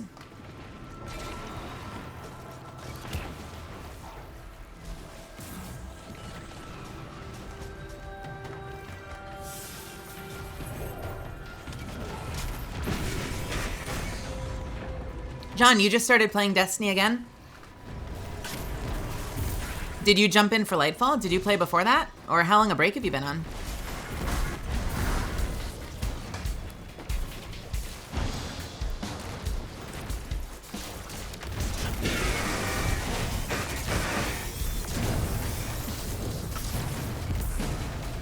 Melly, don't make too many things because I know it'll end up buying all of it and I don't have infinite money.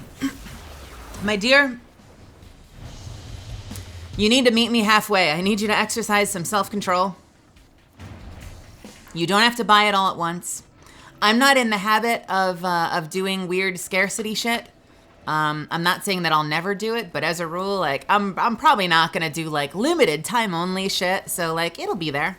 If I have a print that you love but you can't afford right now, it'll be back. Or it'll be there when you want it, when you can get it. All right, where is your crit spot? Oh, it's in your chest, isn't it? Oh, well now you're just immune.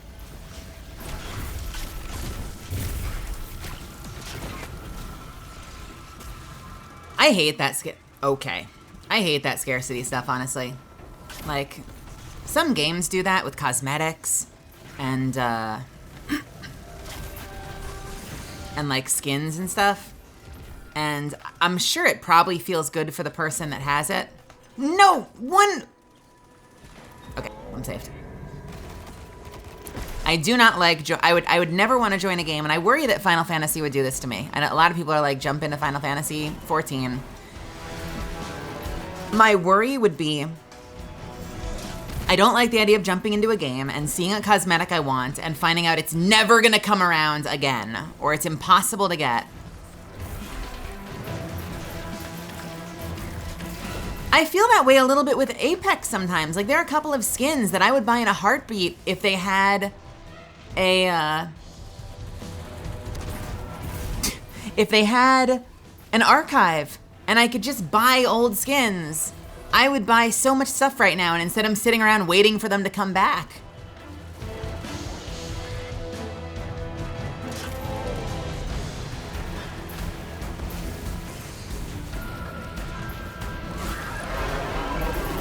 Sorry, I'm letting myself die because I'm eating. Latest days of Osgarian. And it sounds like our evil imaginary friend doesn't have anything else to say, so... All right, where do we go? Where's the best way out of here?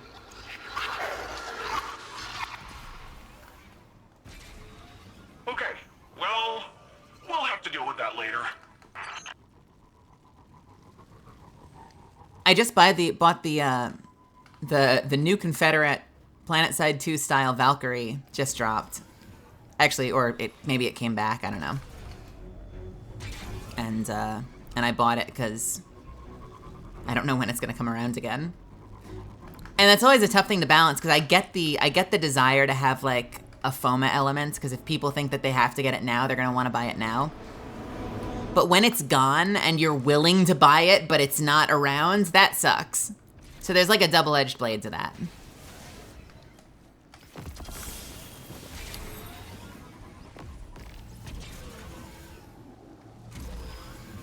I have that with Brigitte. With Brigitte, they put out the StarCraft Medic skin if you gifted subs to people a while back, and I didn't get it because I wasn't playing at the time. And now it's like the #1 skin I would want for her. And I can't get it, possibly ever, again. And the worst part is, it's still in the menu of skins. Like, it's still there taunting me every time I go into Brigitte skins. It's like, oh, it's the medic. Do you want it? You can't have it, you asshole. Should have thought about that before you, I don't know, went and had a life somewhere else. Went and got it into a different game.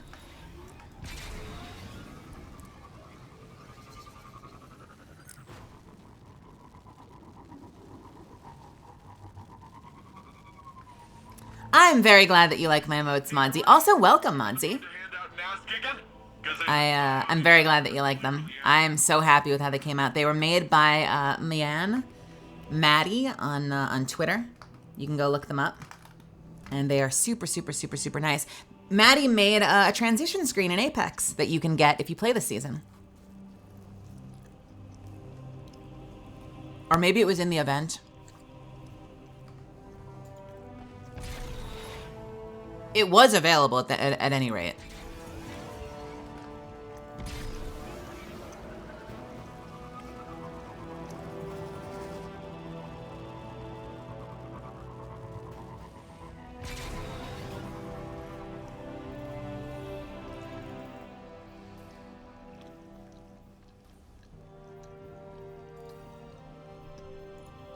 Okay, so now I need score points in Rift and complete weekly playlist challenges. Defeat Cabal opponents in Vanguard playlists or strikes.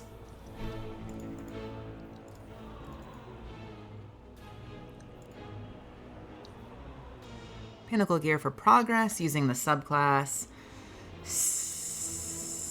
Surge? Is it the Surge subclass? You want me to play as Stasis. Good grief.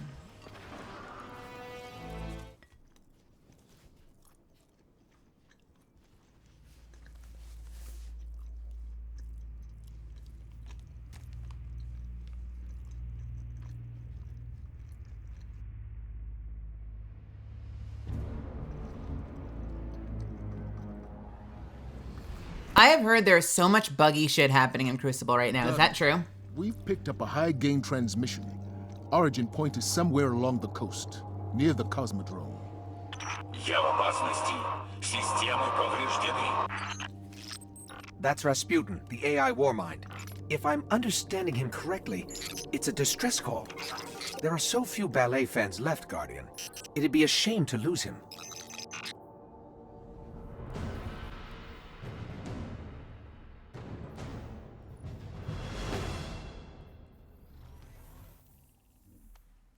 I love how I just get to the menu and it closes on me.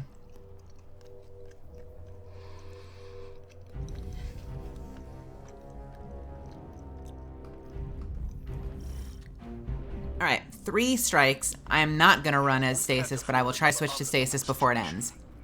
Get in there, assess the threat, and aid Rasputin. A threat to the Warmind is a threat to the city as well.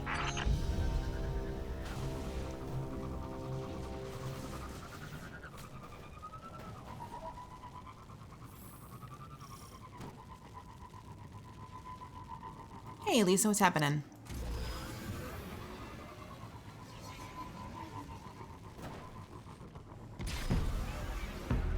I am shoving a panini in my face. Bear with me. Ow. Ow.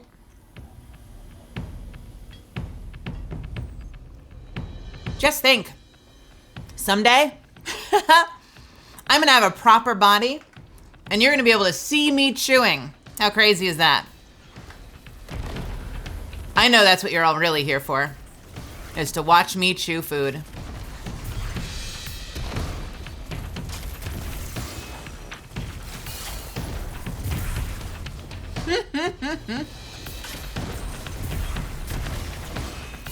Melly chewing stream incoming.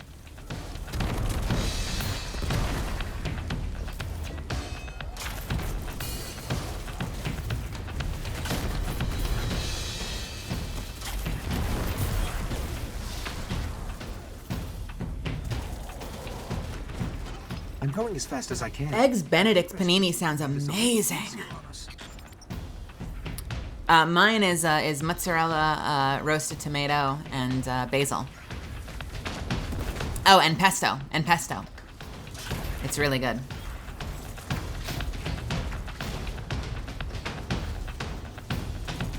I was watching, I'm super envious of and very tempted to copy. I was watching Mimkibus, and Mimkibus has a thing where whenever they get bits, you see a little animation pop up of them, and they grab the bit and like pop it in their mouth and chew it, and it's fucking adorable. I'm enamored.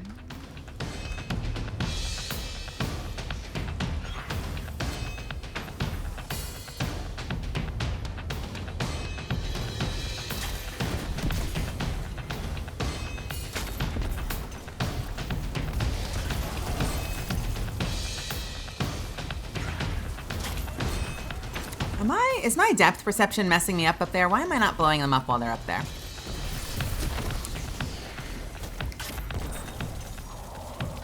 I've got access. Let's go.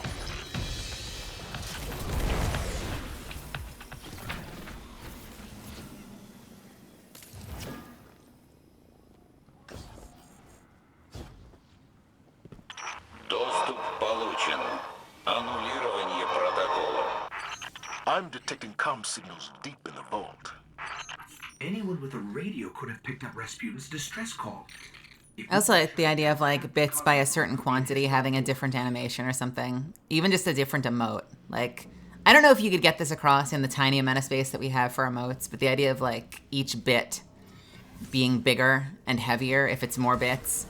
So like if you were to drop like, you know, 5K bits or something crazy like that, you know, you'd see a bit that's big enough to like flatten her, come down and land in her hands and take her to the ground. Like that kind of shit would be really fun. I don't know if any of that's possible. I think about stuff like that all the time though.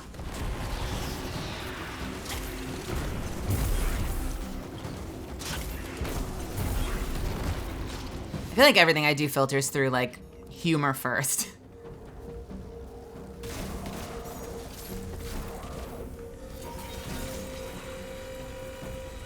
Oh, hey, Mecha Claude. Try to override Rasputin's system locks. But I've been chatting with you, but I didn't say hello. Hello. there must be some other way to bypass his systems. Система взломана. Нанесен урон. Запущено планирование контрмер. That sounds like it hurt. Sorry.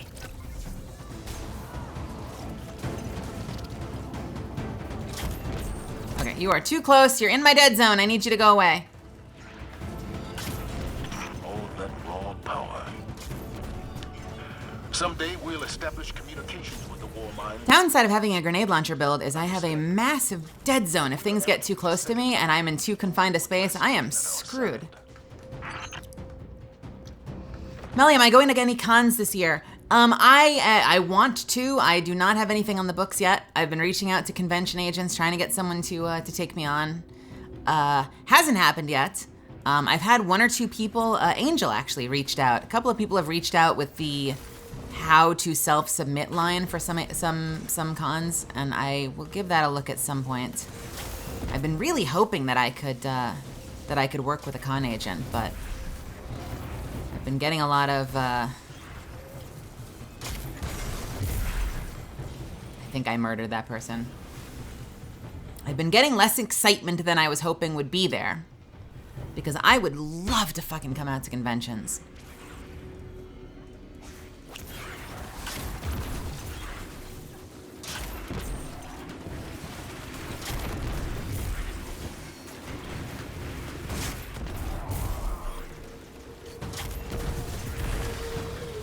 I worry it would be too late by then, but I'm like half tempted to wait and see like what conventions other legends are booking and then reach out to those conventions and be like, want Catalyst too? First chance to meet Catalyst, let's go. I don't know, business is infuriating to me. I wish I were better at it. It stresses the hell out of me. But I am trying. I have a bunch of emails out. I'm waiting to see if anyone gets back to me.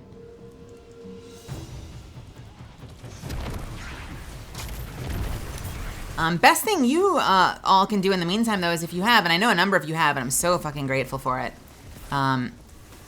The fan interest is probably the most important thing at play, which means if there's a convention near you that you have a line on, suggesting me to them also helps. Rasputin has incredible technology under lock and key down here. I'm almost surprised he doesn't have breaches more often. I guess it helps he really doesn't like visitors. If it comes down to it and I have to self-submit, I will do my absolute best. But my agent is very easy to reach, and if cons get recommendations and they reach out, he'll field them and he'll get me out there. Until then, we have streams and we'll have live signings every quarter. Высокий приоритет мобильному юниту. Уничтожить его немедленно.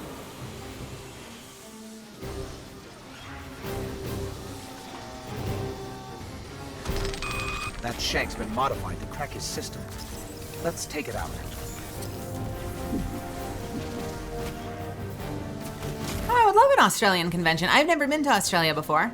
If they, I mean, you know, basic stuff. If they were able to take good care of me and get me out there and put me up, and you know, I'd be down for that.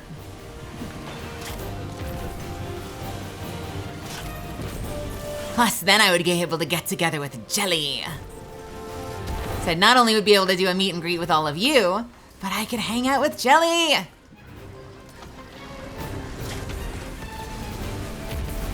It would be like a win-win-win-win-win.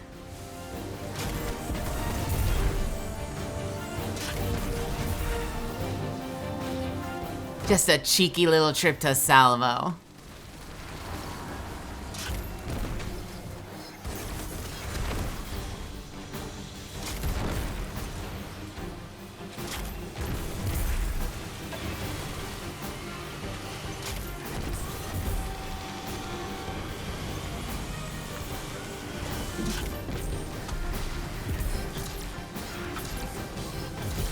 Why is the boss going invisible? What is happening right now? Alright, one... I think I switched too late. I think I switched too late. Did I switch too late? Russian thank you from the old man. Typical. I might have switched too late. I told myself I'd remember, and then I forgot, because I'm an asshole. I'm sending a fire team to seal the complex. I'm an asshole. Fuck. Alright, I'll run it as stasis, whatever. Thanks to you, Guardian, the dream of the city lives on, without fear of weapons in the sky. No, I can't. I have to remember. My whole build relies on Void. I have to remember to switch when the boss fight happens. When the boss fight starts, I have to switch to stasis. When the boss fight starts, switch to stasis. Boss fight starts, switch to stasis.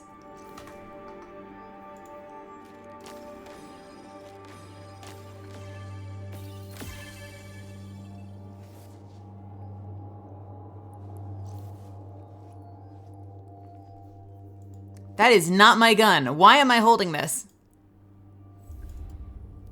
It's got my outfit, it's got my ghost, but it does not have my weapon.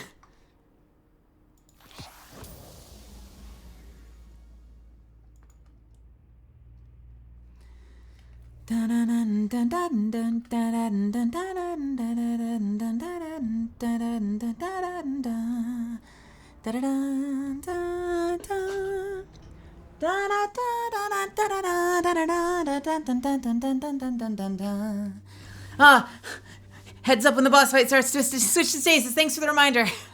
Thank you, thank you, thank you.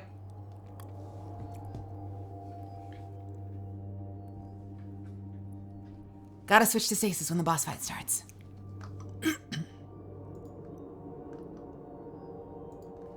I just don't want to do the whole thing at stasis, because then the whole raid will take 3 times longer.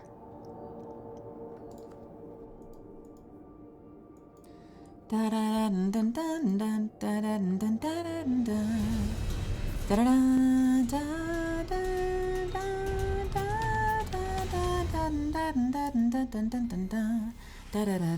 right, Guardian. All right. This is a smash and grab.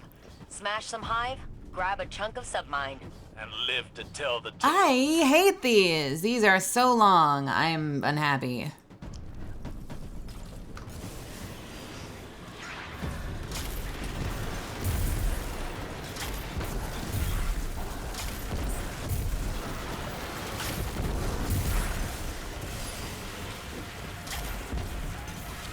I don't know, maybe I'm misremembering. I feel like these are so unnecessarily long.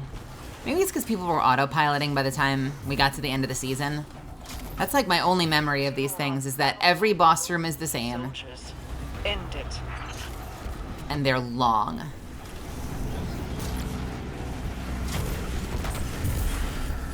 The Seraph missions are still here. Apparently. I didn't know that until just now.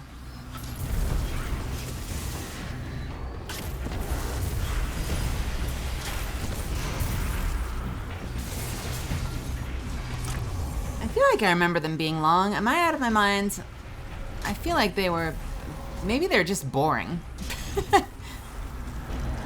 There are not many... I'm gonna be honest. There are not many seasonal activities that I enjoy. I like the strike playlist when it's like the proper strikes.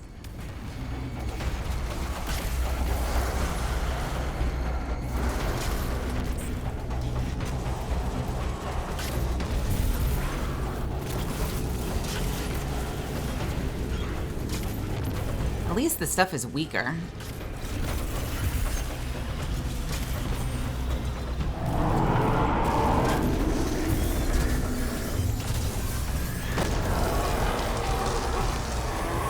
Hey Jay, what's happening? Hatch opening and setting that perimeter tower to friendly. I am You're welcome. playing games, hanging out. Remembering to switch to stasis for the boss fight.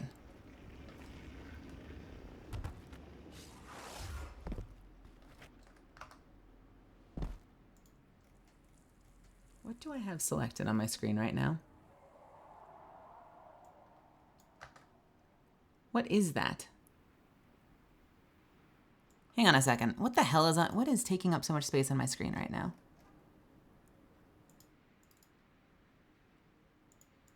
Oh.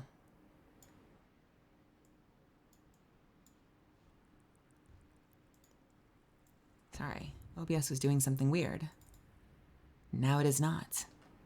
What were we doing? Right. Killing aliens.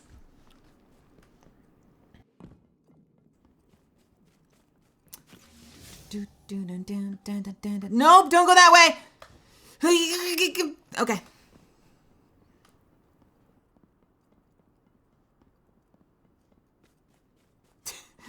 That was a cliff leading into the core of the planet or something. This is an endless hole. Endless hole. Don't go into the endless hole. Go into this bottomless hole.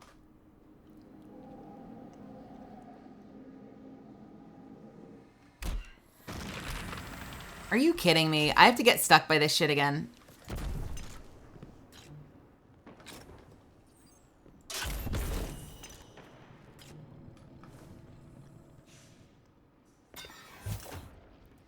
My team is clearing the whole place for me. Isn't it lovely? Someday I'll join the fight. Dun dun dun dun dun dun dun bum bum bum dun dun dun dun dun dun dun bum bum bum dun dun dun dun dun dun dun dun dun ba dum bum ba dum bum bum ba dun dun dun dun dun dun dun da da da da da da da.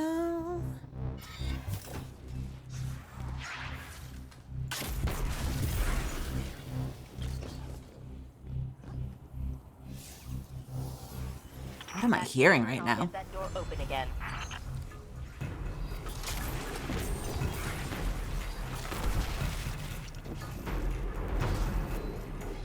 Fighting lions. Dun, dun, dun, dun, dun, dun, dun, dun, dun, dun, dun, dun.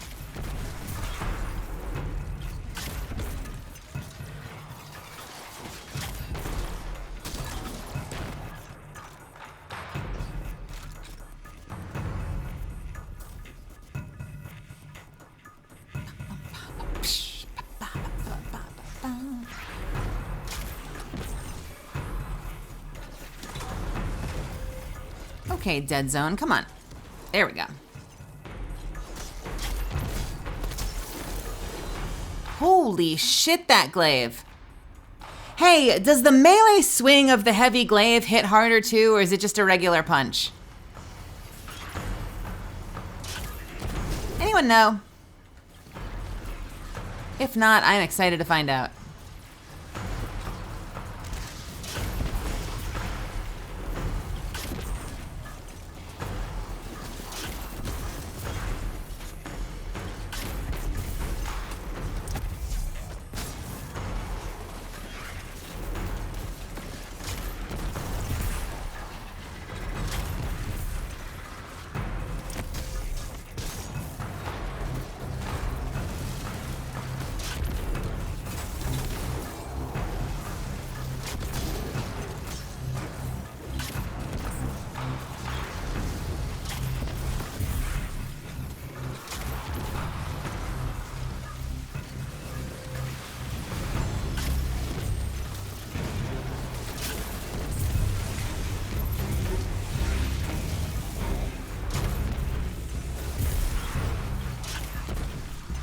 Oh, stop going invisible and let me kill you.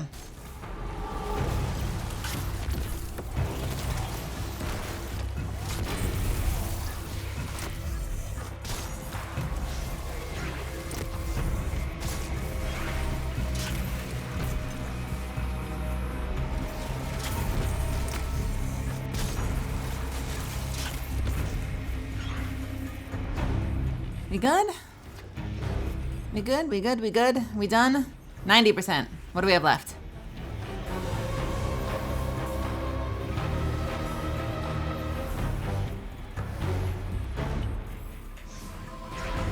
Cracked it. Nice. You and Ghost are clear to move.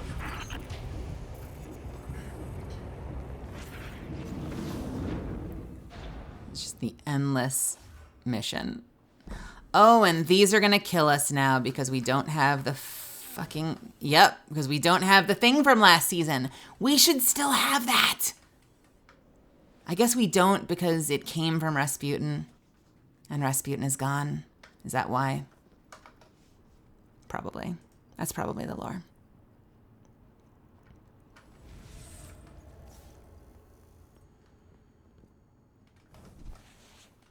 Are we there yet? Vault security re-upped. You know what to do, Guardian. You were right, Mara. That Scorn's definitely trying to corrupt the submind and using some weird interface to copy out files. Luckily, it looks like Malahayati's rewriting itself with repair protocols every time we clear the bunker, so damage is minimal. I suspect the witness is treating this Scorn as a living archive, copying important information to its mind for safekeeping. Troubling. Are you not dead yet? There you go. All right.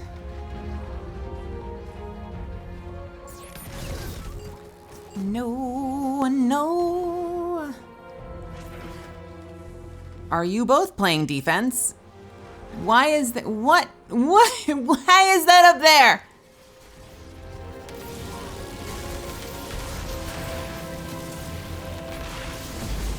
Oh my God, what is happening out here?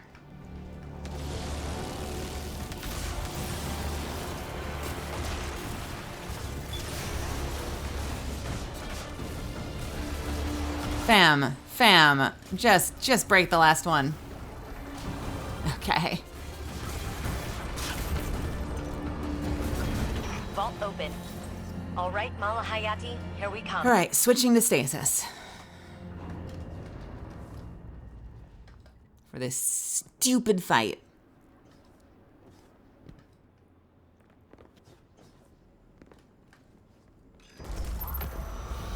I got some resubs.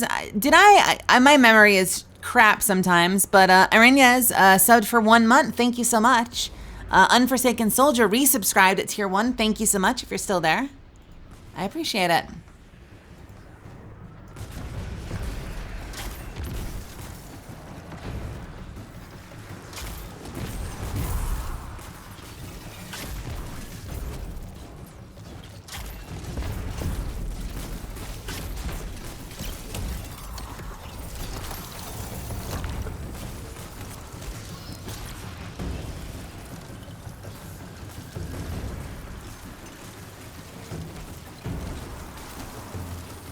Okay,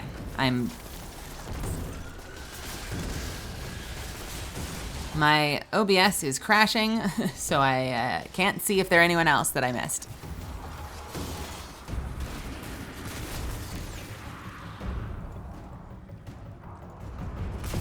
There it is. No, good. I'm up to date. Yes, I am stasis. I'm stasis. I made it. I remembered. Thank you for your help.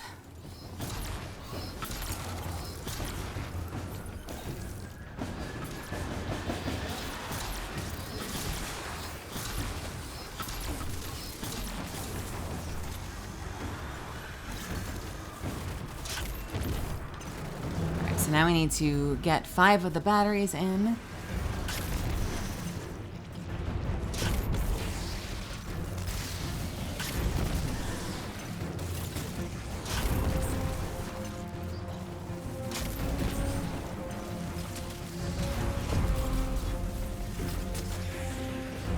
Add a Spyro into Salt Crave, I assume, so this big pretzel and queso hits the spot. We're going with queso for the pronunciation, right? Not queso. Queso.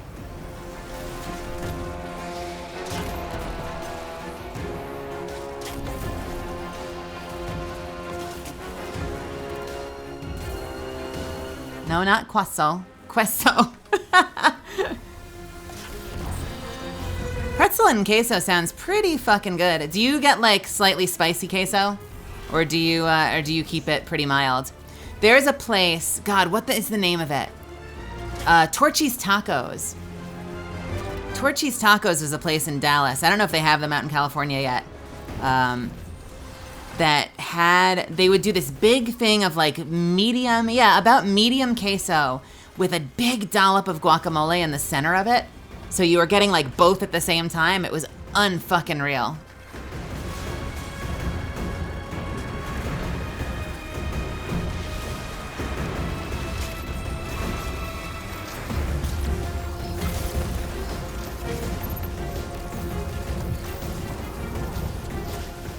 Where's the boss? Where's the boss? Where's the boss? Where's the boss? Hi, boss. Have this.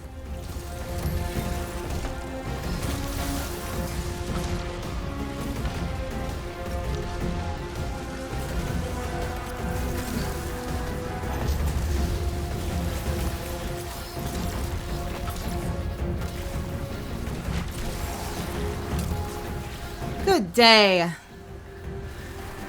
Oof. My Cortez report movement in the ley lines surrounding the moon.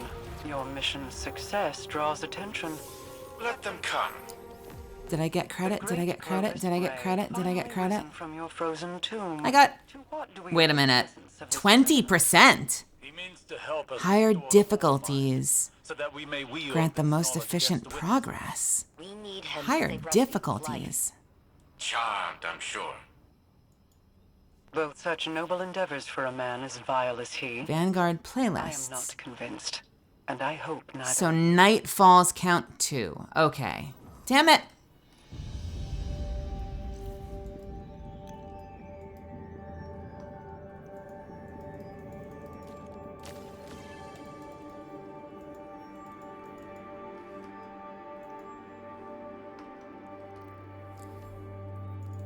Alright, so higher difficulties. That sucks. You used to be able to do 3 of the regular strikes. Now you'd need to do 5 or do it on... I guess if I run it on Nightfall, I'll get more efficient progress.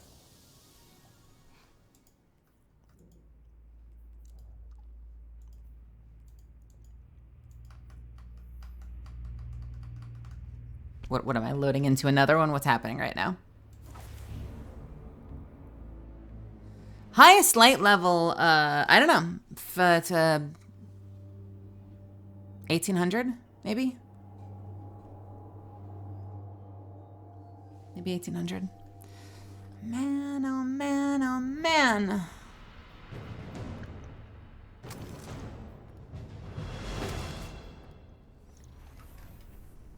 $1810.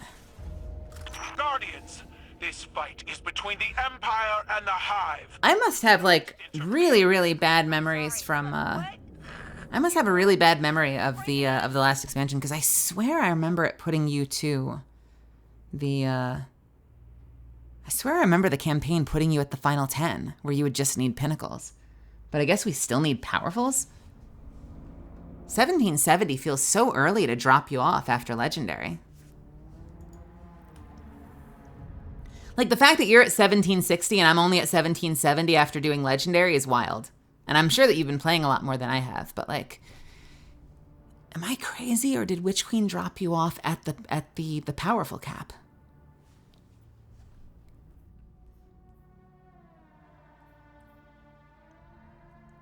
Legendary put you 10 below the day 1 contest cap. So does that mean that the raid is going to be 1780? Like if you're 1780, you're good for the raid? Okay. That's good at least. That's good at least. All right, I guess we're doing Nightfall because at least it has matchmaking and maybe I'll get more. Don't lock my loadout, right? Yeah. We'll do fucking Hero Nightfall, I guess.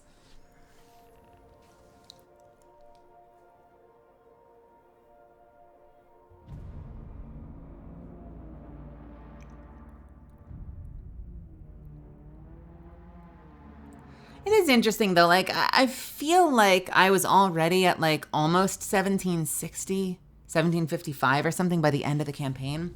So only getting you to 1770 feels like not an amazing reward for running it on Legendary. I would be running it on Legendary no matter what, but 1770 is kind of low.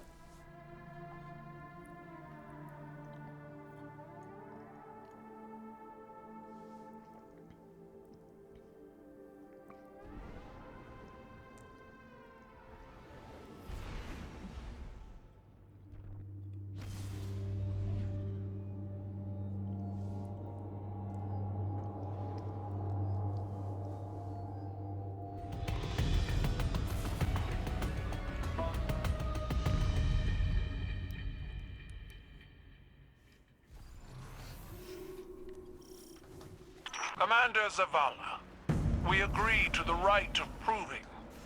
The Cabal sends forth its champion. They really want to keep you in this playlist. I'm gonna be honest. Until I have a group to be running regular high-end Nightfalls or GMs with, I might not fuck around with Vanguard Pinnacles that much. In fact, maybe I just shouldn't. Should I stop right now and just go do Gambit? I might get this one done at the very least. I don't know. Have I played with build crafting any? I have a build I'm fairly happy with. Utilizing my, I call it my demolitions build, which is Void Weapon Surge. Mine is mostly just weapon damage. I don't do a lot of abilities, so I try to get my Reapers disabled, but I try to get my my stealth up as often as possible. I use Gyrfalcons. I try to boost Void as much as humanly possible. I don't know what you'd call this. Just like I like being a weapons platform. Right now I'm running Fighting Lion, which I was running last season too. Basically I've been running Fighting Lion basically ever since they buffed Gyrfalcons, because I love explosives builds. Honestly. I love bows. Like, bows are my first love, but I really like there's something really satisfying about nailing the trajectories of explosives and not having to worry about like special ammo caps and shit. And it's bugged right now. It's doing too much damage, but I was running it last season too. I just like the build. And honestly, it does pretty well even when it's not bugged. Like, it still does really high damage.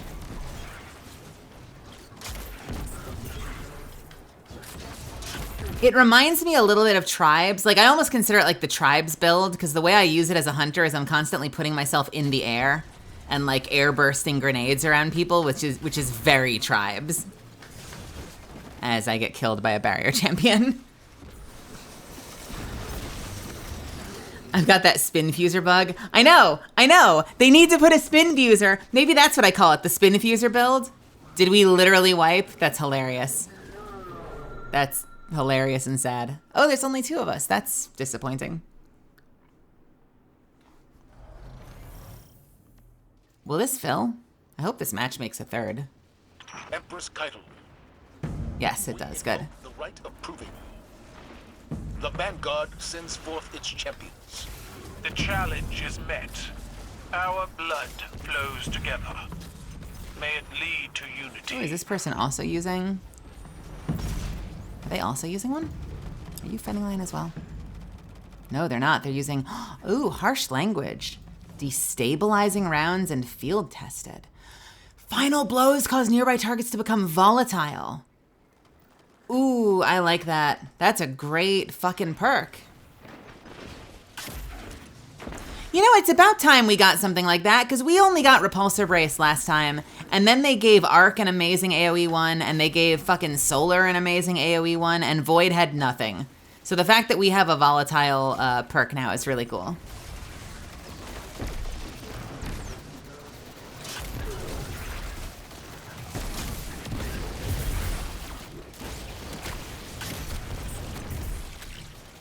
Repulsor Brace. You can have Repulsor Brace on top of destabilizing. That's kind of cool.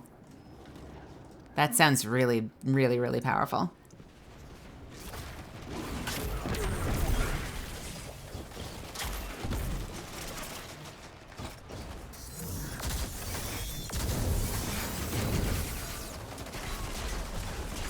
Do none of us have...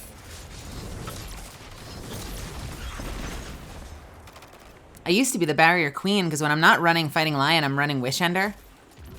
Because that's my favorite exotic bow. But now, I don't think I'm running anything. Am I running anything right now? Unstoppable. Overload Barrier, but it doesn't say... Yep, nope, I'm running absolutely nothing right now. I am such a team player.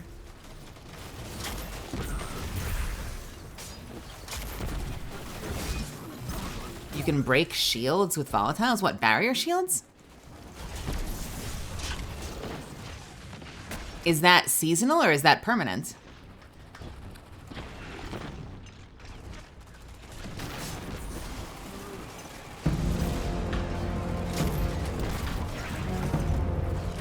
Really? I did not know that. That's really useful. And that's not like a fragment or anything?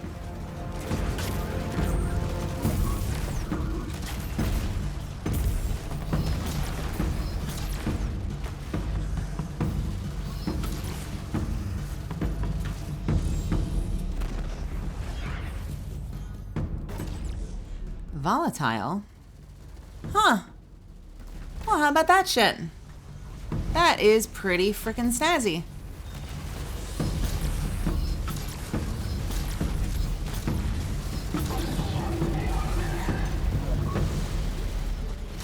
I have to hit the button because I'm out of snoozes, so I will see you in just a few minutes.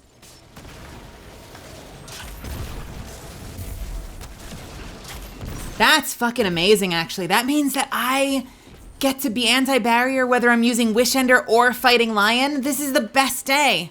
I had no idea. Thank you for telling me that. That's fucking cool.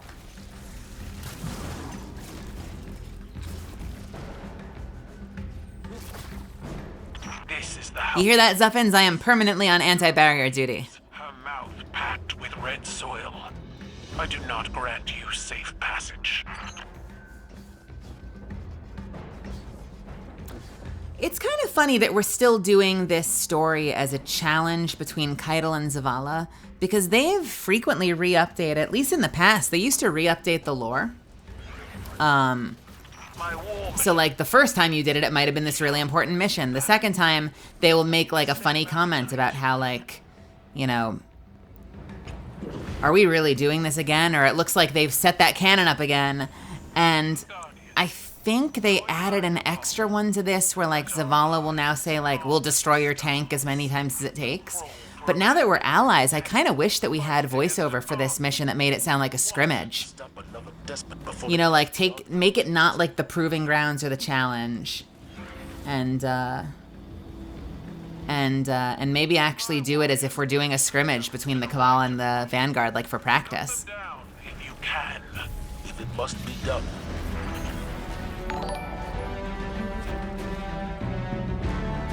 Hey, thank you for the follow.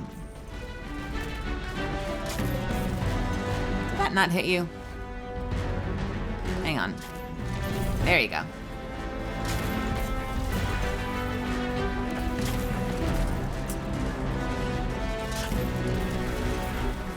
I don't remember if it's still as hard as it used to be. This strike, when it first debuted, was like the most brutal GM in the universe.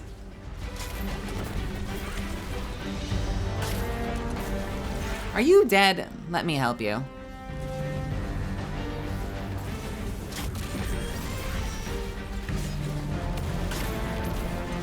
Tanks and Threshers are still bugged. If your FPS is over 60, they do exponentially more damage.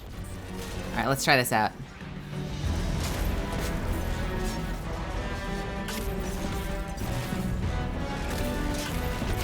Ha!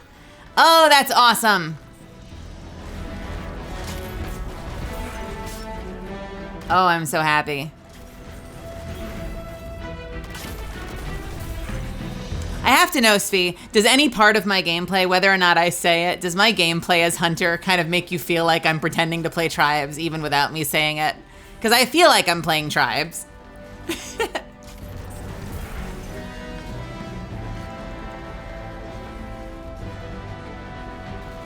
The only thing that's missing is fucking skating.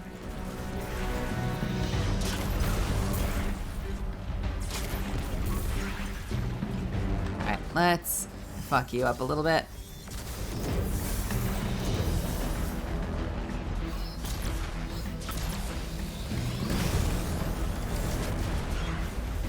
Shit, spot build.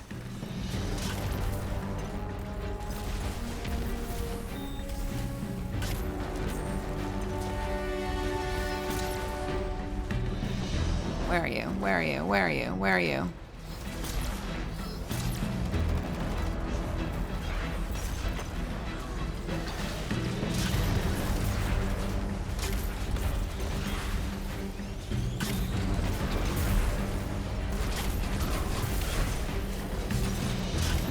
Hey, we finished Cabal Sweep. That's nice.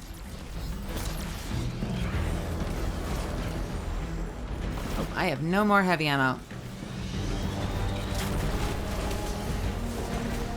Ah!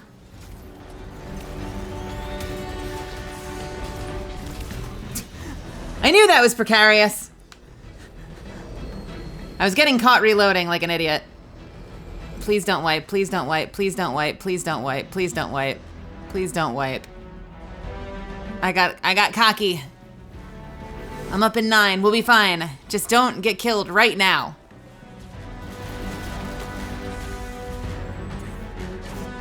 There we fucking go. Alright, can we finish this fucking tank off, please?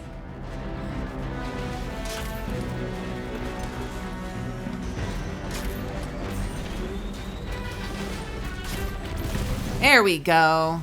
Good grief.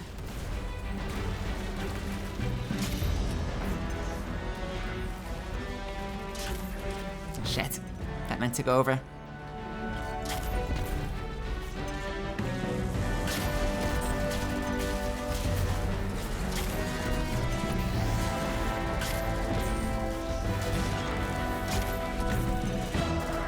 Okay. Also, if you kill these 2 tanks too quickly, it doesn't spawn the last champion, so you only get reward. So it doesn't spawn it, but it still counts you as having skipped it? That's bullshit. We'll deal with your champion in due time. Though we may destroy your tank in the process. Ooh, that flicker is We are Cabal. intense. We eat the mountains. We drink the seas. Yes. And we are here to stop you. I know stories. And I am Zavala. I drink your tears. Powerful heroes. My tank will not be felled so easily.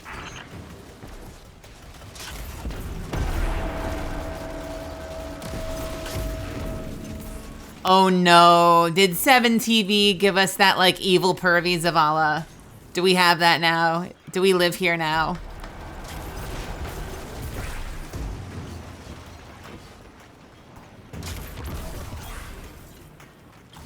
I dread. I dread.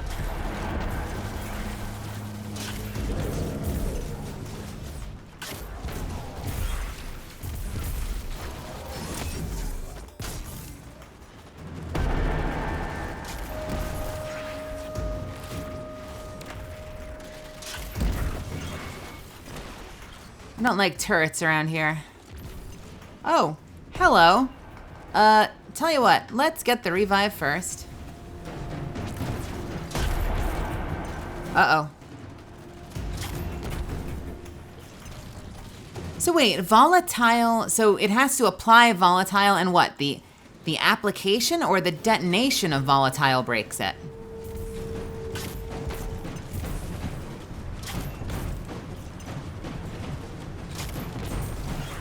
I mean, it worked, so I guess maybe the application of volatile just breaks the shield. Chibi, have a good night. Thank you so much for stopping by.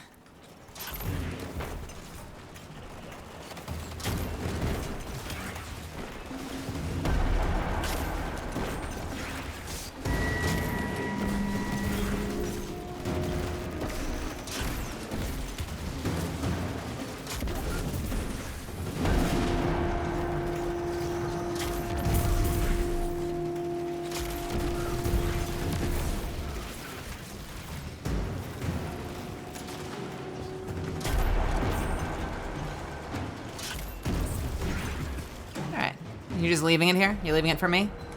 It's my job, I guess. I guess it's my job. I will put myself at risk of getting massacred by rocks. Oh no. Oh no. Oh no. Don't like. Well, hi there. Did we put the first one in, I hope? Yes, we did. Lovely.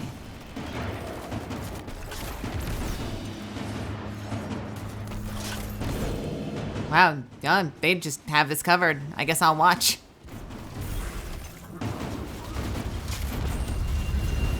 Yo, seeing the enemy suspended in midair is wild.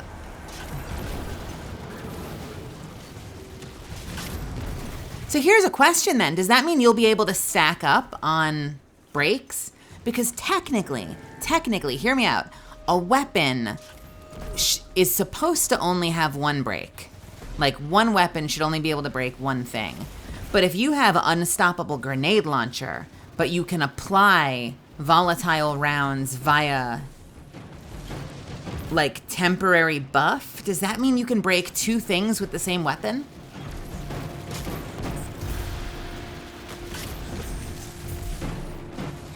Because it's not the weapon doing it. It's... Is it?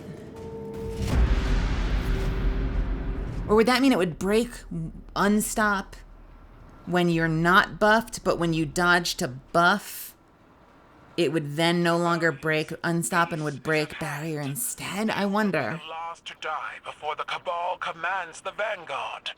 None had to die today, Keitel. The blood of your champion would be on your own gilded blade.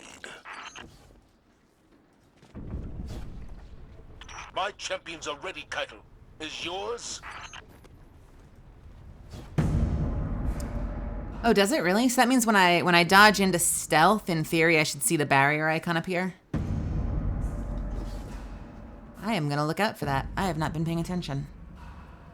Arise, my chosen. That's a good call out. Fight for the glory of the Cabal. All right, not yet.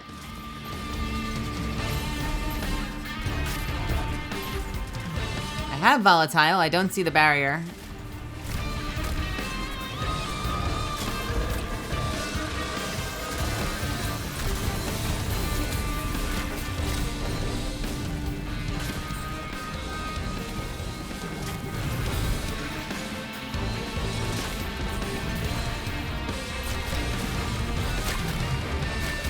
Yeah, it's a shame this fight doesn't last longer. Svi, there's like a 7-minute drum solo in this piece of music.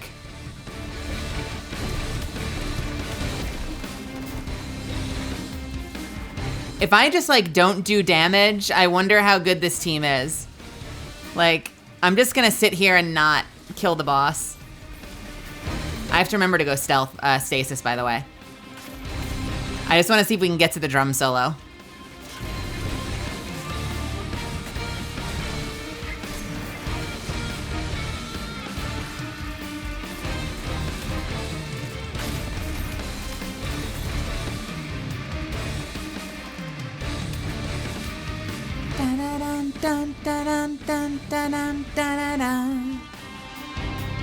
I'm gonna go through the furnace.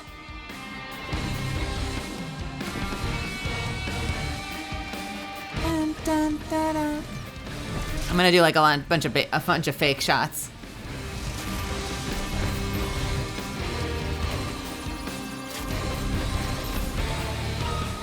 I just want to get to the drum solo. That's all I want. Then we'll kill the boss.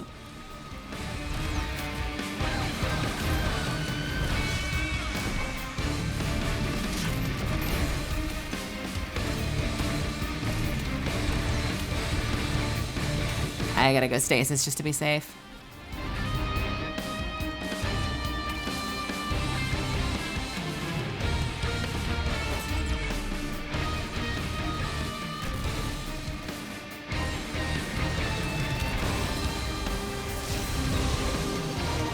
I am probably gonna die now that I have no more stealth. Oh no. Ah! This really needs a pinging system. I want to be able to mark this unstop.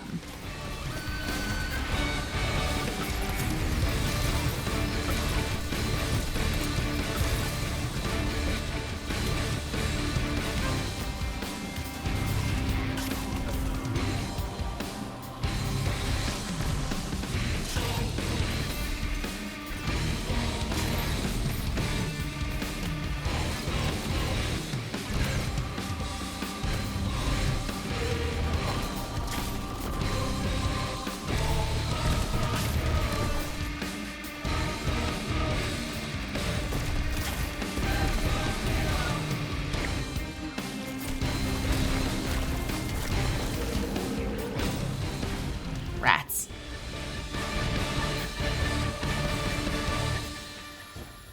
Keitel, your champion falls.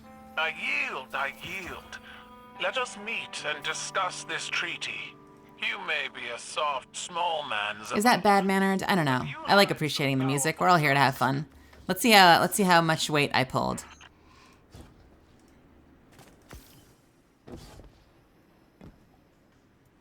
If they carried me, I'll own it. You're a joy bringer, and you're a thoughtful. Not bad, not bad, not bad. I still let in kills, motherfuckers! But actually that was decently even. Sometimes you do these strikes and like, you'll have like 200 to their 13 and you're like, ah, so you were barely at your keyboard. All right, so from 20%, what did that leave us at? I got nothing for that?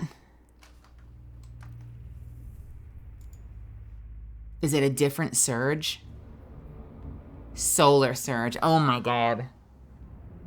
What the shit? I didn't even think to look.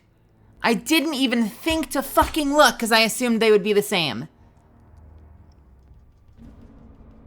Oh my god. I am beside myself.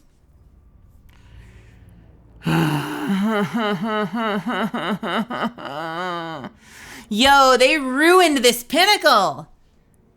It used to just be 3 games. Pick the surge, done.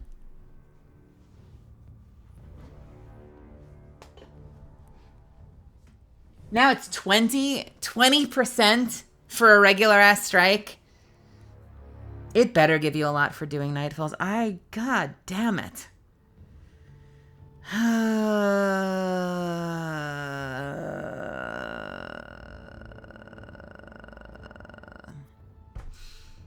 And I don't really have time to keep going. I have stuff I need to write tonight if I'm going to finish my script. I've got a lot of cues to get done. So,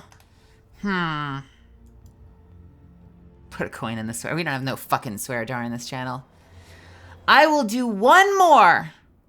I will do one more just to see what the percentage is, but then I'm gonna have to probably call it and send all of you lovely, beautiful people into the ether. I'm so angry.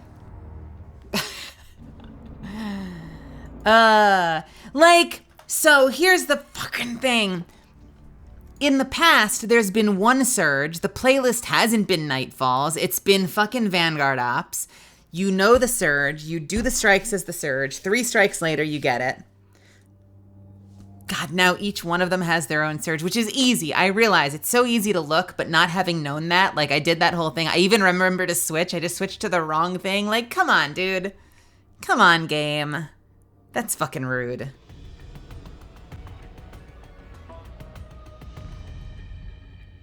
It said the currently active elemental surge, and prior to Lightfall, there would be 1 surge a week. Like, you'd know it, the surge. It would be 1 element. So I assumed that because it was stasis in the PvE playlist, it would be stasis in the PvE playlist. Not like on a per fucking Nightfall basis. May it lead to unity.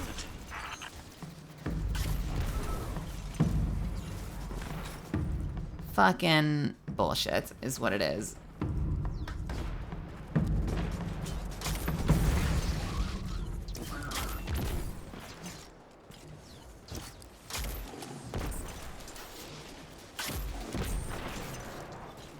And for what it's worth, I mean, like, maybe it's just RNG and it's like a fucking algorithm-led thing, but like, why is there a different surge?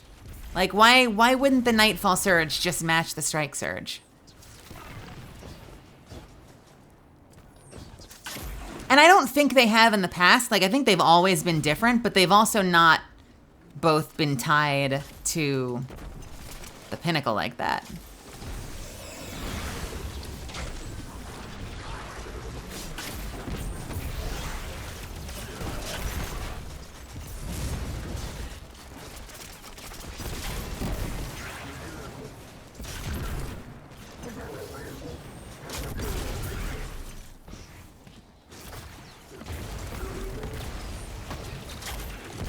I hear my bow. I knew I heard my bow. I know what a wish ender sounds like.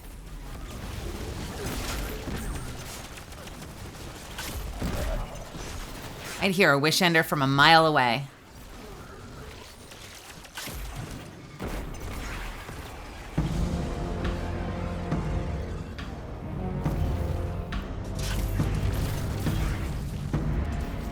The hero nightfall better give at least 33%. Like 3 hero nightfalls, so which means that essentially it's still 3 runs. You just have to do a nightfall instead of the strike. That would be fine. If it's less than that, if it's only like 33 or if it's only like 30 and you need 4 runs, I am gonna be very unhappy.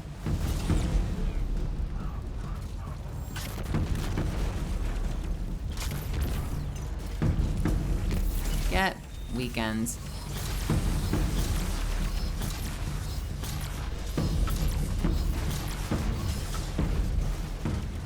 You know, I really thought you'd be dead by now.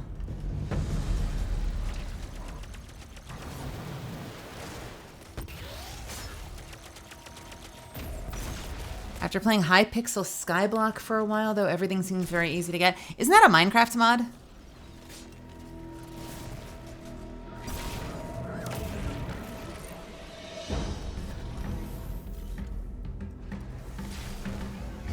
I feel like I looked that up and I thought it was one thing and it turned out to be a very different thing. Her mouth packed with red soil.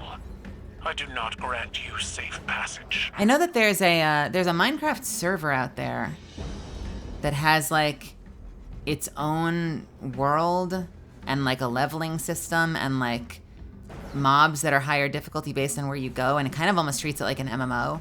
I used to think that was Hypixel, but last time I looked at Hypixel, it's all a bunch of mini games apparently. Which is the one that's an MMO? Or die quickly. MC Skyblock is the original one you always see, but then Hypixel one is so much more different. Is MC Skyblock the one that has like a world map and is like a fully realized experience? Join my cabal and let our alliance armor the stars. We could work together, Kaido, but as equals, not your vassals. Okay. Going through the vehicle bay. My pilots enjoy a challenge. Then they shall have one.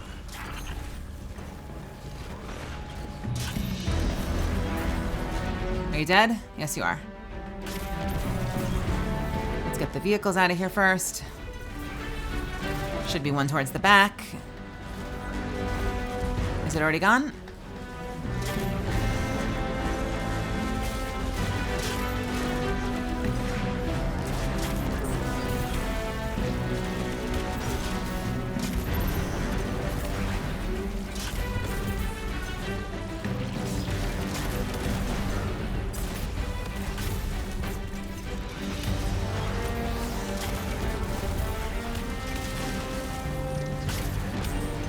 Oh, nice. MC Skyblock is basically just different floating islands and you get set materials. Okay, that doesn't sound like what I... Maybe I just didn't know that they were floating. That might be it. I might just not have known that it was a floating island thing. I swear I've seen a version where I could have swore there was like an MMO, like just world map that was like even divided into different biomes and like designed as if it were like, you know, you're playing Terra or World of Warcraft or something.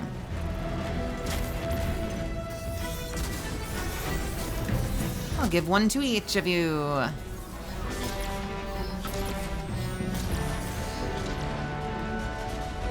I am going to die. I am going to die. I'm not gonna die. I lived. All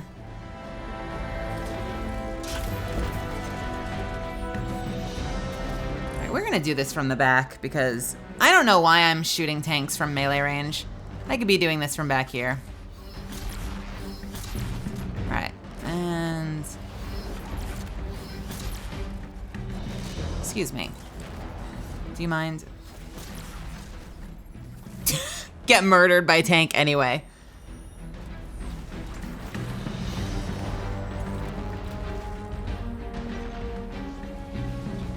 Thank you. Thank you, thank you, thank you, thank you, thank you. I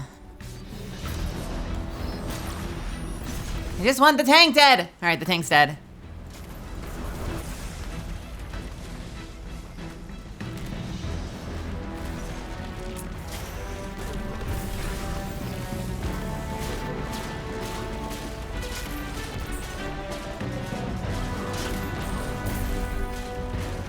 actually don't know I'm here.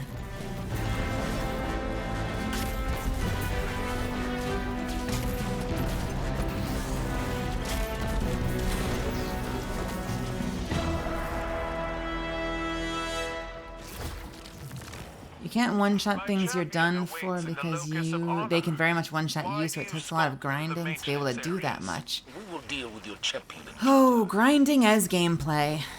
Isn't that the best? Isn't it great to just... We are Cabal. We eat the mountain. This is my... I've put so much money into Black Desert Online because I am, I don't know, a consumer whore. But, my biggest issue, games like that, biggest problem with BDO is that they confuse good, fulfilling content with grinding trash mobs. My troops will defend its life with theirs. Vindictus was almost the opposite. And I much prefer it. Terra was similar, where they're like, no, the purpose should be to fight bosses. So games like Terra put these big-ass monsters, they literally call them big-ass monsters, all over the map.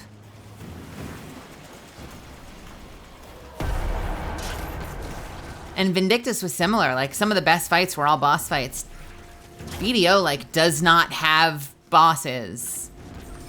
They're, a couple of world bosses, but they're, oppressive, they one-shot you style world bosses versus, they're just not tuned. They're incredibly over-tuned because they're meant to be, world bosses. It's not something that, a player goes in and demonstrates mastery and kills the boss. It's meant to be 40, 80 people go in and fight them. And essentially Zerg the boss down.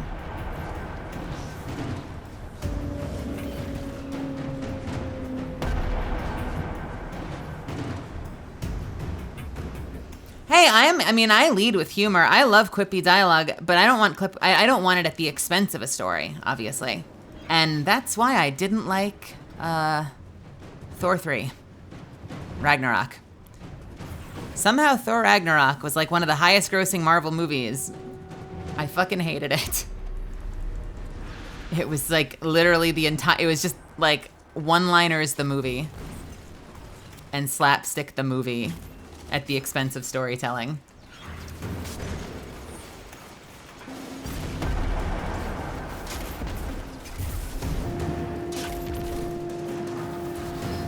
Vindictus would have, you could have up to 8 people in Vindictus. But one of the cool things that they did in Vindictus was until later, they started to fuck it up later, but until later, you didn't need 8 people. There were no mechanics, no DPS checks that you needed 8 people to be able to do. The bosses were very mechanics heavy, and if you understood those mechanics, you could avoid damage. And the only thing that you were up against was a 60-minute timer. If you could beat the boss in 60 minutes, you won, you got loot no matter what. And that was amazing because it meant that you could go in and solo a raid boss and be in there for 57 minutes. Just you and the boss demonstrating absolute mastery of your class and the mechanics of the boss fight. And it was, not necessarily for everybody, but it was super satisfying.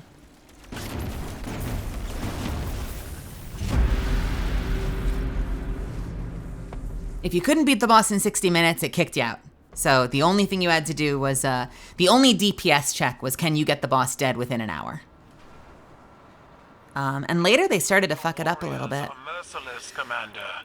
They did start putting in some DPS checks later, and that might have coincided with me burning out on the game. I don't know. But I played it for years. I put 4,000 hours into that game. Terrifying amount of hours into that game back in the day.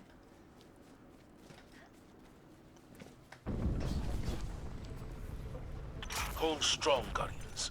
One final victory is all I ask. I love that they're all dead at the door. Hey, Molten Brown. We were just talking about Vindictus versus games like BDO, boss-heavy games versus games like, what would you call it?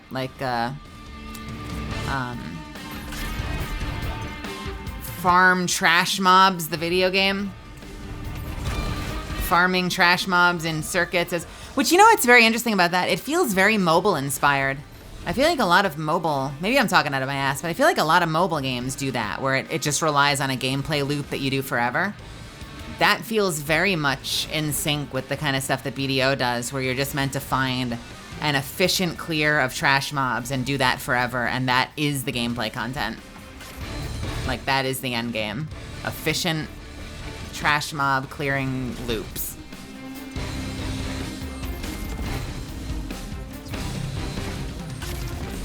I'm like, all right, where's the boss? Where's the mechanics? Where's the actual aspirational PvE content? Non-existent. Oh boy.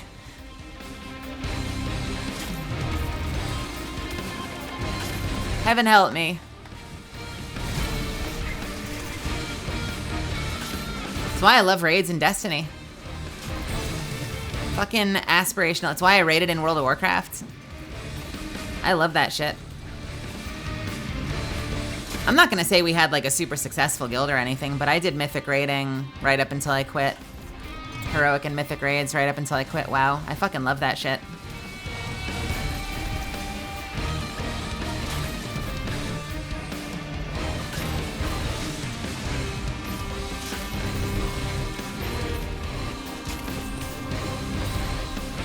Oh no. I have not played WoW in years at this point. I am not here to say that I'll never pick it up again, but I am pretty turned off by big action bar MMOs at this point in my life. I like shooters, I like action RPGs. I mean, I like BDO's gameplay if it weren't all trash farming, but action bar, like rotation MMOs just don't really scratch the itch anymore. Hey, Binder. Also, hey, whoops.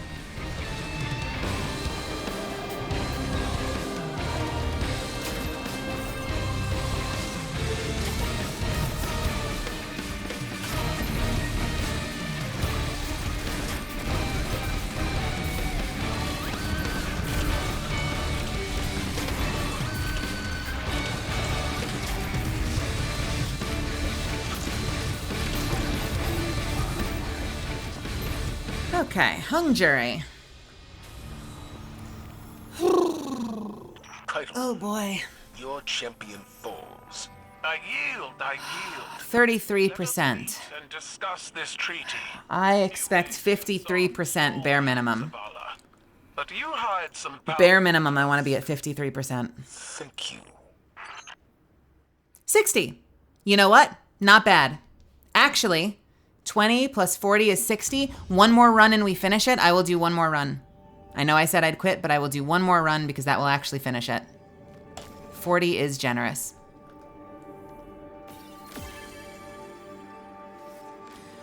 That makes me a little happy. One more, one more. I was worried it would be less. I was about to rage. I was like, it's raging time. Offhand strike and box breathing. Can you imagine? Can you imagine box breathing on a fucking sniper rifle? On a white brick scout rifle. Not whispered breathing, where as long as you stay aimed down sights, you get a damage boost. Aiming this weapon gives you a boost for one single bullet. Fuck that weapon. Incredible. In-fucking-credible. That is not a bad Nameless Midnight. Dun dun dun dun. Da dun da da da.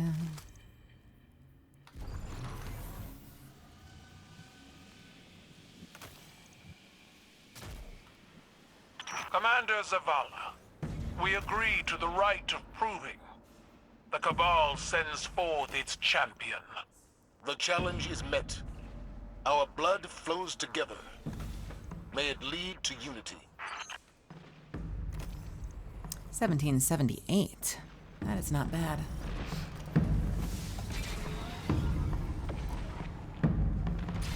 I'm really happy with my build. I got very lucky with my stats. The reason you see me get demolished, I mean, I get demolished anyway, but the reason you see me get demolished even more when I'm not playing Void is because everything about my build relies on getting orbs for Devour, because I have 11 recovery, but I only have 1, 2, 3, 4 wasted stat points. Everything else is pure value. And that feels pretty good to me.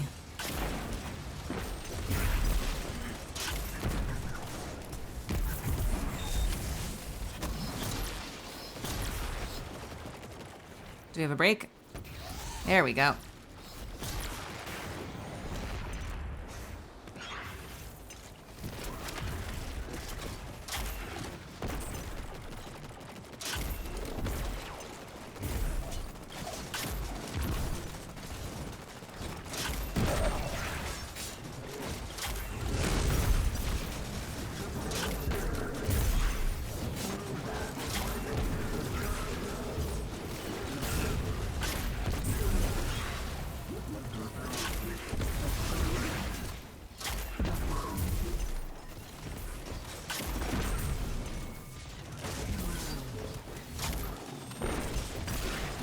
The other one.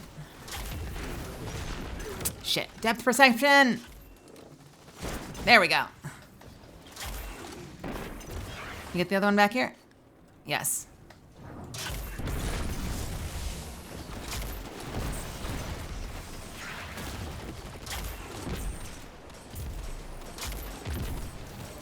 Can they not put their shield up if they're stuck in Strand? That is wild. I did not expect a champion would be susceptible to that shit. I am shocked, actually, that a champion is susceptible to being suspended in Strand. That seems really powerful. When did I, sorry, Cosmic, when did I quit WoW? What made me stop? It depends on which time I quit WoW. I have been on and off with WoW a lot over the years of my life. I played from vanilla up through Cataclysm, quit halfway through Cataclysm, came back at the end of Pandaria, and then from then on out, I would probably quit halfway through every expansion, quit halfway through WoD. I think I played all of Legion. Legion was great. Bought Battle for Azeroth, didn't bother playing it, came back halfway to like almost near the end of Battle for Azeroth, and played like the last couple of months. Bought Shadowlands, never played Shadowlands at all, and I haven't played since. And for a while, it was just me starting to get bored and interested in other games, but eventually, I just found like I was never playing current content. Whenever I would go back, I would be hunting for transmogs, I would be, you know, one-manning raids, I would be, you know, tackling achievements, and then eventually I would run out of, like, little single-player activities to do. I might start raiding a little bit, because I love raiding. I consider myself a really good raid tank, or at least I was a really good raid tank. And then eventually I just burn out. I just noticed that every time I went back, my threshold before I burnt out was even shorter. Like, I think the last time I went back and played, I played for like 3 weeks and then I burnt out again. I think, like, it's all new the first time, but then you start to feel like, you know, it becomes homework. Where it's like, you know, you're on week 2, where every single week you go to fucking Mechagon Island or whatever. You run the same exact week, you know, daily quests every single day for 2 weeks. You sit around for like 30, 40 minutes waiting for the same rare spawns, hoping for that rare drop mount or whatever. And you realize you've been doing this for like 16 days straight. And, you know, it's like... Then they shall have one. I don't know. I'm sensitive to it because, like, I feel like a lot of shit in my life went sideways when I was younger because of that game. I spent a lot of time focusing on that game. I didn't focus on my studies at college. I didn't focus on doing well even in my acting classes at the time. I lost a relationship because of WoW. Not just because of WoW, but it was definitely didn't help.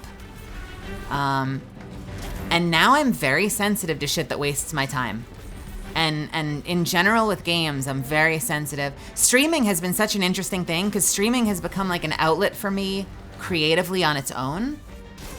Whereas normally, like, when it comes to games, I'm very, very sensitive about not having my time wasted, to the point where, and Nilki can back me up, I don't know if Nilki's here, I'm really bad at scheduling to do things. When people are like, hey, do you want to play? It's been a little easier collaborating with other streamers, because, like, the streaming activity I have more patience for. But when people reach out to me and are like, hey, we're doing a raid on Saturday, do you think you can come? I always say, I don't know. I don't know what I'm doing Saturday. If something real life, like in-person real life comes up, I'm gonna prioritize that. I don't wanna make a promise I can't keep, so I don't wanna tell you that I can play on Saturday, and then someone invites me out to lunch, and I will prioritize that lunch date in person to playing a video game online. And just about the only thing to sort of, I guess, break that habit has been streaming, just because, like, on some level, streaming is a bit of a career thing for me as well. So, like, I've been giving streaming the level of attention and focus that I give aspects of my, you know, my acting career and my writing career. So I'm a little better about scheduling that stuff in advance, just because it is kind of career, if that makes sense. Does that make sense? I know it was like probably like 100,000 words that I could have said in 20, but if that made sense, hopefully it made sense.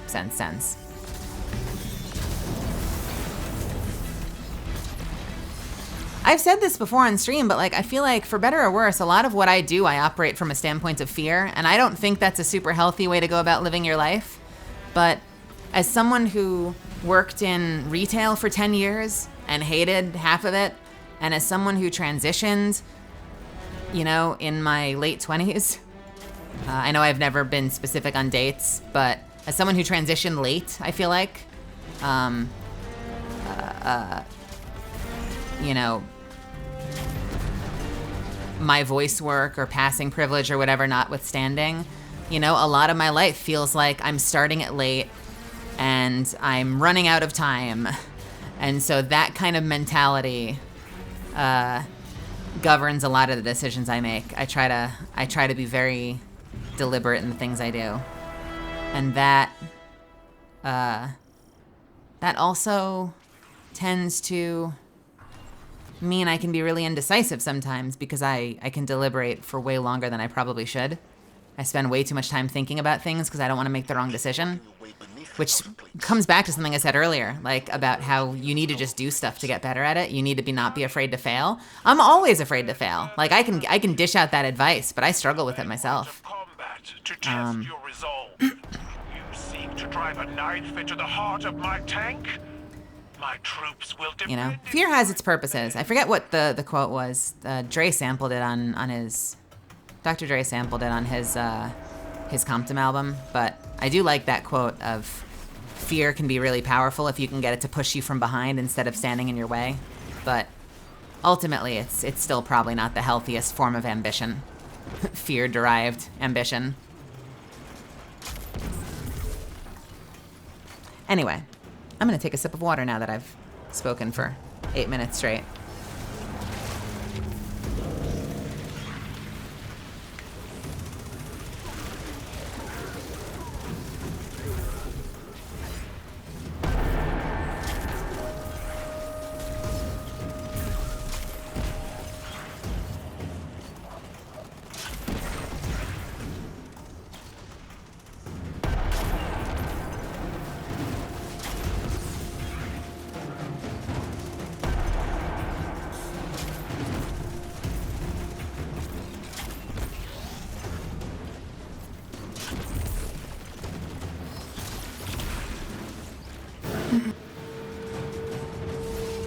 I stopped playing Final Fantasy XIV because it stopped being my hyperfixation, and now that I have my ADHD a bit under control, I avoid it because I'm so behind. It feels so overwhelming to catch up to where my friends are. Yeah, I mean, I think about that with regard to relationships, with regard to career success. And I know that, like, you know, depending on the context within which you know me, like, that can feel, I don't want that to feel disingenuous because, like, I'm in a AAA video game, but like I still feel like I'm constantly like running out of time and fighting this race against time to get something done with my life. Something I'm always working on that I think I can be better about is I struggle sometimes to celebrate my successes. I am often worrying about what's next, and I'm not always great at celebrating what I have. I'm trying to be better about that. And if I can be sentimental for a second, I think that in many ways, a lot of you have helped me be better about that. Oh shit, it's back there again. Because I've had a lot of people in this community stop and send me messages and tell me how important Catalyst, for instance, is to them, and how important that visibility is to them. And like, they sort of grab me by the shoulders with some of the messages that I've gotten and stop me and be like, appreciate what this represents. And that's been, you know, really meaningful to me too, just because it's in my nature to kind of just keep running at top speed. And so being, I guess, gifted those opportunities to stop and reflect has been really special.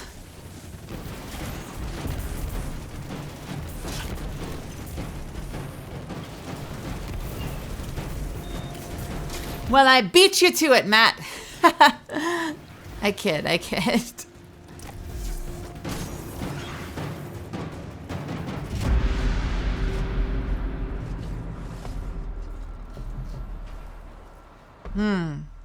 Such strength. Look what your light can do. I seek that power, not for myself, but for my people.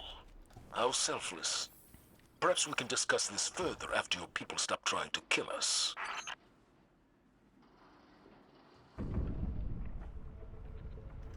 Title, prepare your champion.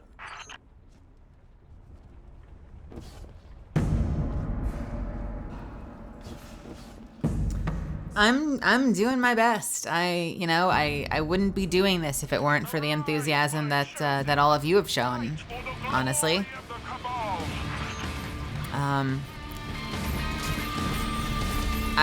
It's gotten me interested. You know, it's been a lot of fun for me. And I know, like, fucking the story I've told 800,000 times, but like, I wasn't even thinking about doing this when I announced it. It was entirely also you guys being like, can you do more of this? And me deciding to just press the button and see what happens. And now I enjoy it. If anything, I worry about it, because now I'm like, I'll finish streams and I'll be like, I hope people are having fun. I hope people are having fun. And as we've gotten into more just like we're playing games and bullshitting, I hope it hasn't lost its meaning for people, but I suspect it hasn't. People have given me that much. I always worry. I don't know how to not worry.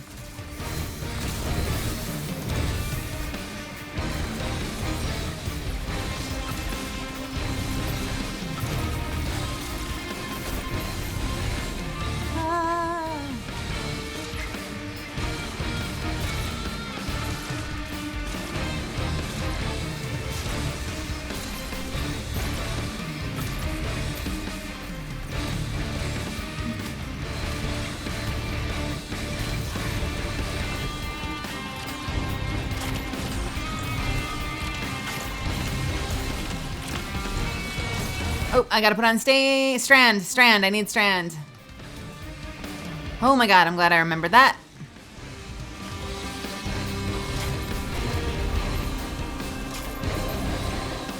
It might be weird, I don't really watch for the games you're playing, I watch for listening and interacting. I'm gonna do my best to keep that happening. I think about, we talked about this yesterday, I think and worry all the time about, like, I hope, you know, like how I'm gonna adapt if chat became really hard to manage. Oh no. And I hope that we can continue to find solutions that make it really easy for me to engage, because I enjoy this a lot too. I feel like if I got to the point where, say, like, chat was flying by a mile a minute, we might just have to run on slow mode or something, because I get a whole lot out of this as well. I love having this conversation. Yes, I am the right element, thank you. Zuffins must simply grow more arms.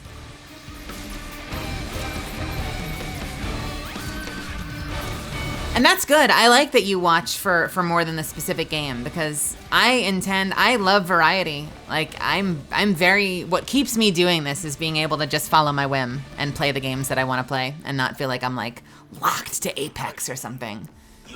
And I love and plan to keep playing Apex, but I love that I can play whatever I want. That's like my ideal streamer experience. Soft, small man, Zavala. But you hide some powerful tusk. Thank you.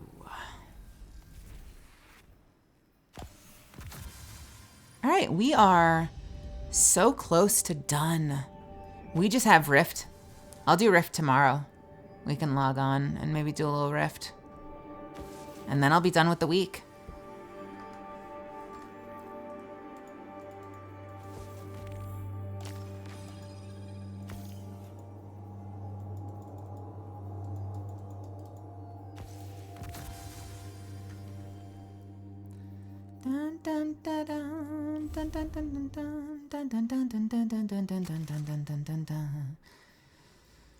Oh, let's get the hell out of here. Let's go see what's going on in the tower, and then let's wrap up. I like watching Hey Solaris, I like watching non-Apex streamers because I can't play Apex, and I also watch someone play Apex. Because I can't, or watch someone play Apex because I can't tell which of us is getting shot at. Excuse me.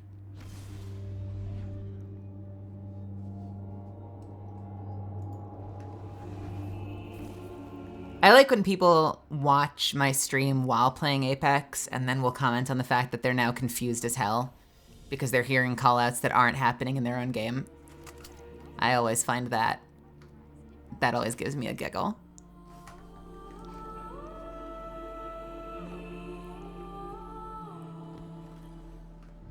Underway. Yeah, that's really funny. Transfer. Received. What pinnacle did I just get? Oh, I must have gotten the helmet. Of course it was in the same fucking slot.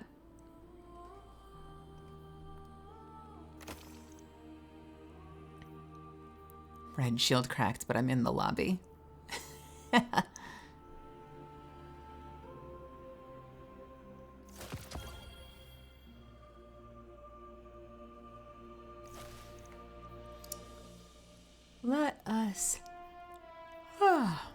Let us see.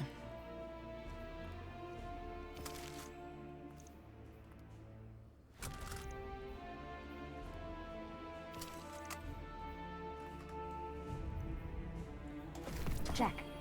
Good luck. Good luck. Good luck. Searching. A transaction to make, Guardian? Oh my god.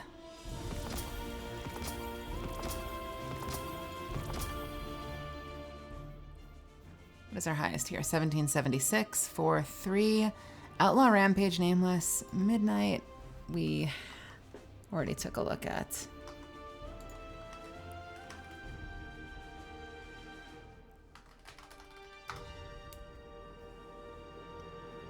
I know. Holy primes.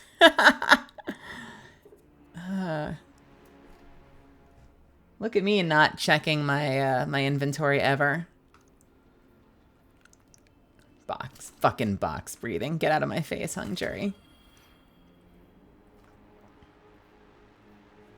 I will put the Wither Horde away and the Wish Ender away to save space.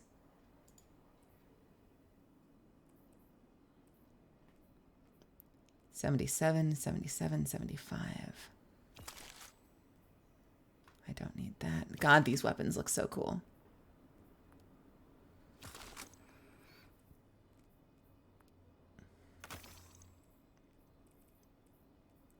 $73, $72, $73, $9, $7, $8. Those are a big enough jump. I'll keep those. All right. Oh my goodness. So Do you get an engram every single time you do a strike now? Because I've gotten one like every strike. Or is that just because I'm ranking up? Maybe that's just because I'm ranking up. I've got 4 now. I'm rank 5. Okay, so it's whenever you rank up, you get one. So resets, huh? You're telling me I need to reset multiple times and get all that done before I start rolling off my rocket launcher? Before I have any hope of getting the rocket launcher I want so badly? I need to wait all season, Nilky?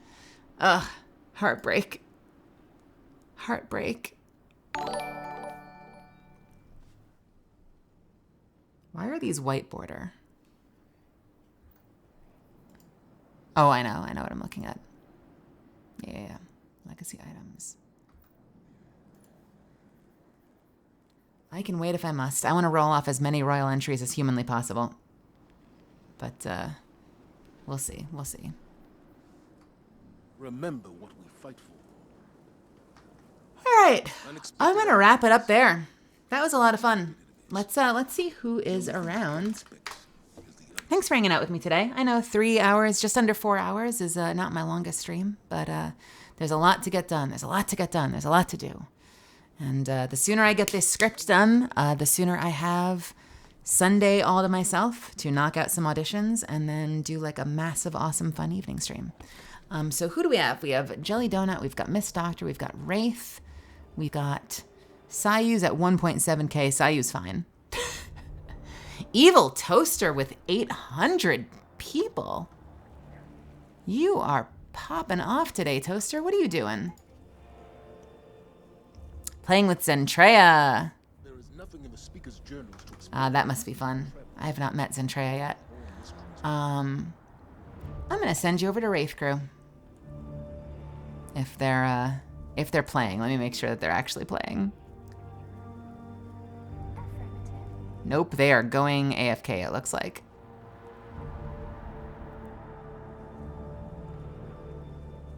Doing ring guessing. 3 coaching sessions back to back to back. All right, maybe not Wraith today. How about Miss Doctor or Jelly?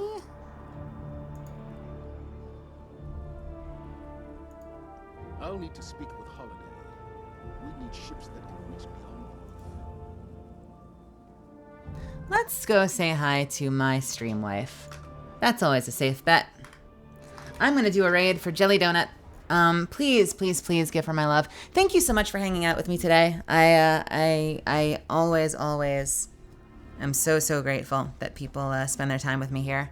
I'm looking forward to the next one. If you're here for the first time and you don't know who I am, but you had fun, feel free to give me a follow or hop into the Discord. There's a Discord link in there.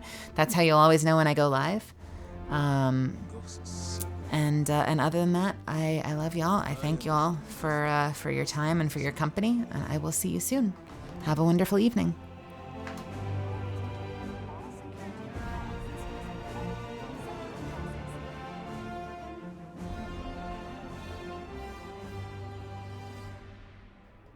I must go. I have to go. We're going. We're doing this. I will see you soon. Take care. Have a good night. Fluffy and friends.